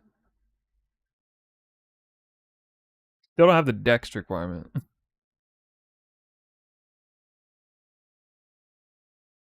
Rampage is real damage for Detonate Dead. I mean, alright. Let me see.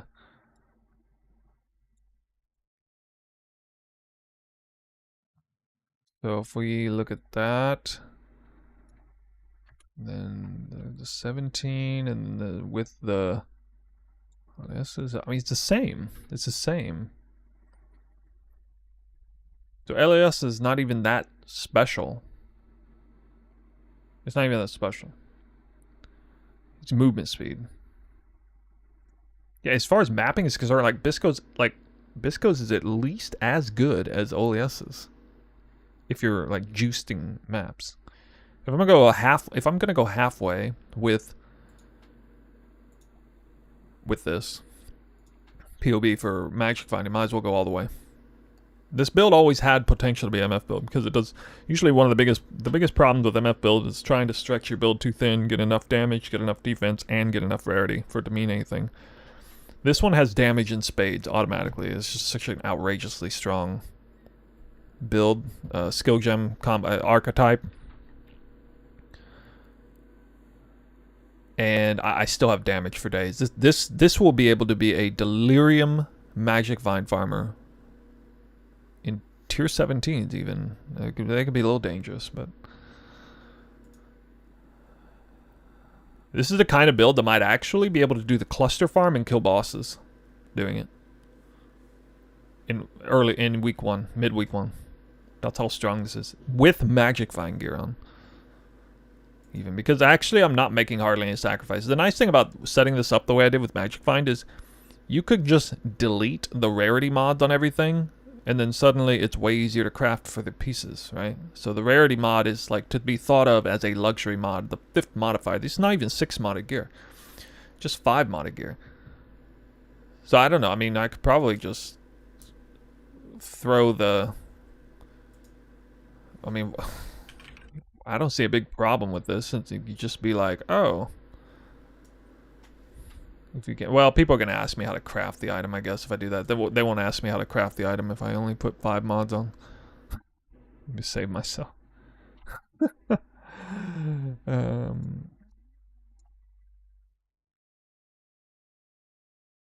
So yeah, with that, how much rarity is that?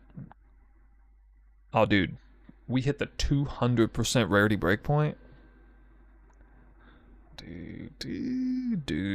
Dude. I can advertise this. Big old bold level. 200% plus rarity. League starter. Holy. Yeah, I think it's a pretty good chance I league start this. And you look at the damage, like 20 million. That's pretty good. Yeah, that's with 100% deli.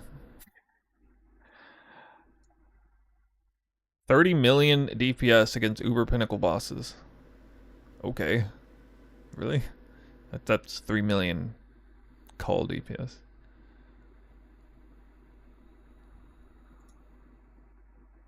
Wait, how strong is that, honestly?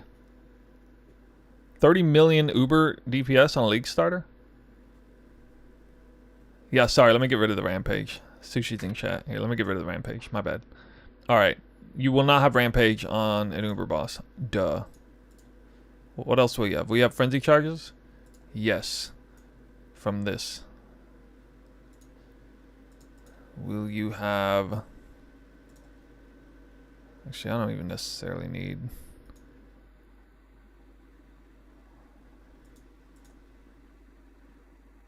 Well, I guess I keep them, huh?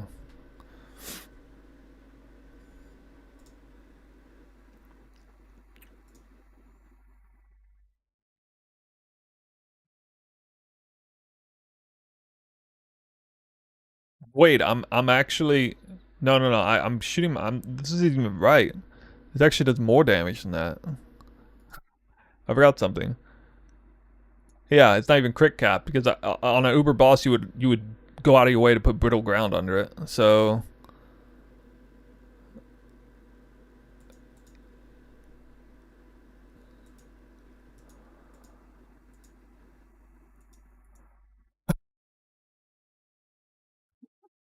$31. 32 million DPS. Let's go.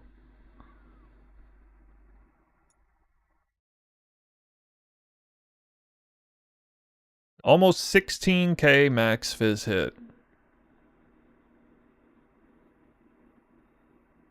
80% chance to evade attacks.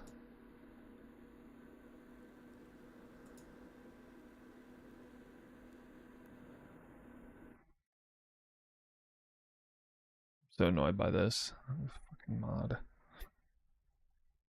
I feel like we will probably take this. Prevent 3% spell burst damage. Right, we're probably gonna take that, I guess. I don't know. I have to...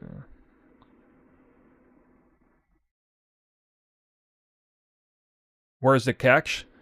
You have to take hits from enemies in maps. This compared to your typical like lightning arrow blast or whatever, this doesn't feel the same. This feels like you're on... It feels like you're on a fucking Ignite Chieftain or something, but you're still kind of glassy, but then everything dies really fast, right? In the sense of like how long it takes to kill... Like, you're clear is good, but it's all delayed. It's very delayed damage. You don't walk into a news area and everything just gets deleted. You walk into it, everything starts running at you. The damage starts, the triggers start going out. It's still alive. You run past it, okay? You're like running past it and it's dying behind you. It's just like chasing you and it's dying. And everything's just dying anyway. But it's like dying behind you as it continues to chase you. You know what I mean? Like that's how this plays. Which means you have to run through hordes of enemies. That's a bit bad, so you have to go around and play... Well, I mean, if you run around in circles and you're gonna get the... It's not like that. Your loot filter will still pop off, alright? It didn't die that late. Basically, the difference is instead of killing things in front of you, you're killing things behind you. So yeah, I mean, if that's like the end of the world for you, then fine. But you're not gonna get 140 or, you know, with Rampage, 200% rarity on Elemental Hit of the Spectrum in a comfortable way. You're not going to do that. The build can't fit that in. I guess it can to a certain extent, but it's not going to have it's not going to have damage anywhere near this. Oh, another thing is, yeah, I could pump the damage numbers even higher if I wanted.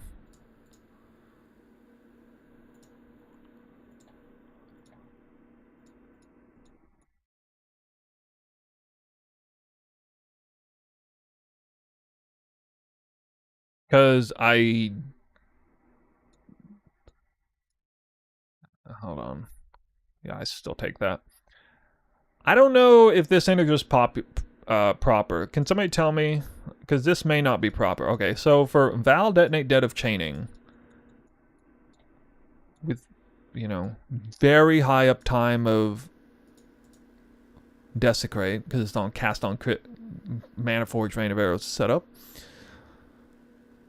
The Desecrate goes out like once every half second or something, or more.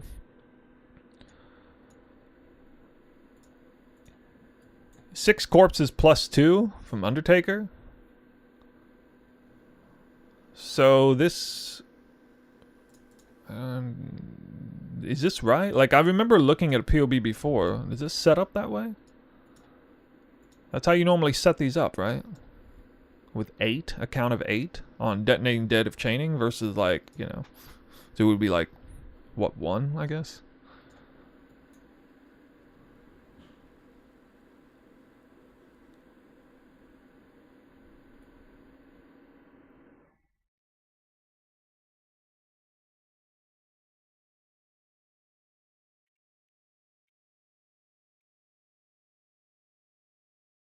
If you had, like, Val detonate dead...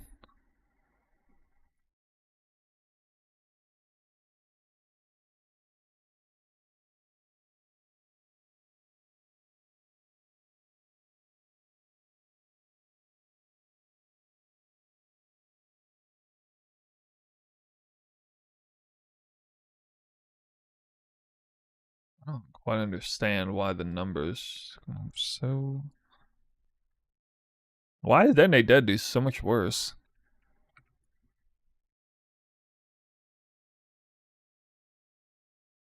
What?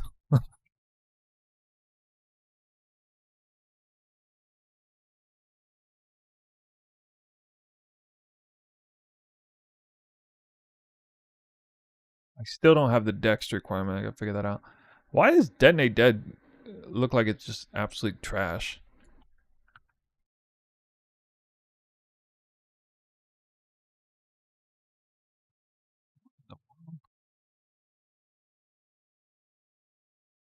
I feel like maybe I might...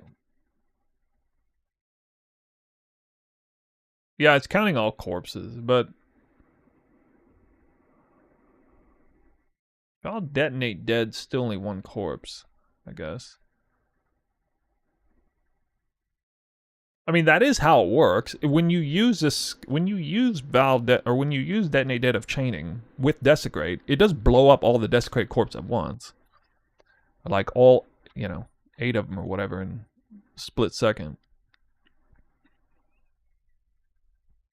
And you see it layering itself. Like it's a chain reaction that never stops. It's like, that's what it looks like in game. If you're just like standing there nuking and... But here's the thing. Here's another thing that makes this... Here's something that makes this build a lot better than Elemental Hood Spectrum. Or Lightning Arrow or something. So for your typical self-cast build, this is a self-cast build, but not really, because it's a trigger build. You cast once, your rain of arrows of saturation is hitting things for like 2 full seconds or something, which means you basically get full damage out of like attack, move a bunch, attack, move a bunch, attack, move a bunch, and you're not losing DPS because you're not standing still holding down attack. You don't have to stand still. There's actually no advantage to standing still and holding attack with this build. You are encouraged to attack, move, which is another reason why Brittle Ground is going to be so strong here, because it just makes it so, like, you attack, rain of arrows is raining down, and then you move past the hitbox, the boss, they get brittled, and then the rain of arrows stops, and you've already attacked again as you ran past the boss, right? And then you turn around and run around, you know, you circle around the boss or whatever, dodge the mechanics. So, in other words, it's not as easy as a totem build or a mining build. It's somewhere in between. The difficulty of...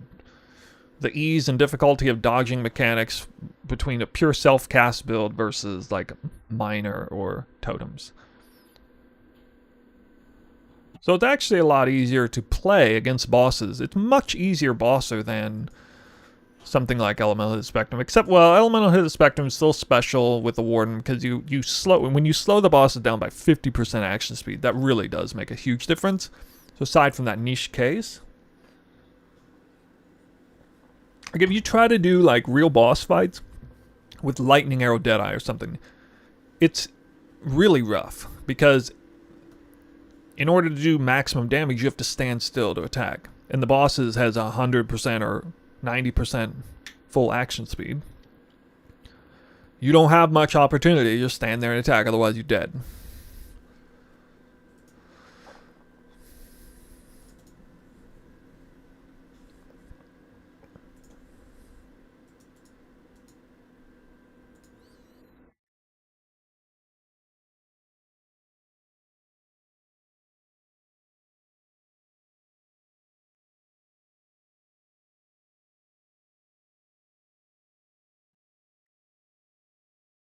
Oh, I can use increased damage per frenzy charge now.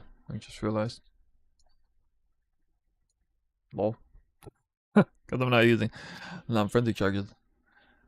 Ah! Got him. That's 25%. 50% slow is really big, yeah. And you notice it more than anywhere. You notice it on the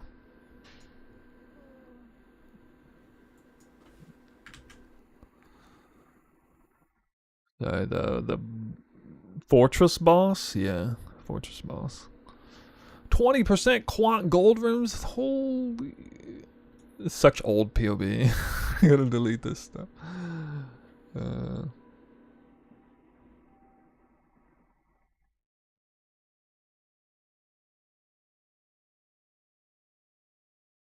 oh, I don't need elemental avoidance now. Yeah. Right. Right.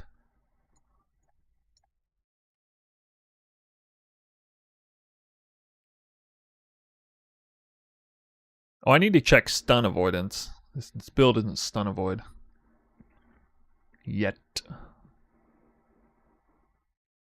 You really want to be stun immune on this build.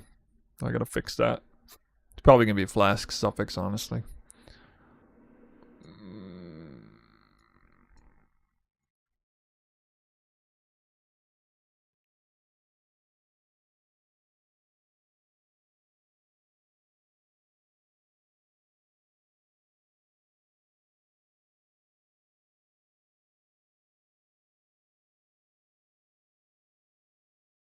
Oh, there's increased elusive effect.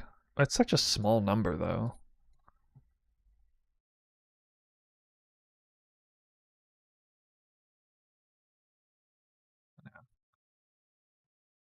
Grand Spectrum. This one is. This one's never expensive at the start. I could be wrong about this. Does anybody know the Grand Spectrum market real well? Some of them are very expensive at least start, but most of them aren't. If if I was like a giga famous content creator or something, and everyone was running the build, it could be problematic. But there's always a huge influx of these grand spectrums at the start because you get them through running lab, and so everybody's running lab. So long as there's no clusters, not right now. Working forward in the next few days, I'll figure out like more endgame versions, to some extent. Actually, I got to focus more on leveling version. Leveling will probably just be poisonous concoction because you can't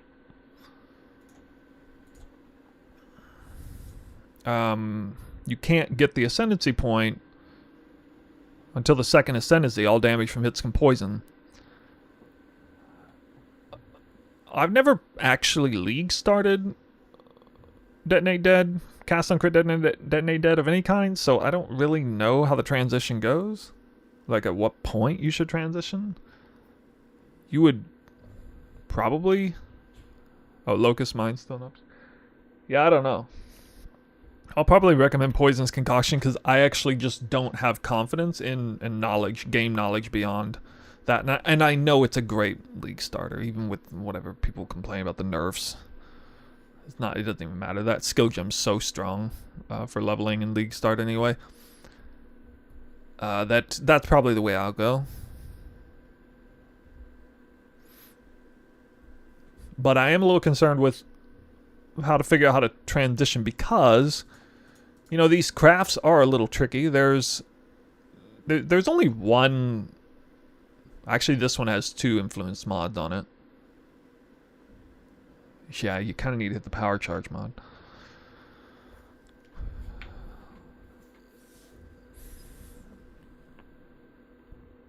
This is actually missing a modifier on it.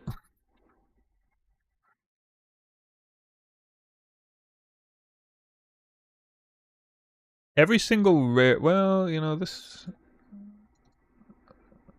You can't put rarity on here, right?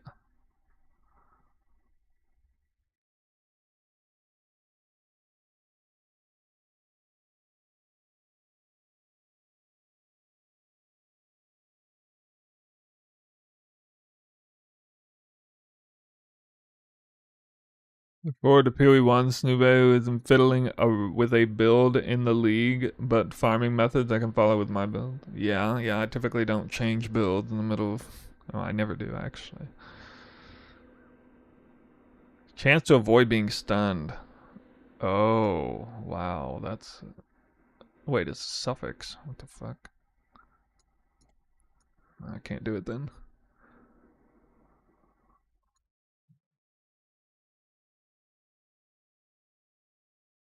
Do I actually have 0 armor? 0 armor.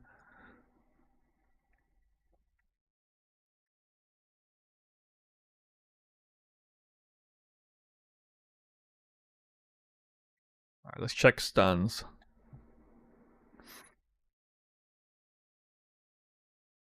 Gotta give flask duration. Stun avoidance. Stun.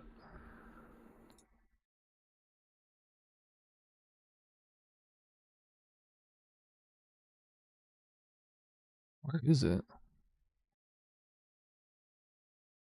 Stun chance. Blind?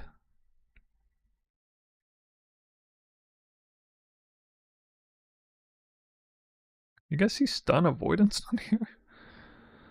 I thought it was in this list of other avoidance. Oh yeah, elusive gives you 15% base damage to avoid hits.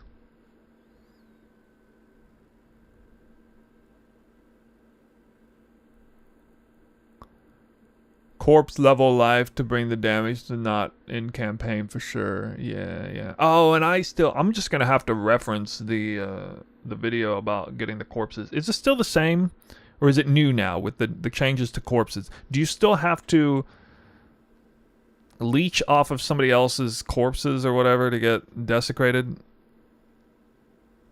It's the stun tab. Maybe I have 0. Maybe I actually have 0. Well, now it says 60. Oh, I did have 0. Oh, God. Oh, Jesus. What did I do for the other build? Did you say F it?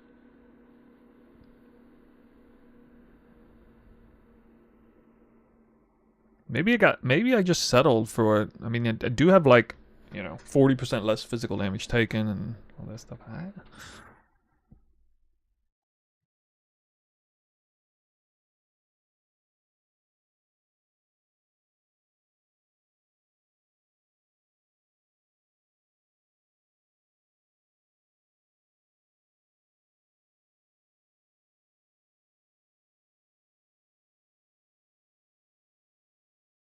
Oh. Alright, Heart of the Oak.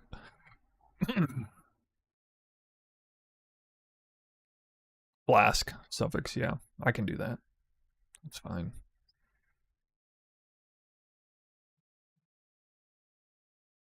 Yeah, that is actually really annoying, getting the corpses.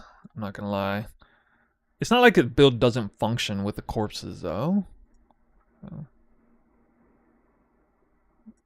It's a one-time thing you have to do in the league. Um...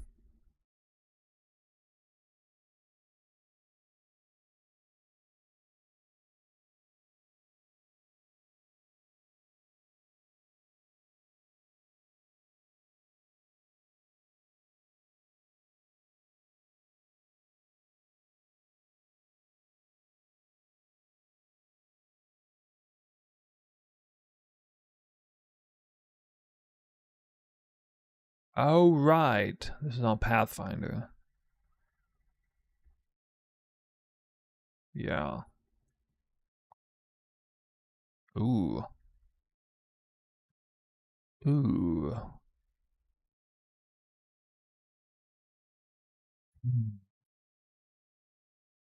Pathfinder did get the 1-up on the assassin for the magic flask effect. For sure.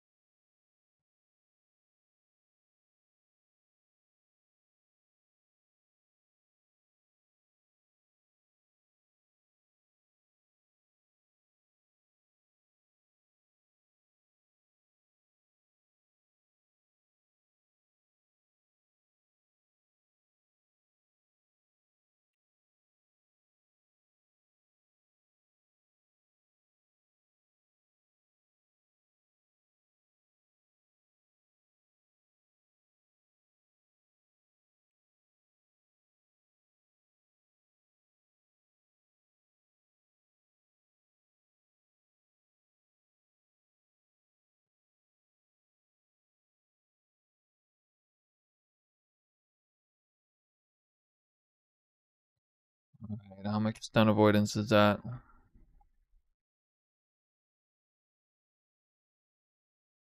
67.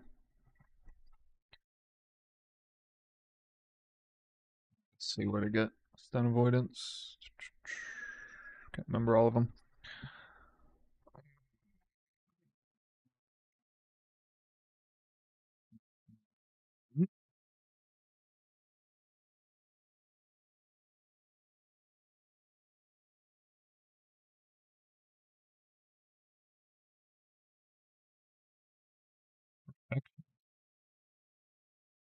Oh yeah.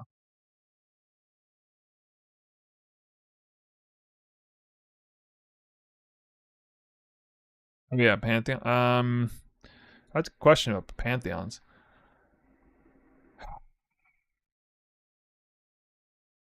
Yeah, I might do that, but I don't.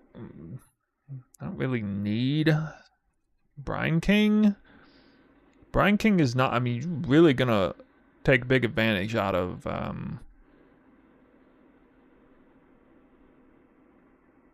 Let's see, probably Lunaris.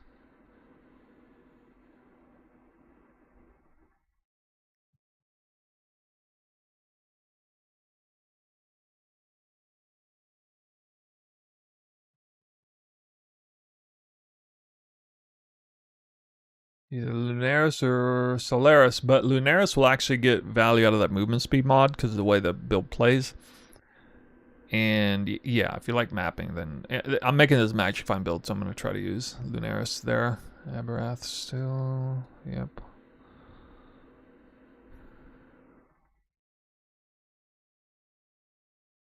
I can't remember where I originally saw this, but Rain of Arrows of Saturation, it doesn't, the path of building can't pick up like I don't even think it registers the difference between Rain of Arrows and Rain of Arrows of Saturation. As far as it's just proc rate. Yeah, it doesn't.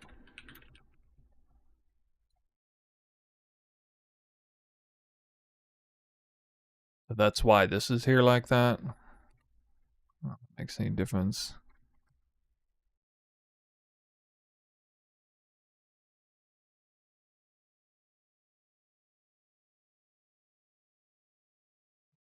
I don't know why, like, why is it? Let's do a tick rate or something. Why the numbers go different? They're up and down and stuff. Isn't that weird?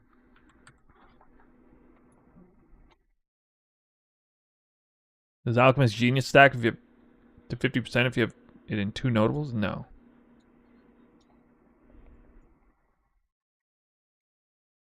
Wait a minute, what do you mean to 50%? Alchemist Genius does not stack itself. Don't forget to include all headhunter buffs. Yeah, I don't know. I know that I pulled this off of like somebody who is part of that club. I don't remember who. The POB watchdogs. Honestly, I think it was Jungrown. Although I don't think he's as bad as some of the people, but I'm pretty sure I pulled this custom mod off of looking at. Originally got inspiration from like a Jungrown cast on crit Rain of Arrows of Saturation build, and he did this, so I thought maybe, well, I guess that's okay. My memory's a little hazy on that, but I think that's how it went.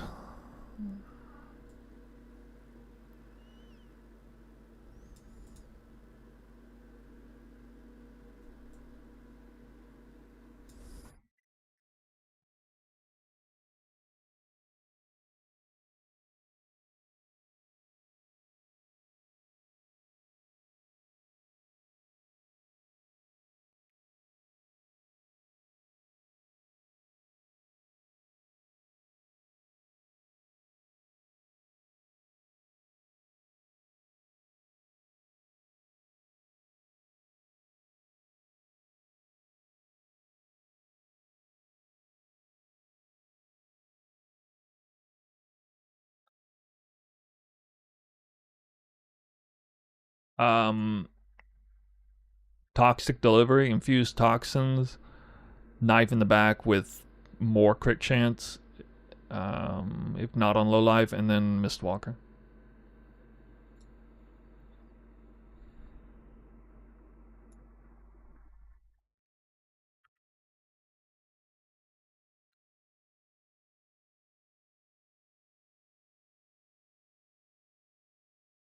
So like,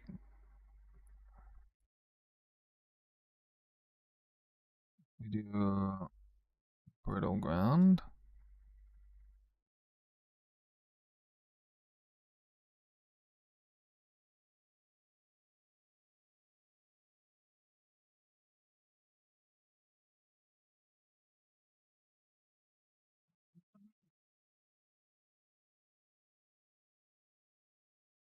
The full life is a workaround for the ascendancy is not loaded up yet. That's what I have to do to mimic that. So when the enemy's not at full life, especially by then, they would be on brittle ground, presumably.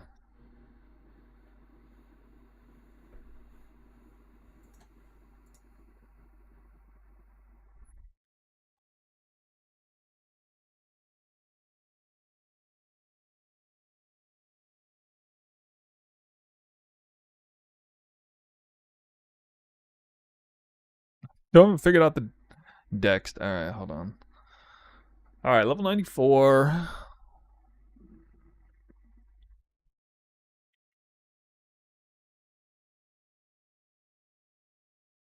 I actually have wasted intelligence. Way more intelligence than needed here. I can't believe I'm almost chaos res cap. That's crazy.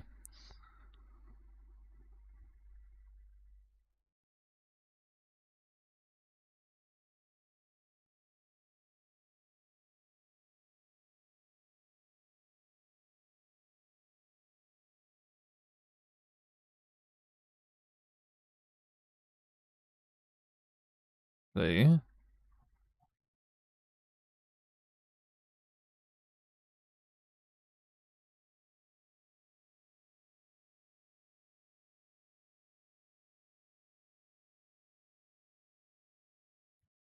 60, 87. Yeah, I would still need that. Unless...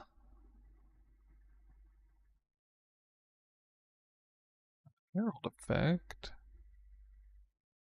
But no.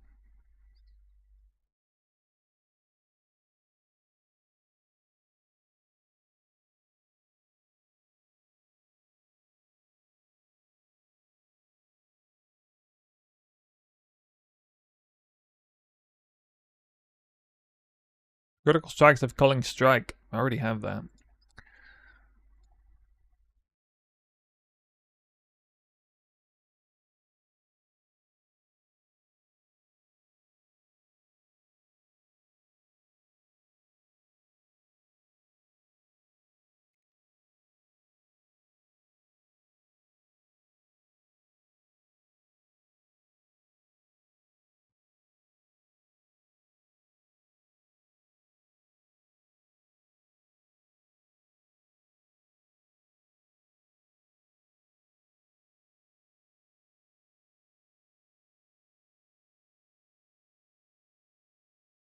I may not do this.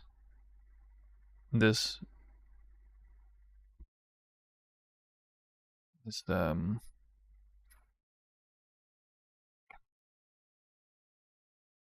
know if I have to use this amulet, man.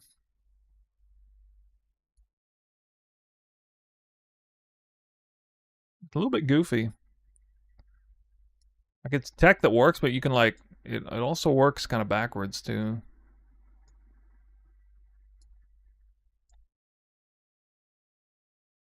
And I get it live.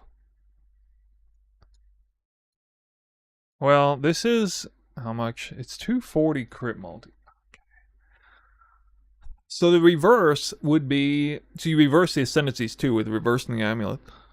So it's either 240 crit multi,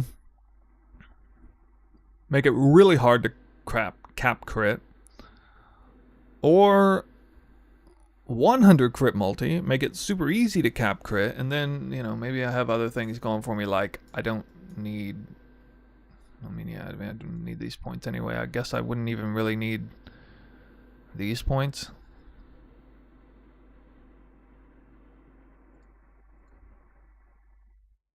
I mean, I'd probably take him.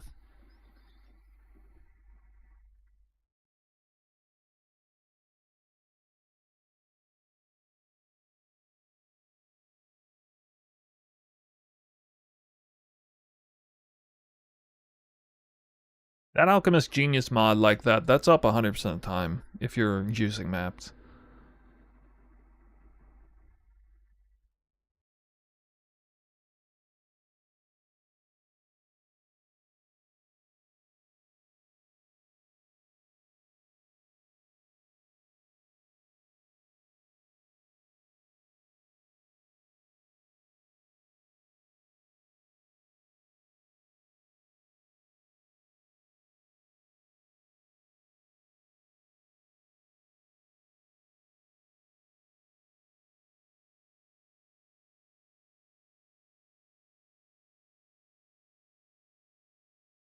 Yeah, yeah.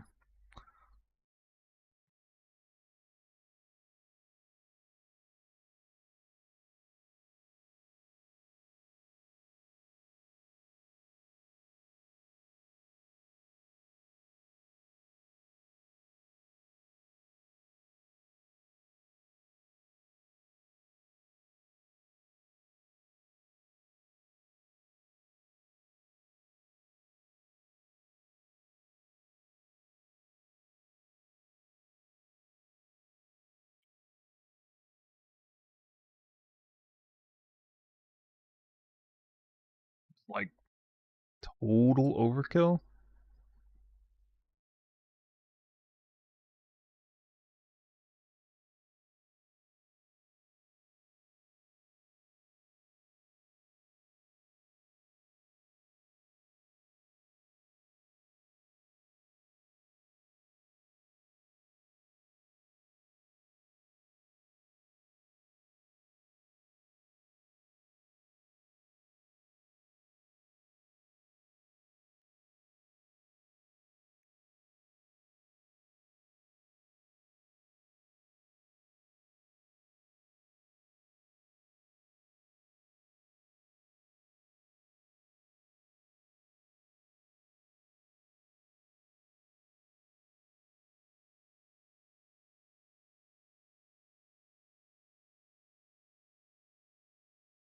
Critical damage.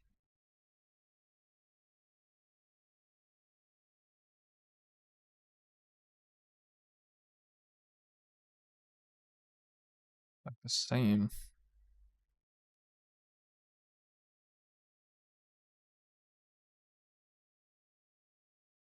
Honestly, I should probably do this because I can drop increased crits. Wait, that's with brittle ground though.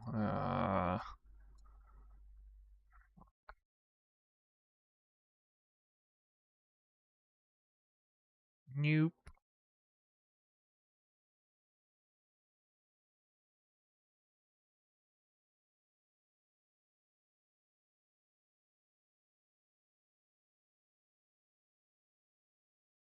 Really?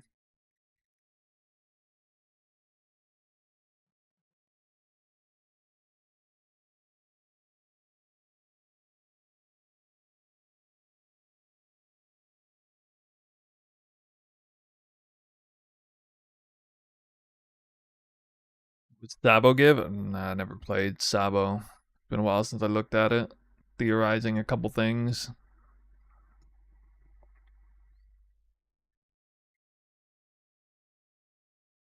I got Withering Touch, it's half your damage.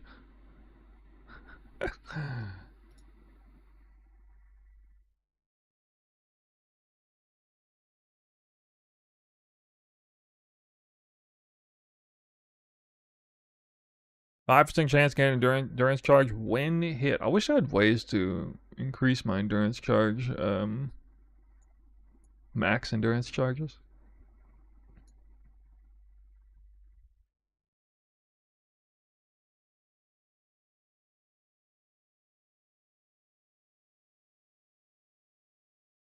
Oh, nice. Val Grace's capped melee evade.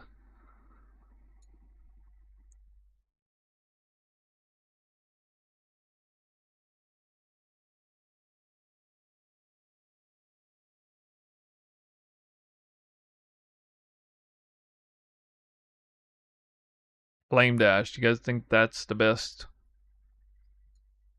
Not a fast attacking build, so I guess probably nice. Damn, Enfeeble's strong. Strong.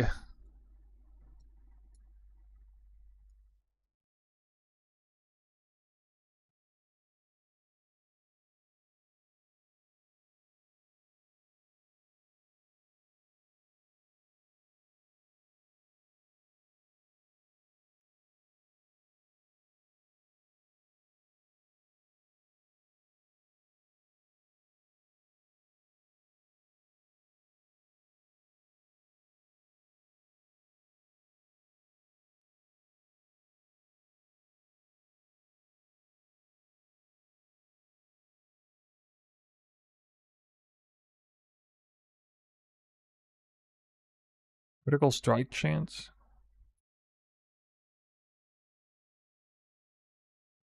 Oh, it's 7 all is.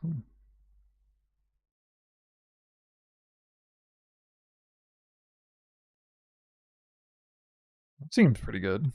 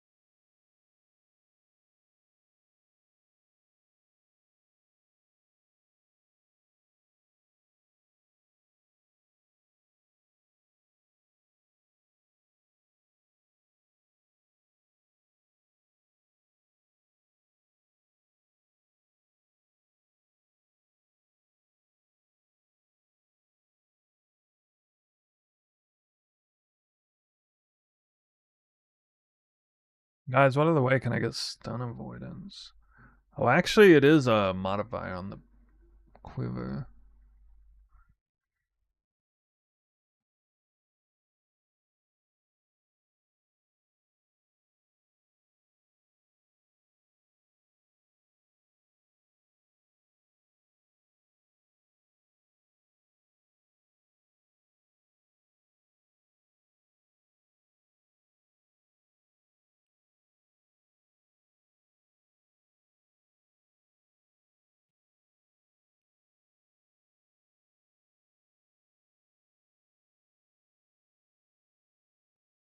No, I don't necessarily need it, but it's it's just I don't know. 3,500 life. I do have Enfeeble and Doppelganger. I'm still gonna get stunned sometimes. Like, this build is tankier than I'm used to, but you're gonna have to take hits. Like, I guess I do have a lot high evasion. Maybe it's fine. Maybe it's fine. I'm just a point of weakness, maybe. There's not much point in. Well, maybe I can just go crazy on stun recovery.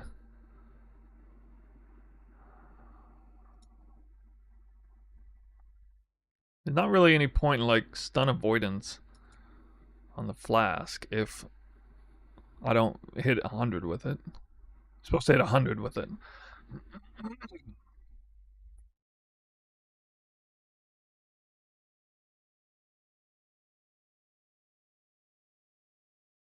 I don't know why I'm not doing this.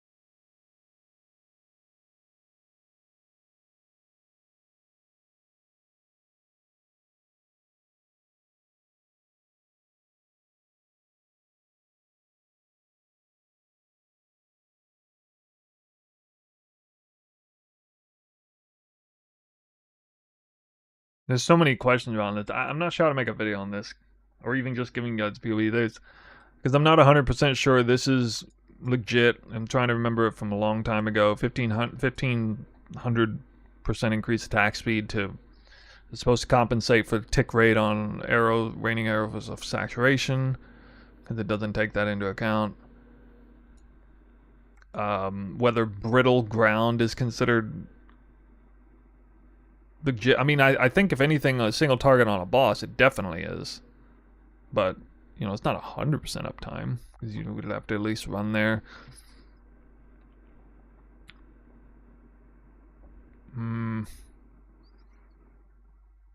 70,000 life on corpses. Last I remember, that's also the proper number. Can anybody remind me if that is that proper POB number? I can't remember hearing it before, but I think that's what I saw before. It's, obviously, I know I can't put 1,000 rampage stacks in here. I don't have to worry about rage. Effective elusive. I mean, elusive is gonna be on, so it's like average.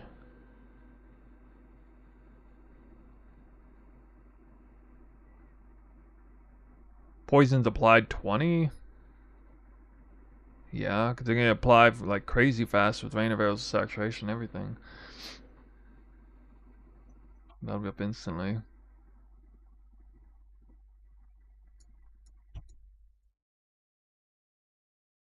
Damn, that's some high life regen.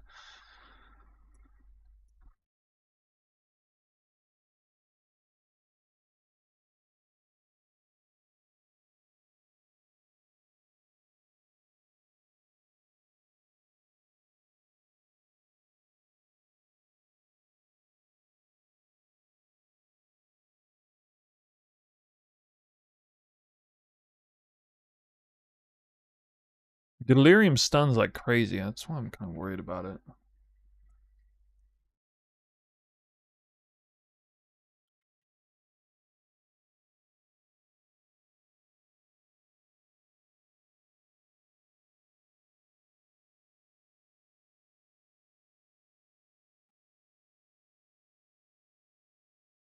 The Peacock leveling POB, not up to date. You can check my YouTube channel if you want to try to look into it. There's something there. It'd be like an outdated version. Not like terribly outdated, but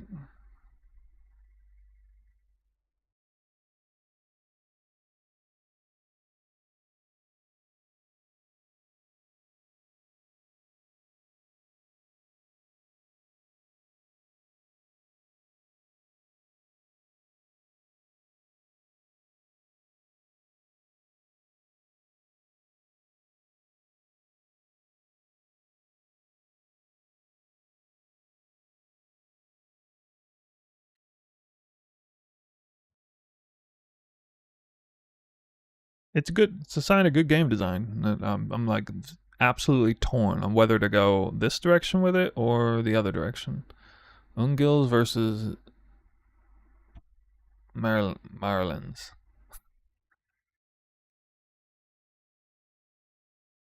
Double crit chance is just crazy strong.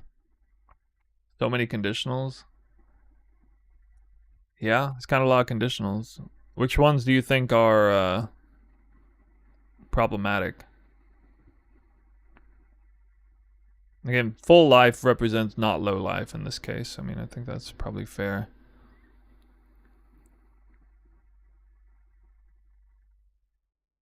I guess I'll take off brittle ground.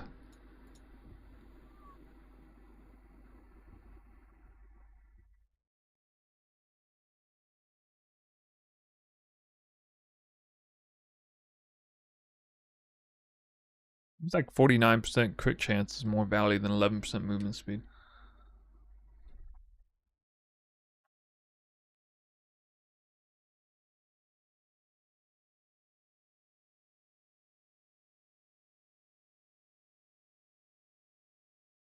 What's Rain of Arrows AoE? It's I don't know, but it's enormous.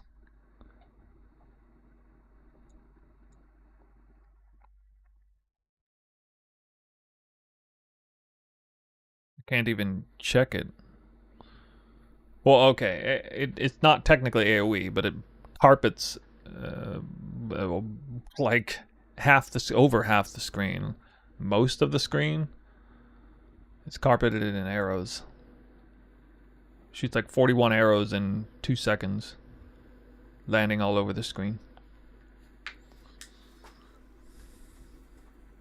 And then we have Mana Forge too.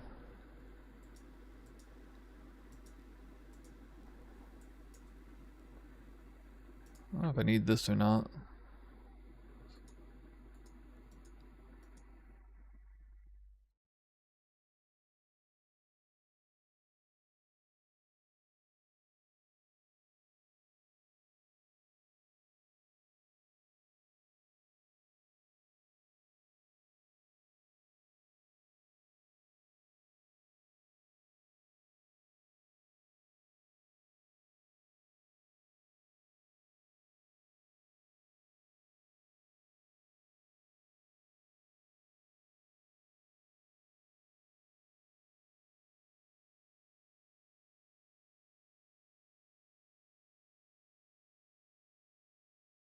So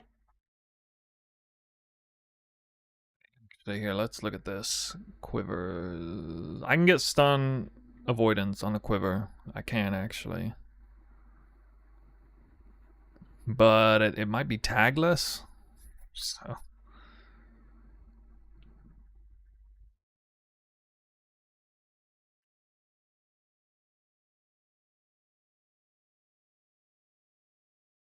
tagless. One mod range.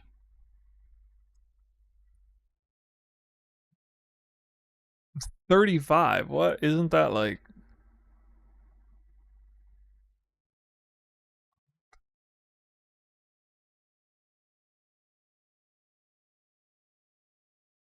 I think it put me like 97% avoidance. Unless I had tier 1.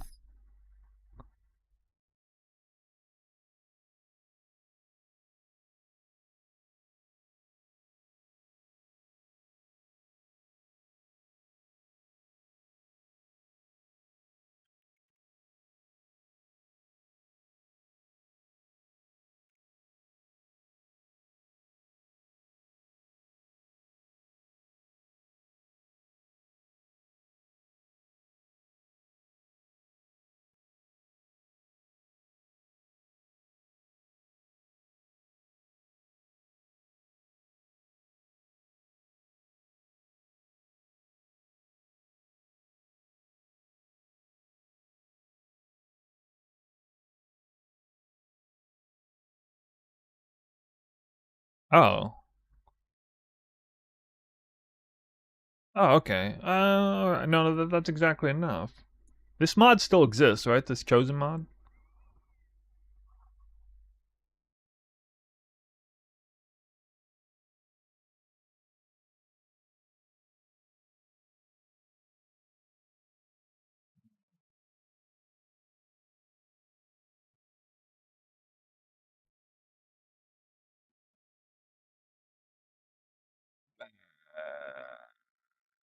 I don't know, man. It'd be really hard to hit on this.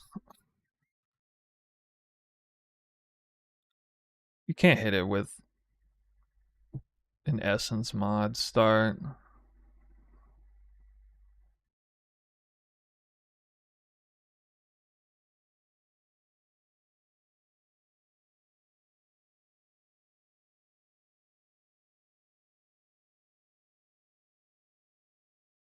I think I'm gonna leave that alone.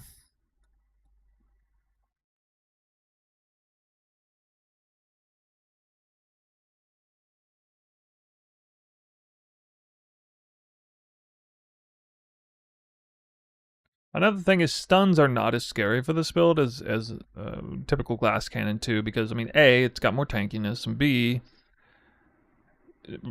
when you get stunned, the damage is still going out because so much of the damage is delayed. So I mean, enemies are still taking crazy amount of poison damage. Enemies are still getting exploded through corpse explosions, triggers, and rain of arrows is still dropping on the ground even when you get stunned. So it's not like the world stops and you die when you get stunned on this build, as opposed to a full-blown self-cast build.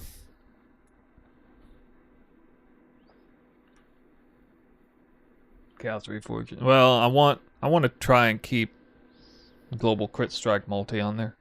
Essence mod.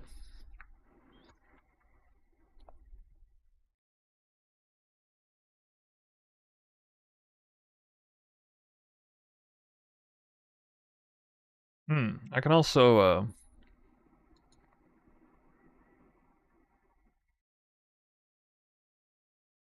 another cutesy thing I can do.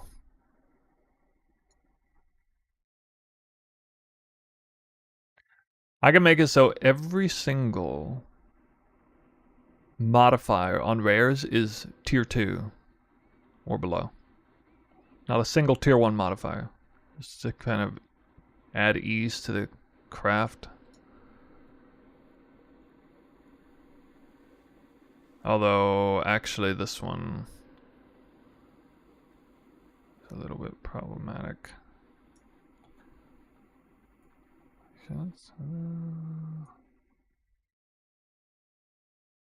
Technically, I'm not poison capped if I do that, but I mean, that's fine.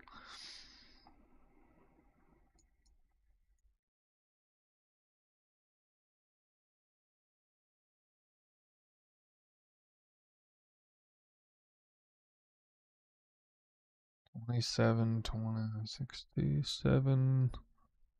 Yeah, 97.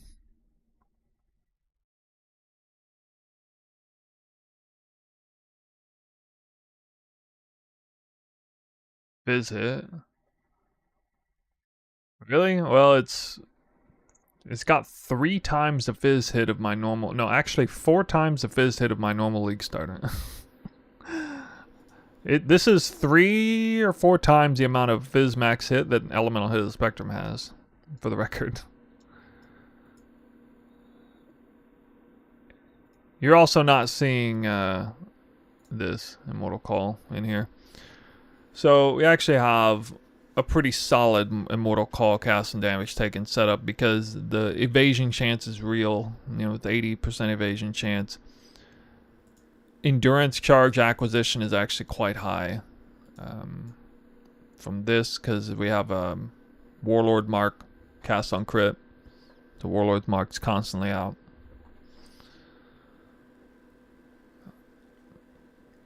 So even single target, it would be pretty high uptime.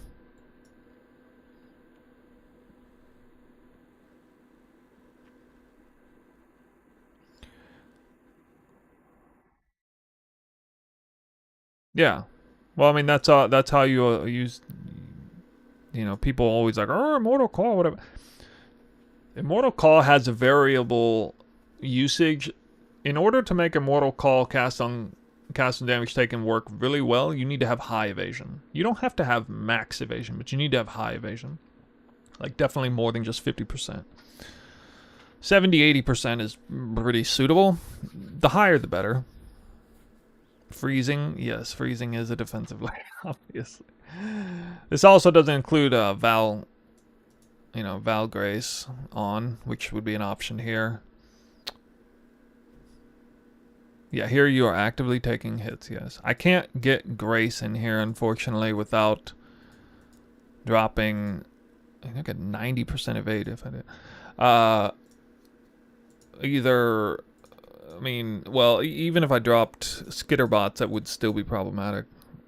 Because it wouldn't give me back enough unreserved mana. Wow, I have like too much mana. What the hell?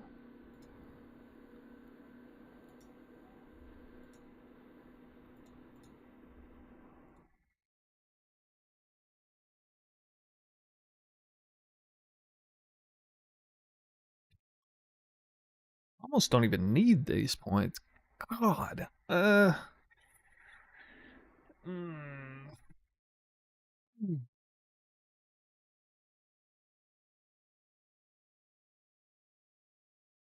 Dang, dude. To get all the way to 100 the hard way.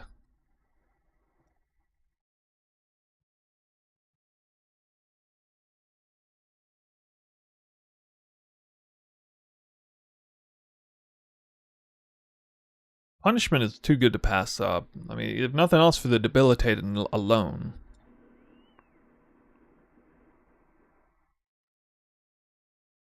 I could drop it. I could, if I drop punishment, I could drop these 4 points and drop overcharge, anoint, and get charisma instead, and then I would still have a proper curse rate. If there was some other skill to plug in here, which I mean, I actually could put desecrate in here, which I did that before. Proc rate's a little slow though, is the problem. I really kind of need desecrate in here.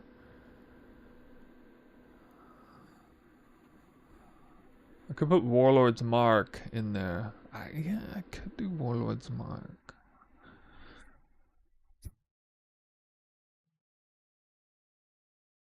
Warlord's Mark and Asena's Mark, I wonder how that would play compared to Cast on Crit.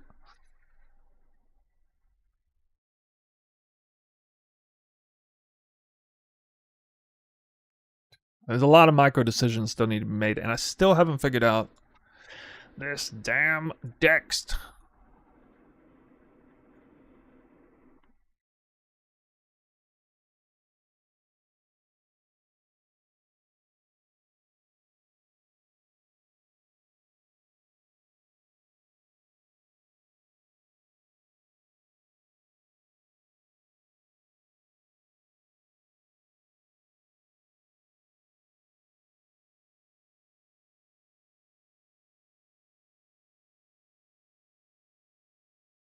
That's the long cooldown. What? No. 0.3 second cooldown. It's spamming curses all day long. In wide area. In PoE1, curses have a big AoE. What was a quiver? What's this? So this would be an crit essence spam until you hit life and chance with poison on hit. I mean, it's not that complicated. And then if there's actually not many extra mods that are good. Well, stun avoidance would be good. Area of effect is actually the best, but it's the next best. But it's it'd be really hard to hit. Tagless. So I don't see that being all that hard to hit.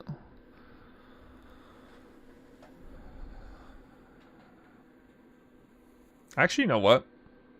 I don't know why I didn't think of this. I should craft this on crit multi base.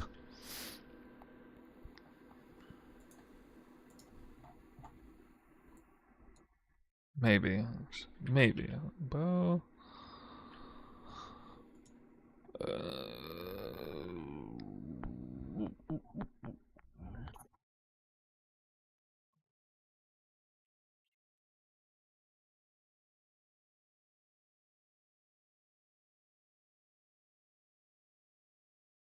You do it on assassin bow.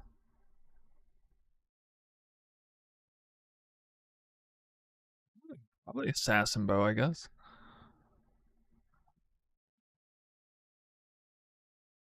At least have a lower requirement, for frick's sake. Yes. 212. And I have 208. GG wrecked.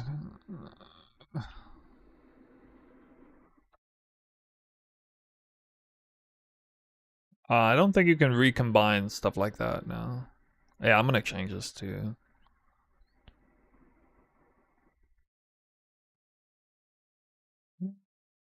Let's see, bow. Assassin bow. Ooh. Pepper.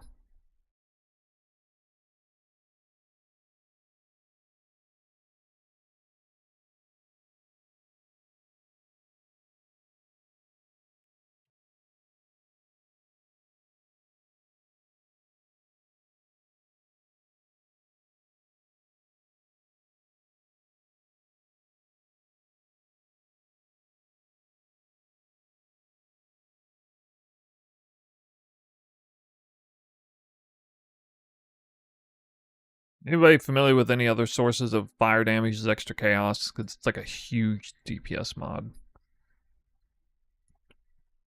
There's one source of it here.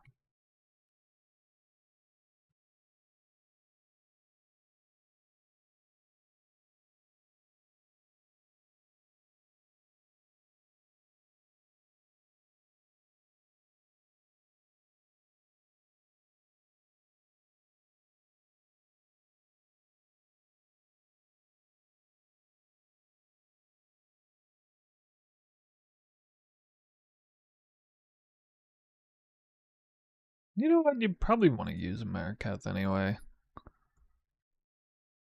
The problem is I can't get. Can't get it. Look at that dex requirement though. Why you do this to me? I could do Steelwood Bow. Steelwood Bow.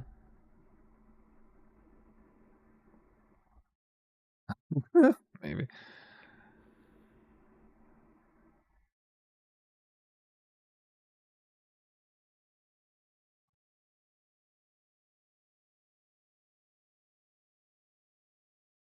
Wait, I have Dex here.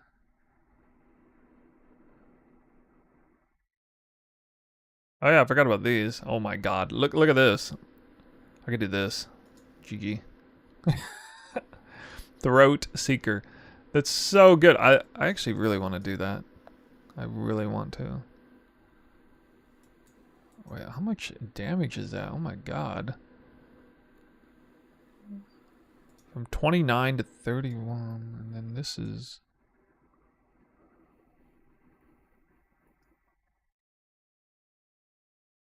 The Red Dream. Wait, is that a new item? Oh yeah, there is a jewel. Isn't there? Isn't there a jewel? Wait, I think I have an extra jewel slot. Well, okay, maybe not. Not now. Sure.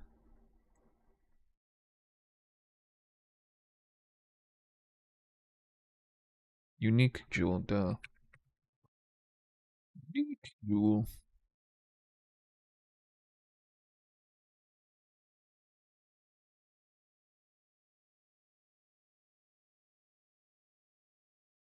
I do remember this being a little bit expensive, but not that crazy. The Red Dream.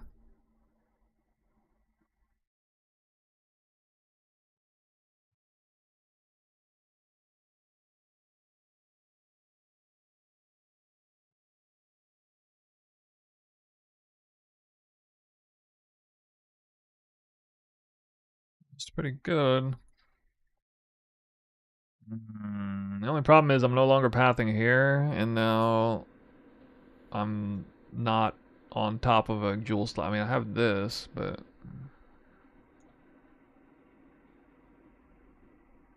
Oh, okay, never mind. I'm not going to do it then. Wait, chance to ignore stuns while... Casting? Casting what? I mean, that's hard casting, I guess.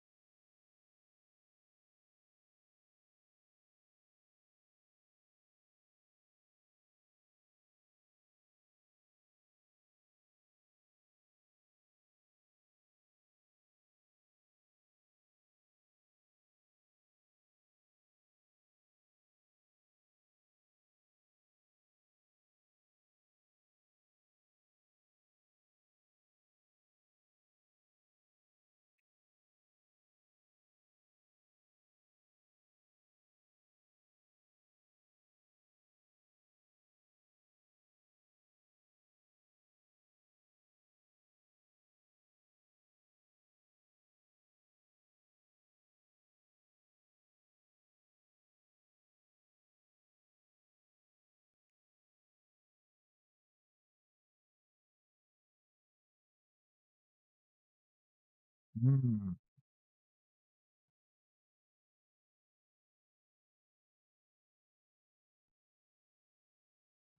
man, I don't. Aside from, see, I don't think punishment actually has any value aside from debilitate. I mean, if a monster goes into low life, they just like they're already like poisoned to death anyway. So they're both feet in the grave already if they once they hit low life.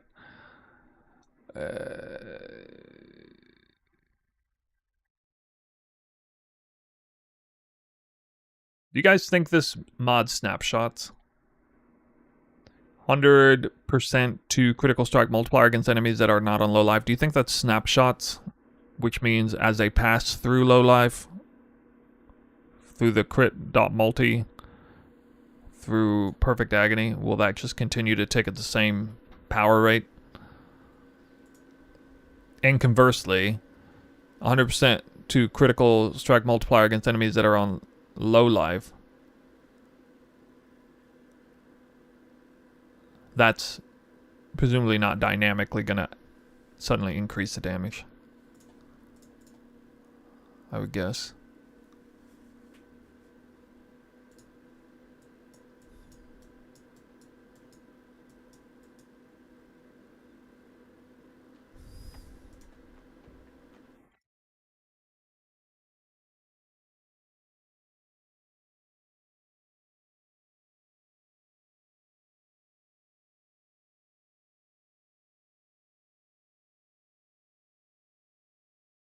I put the back.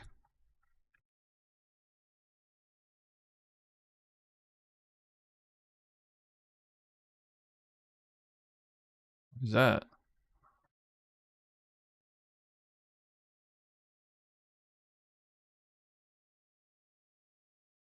I don't like the crit chance stuff. This is all this you can just config power this in. I mean, I'm running brittle ground and it just automatically have 100%.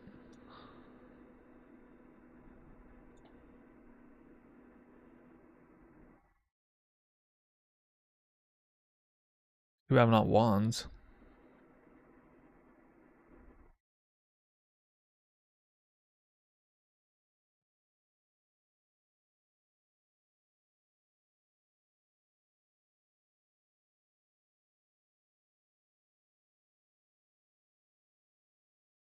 Oh yeah, I also have this for more life. It's kind of small life nodes. I don't know. 3% max life. Ooh.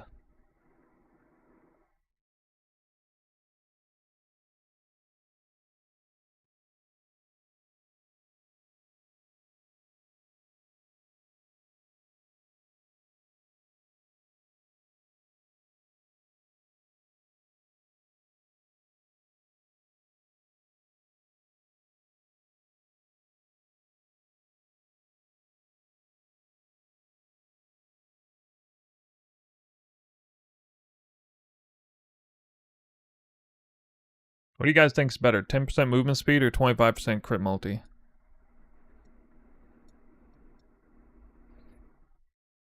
I'm only at 155. It's got to be the movement speed, right?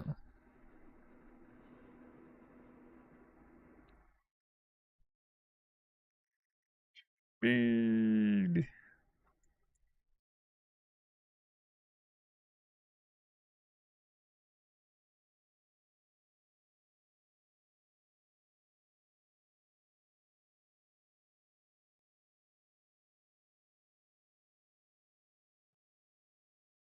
Any other curses I'm missing?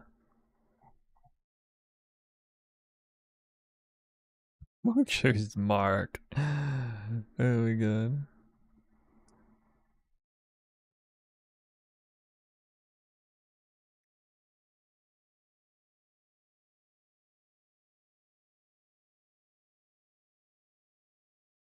Nope.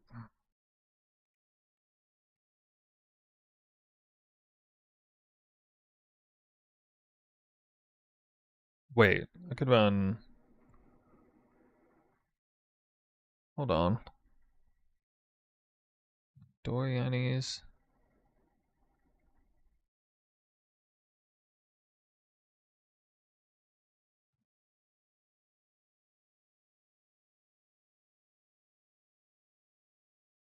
Won't do so bad. Switch over to the other body armor.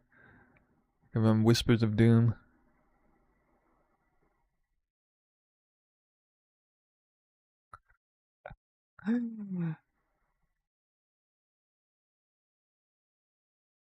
Oh man, what is this? Costly.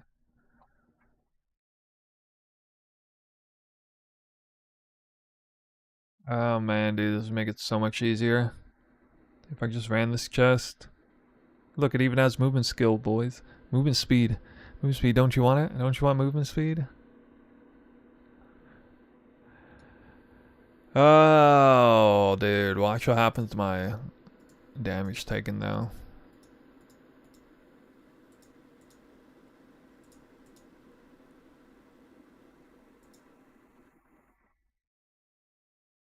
Wait, let me turn off Immortal Call. 16k to 9k.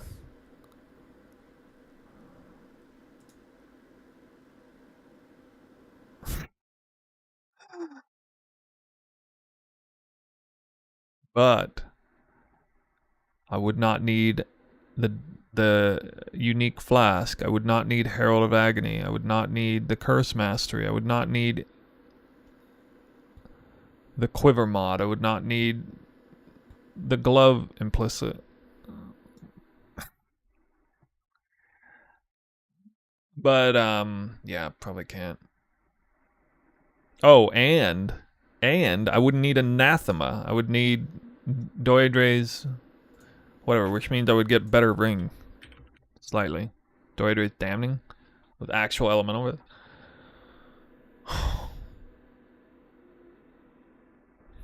Dude.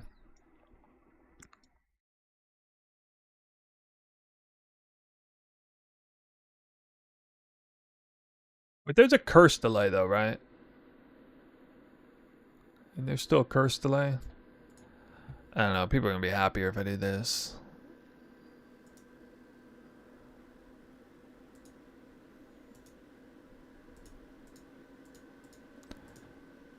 What's the tankiest anoint? Tankiest anoint, anyone?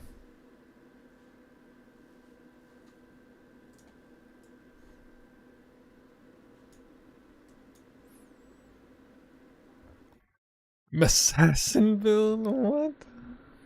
Dude.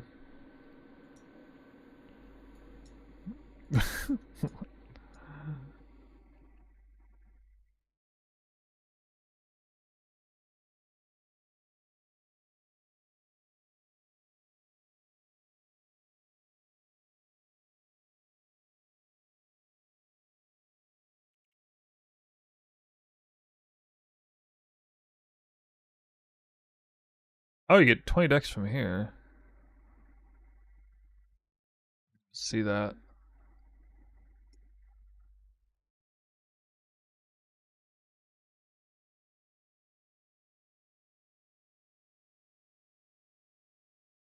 But if I take this, then I gotta take that. 28.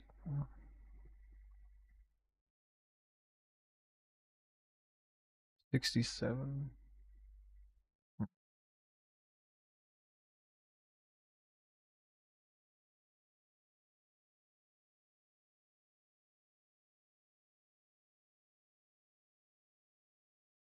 I mean, this did magically solve my dex problem. Plus the accuracy rating, the accuracy node is actually really good. Considering, you boys at, what, 92% chance to hit? 89 without it? Attack speed doesn't matter much, though. 3% movement speed.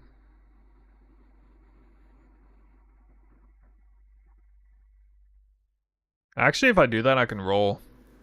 I don't need this.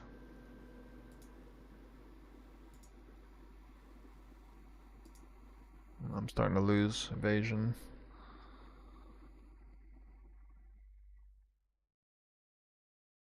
I gotta get more alive. Even more alive.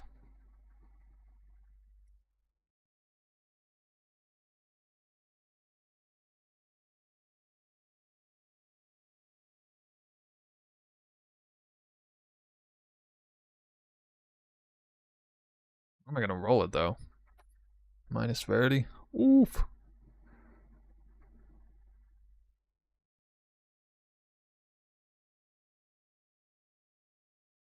Yeah, I guess on the boots, but I mean, this is actually kind of hard to roll now if I did this.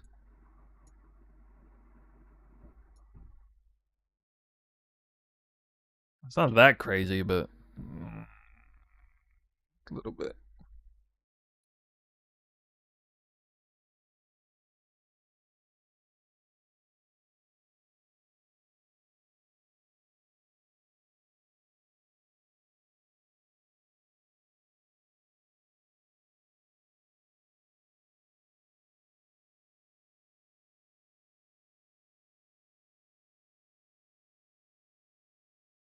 Mod gets less and less valuable. The less evasion you have. What ascendancy did I choose? Assassin. It's supposed to be at level 89 though. I mean, that's. Well, if I go here, then I can get that. It's just. Uh,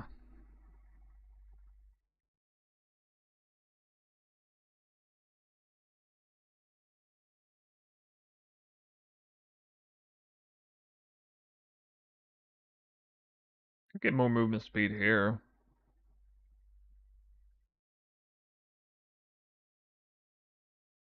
Yeah, it's a lot of evasion too. I mean, how good do you guys think fleet-footed is?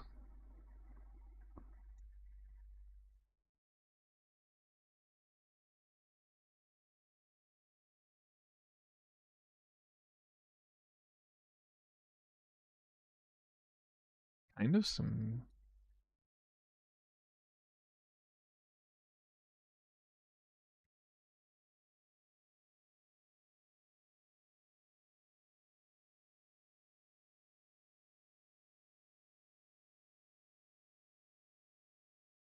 Cannot be stunned if you haven't been hit. Nah, that's not gonna be good here. Nice. We need a strong non-meta build. That's what I do every time. I make a strong non-meta build. People don't play it for some reason. Could do that maybe. I don't know.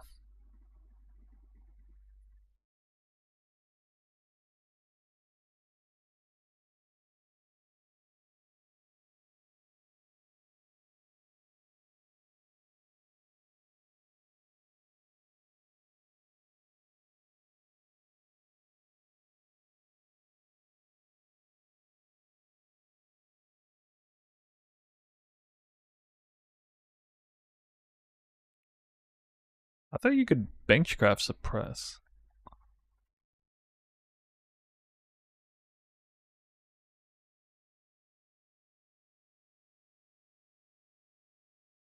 Main skill is Rainier of Arrows of Saturation. It's got Mana Forge set up, and it's got Detonate Dead of Chaining, cast on crit. That's great, cast on crit. Warlord's Mark, cast on crit. All the curses through Asena's Mark.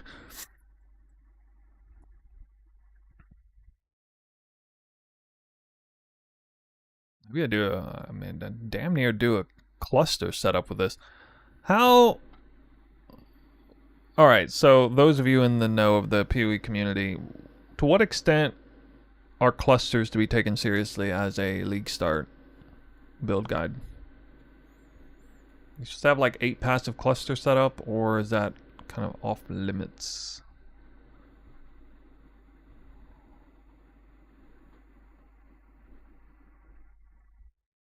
I was hoping you would actually go for the Tornado Gem to replicate. Yeah, I'm not too keen on doing like a totally untested gem like that.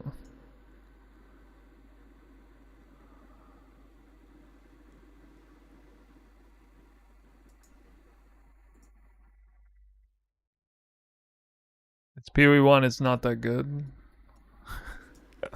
What? What?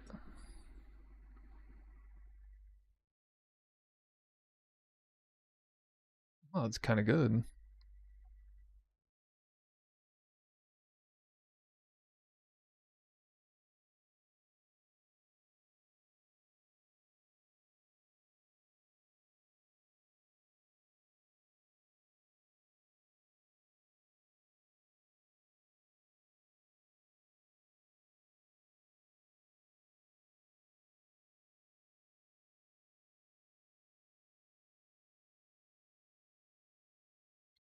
I don't know if I should mess with that.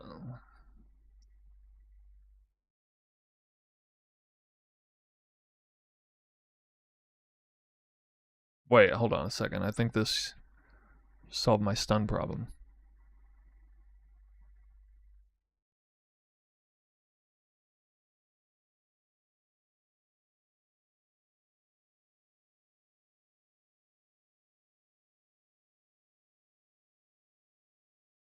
I can't take advantage of that?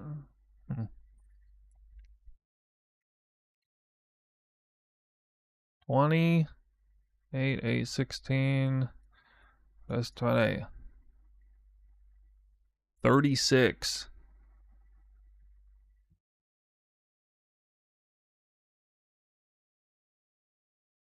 Well, I'll be damned.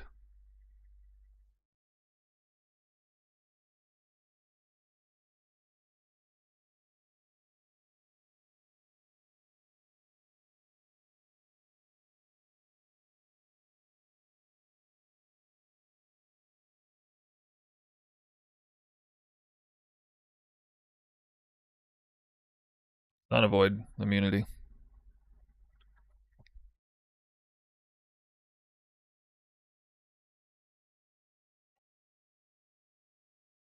Honestly, I think it's a pretty good idea to do that. In maps, running Delirium. 3% overcap. Plus, I got life along the way anyway.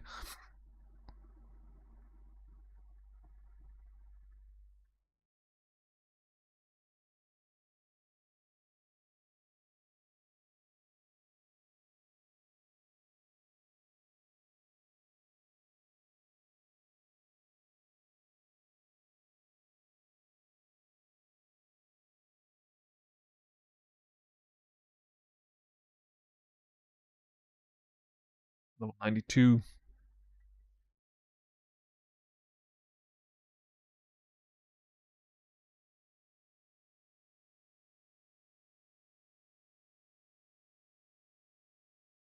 Yeah, it's an all-arounder. 17k max fizz hit too. Stun immune, bleed immune, elemental ailment immune.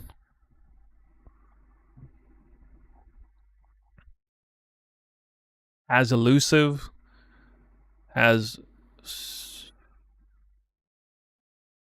78% melee evasion. Has power charge on crit. Has endurance charge through cast on crit. Warlord's marks constantly going out. Has frenzy charges through mark mastery.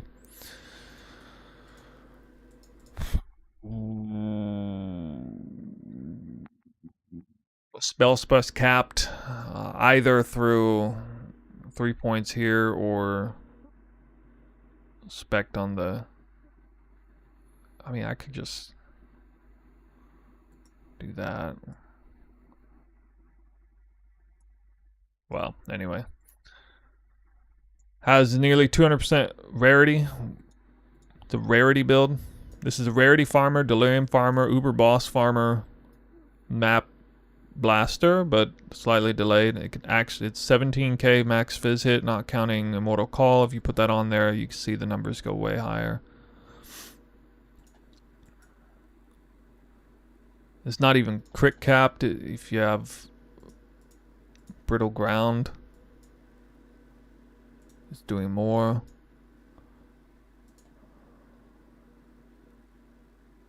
There's multiple ways to cap the crit.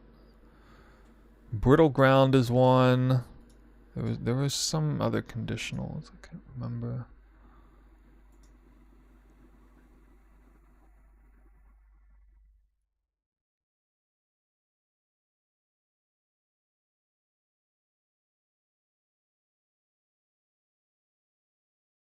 Sort of skill gem slot actually.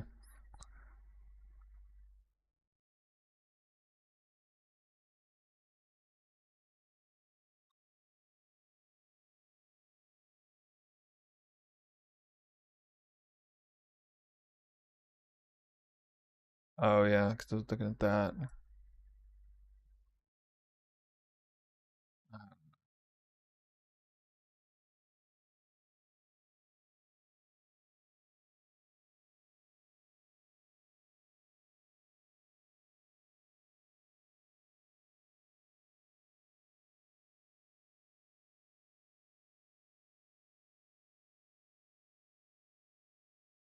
I haven't really played PoE 1. What's the main differences from PoE 2? Oh god, where do I start?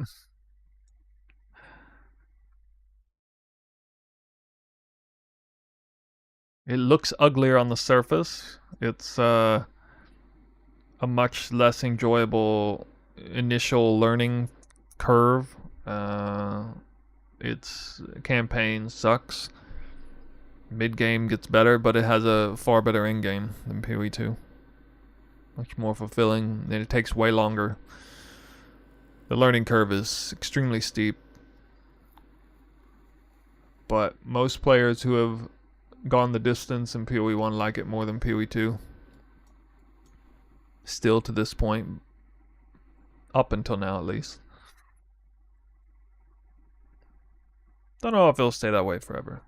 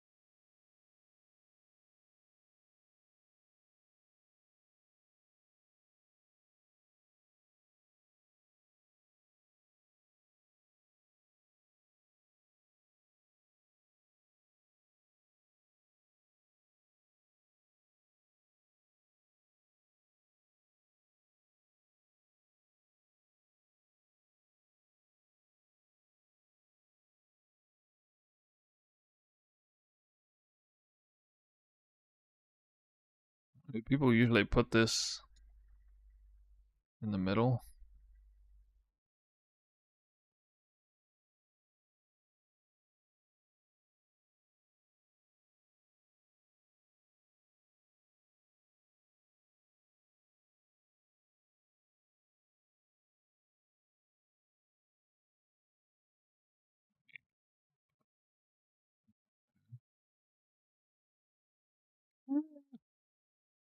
Light radius, holy.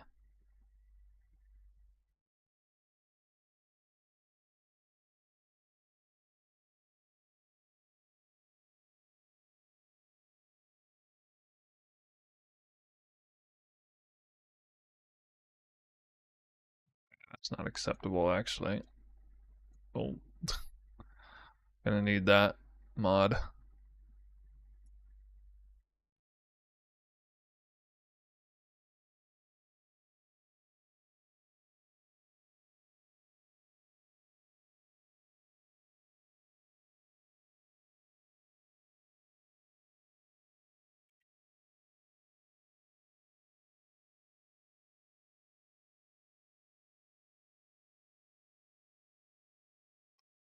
Alright.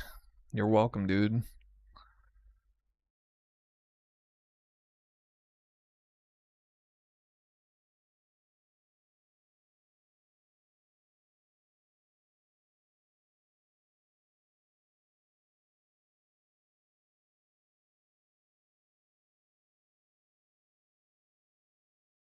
What?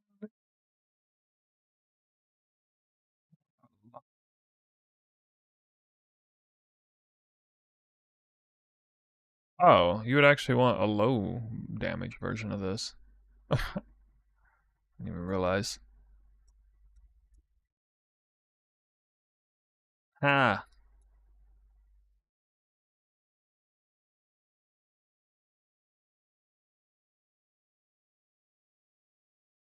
You don't need 300 damage taken.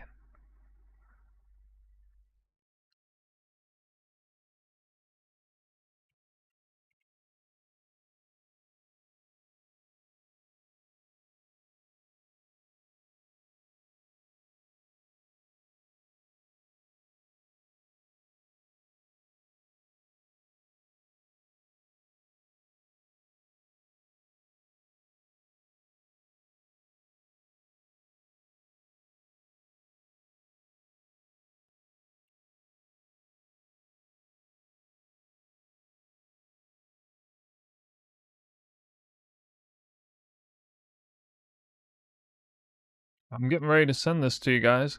Who wants who wants it? Who wants the POB? Ah, you guys aren't interested in this build. Sure. Nobody wants it.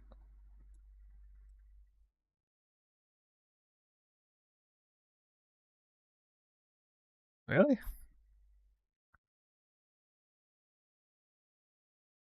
No warnings. Everything checks out.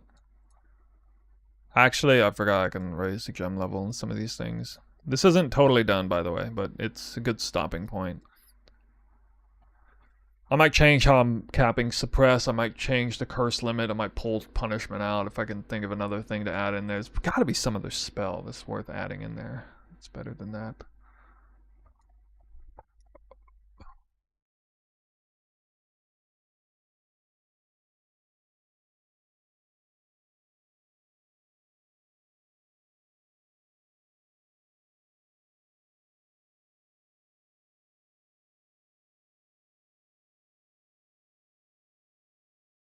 I'll link it on YouTube, yes.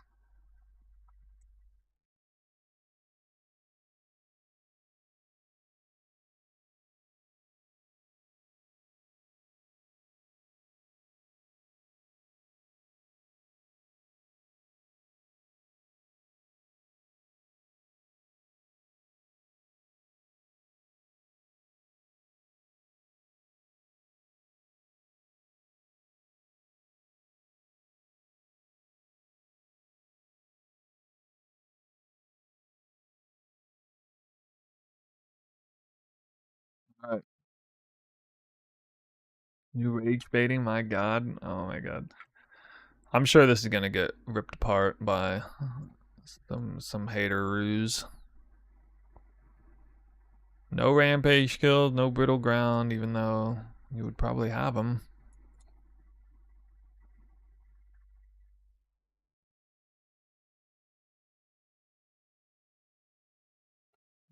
I think everything checks out with the stacks. Alright. I don't usually give POBs on stuff that I'm in the middle of working on, but I don't really care this time. People are gonna be mad. Alright, there you go.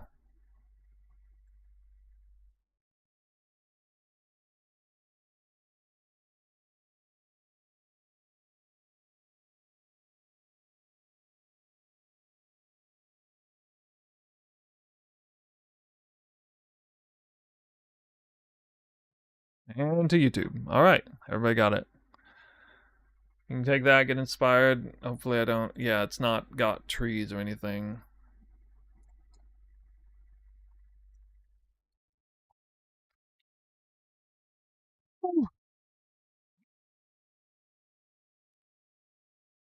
Pretty fun. Currently set to 24 million Uber boss DPS.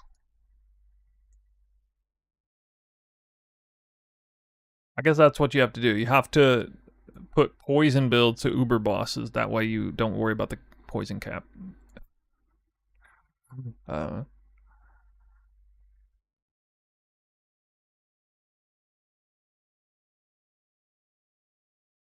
yep. Alright, that's going to be it for me for the day. Tomorrow I will not be on. I'm very busy, but I should be on the day after. And yeah. Wow, there weren't very many people watching. Basically, we can count on this being an off-meta build for sure.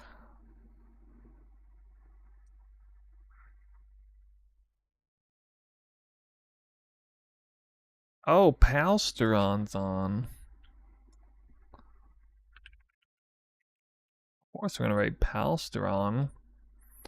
Palsteron. Yeah, well, we did what we set out to do today. Almost 6 hours of pure path building. Pure path building. And this did get a lot done, I think. Alright, we'll see you guys next time. A couple days from now. I don't think I'll have a league start video out or anything yet, but maybe I'll definitely get some work on it done. So, look forward to it.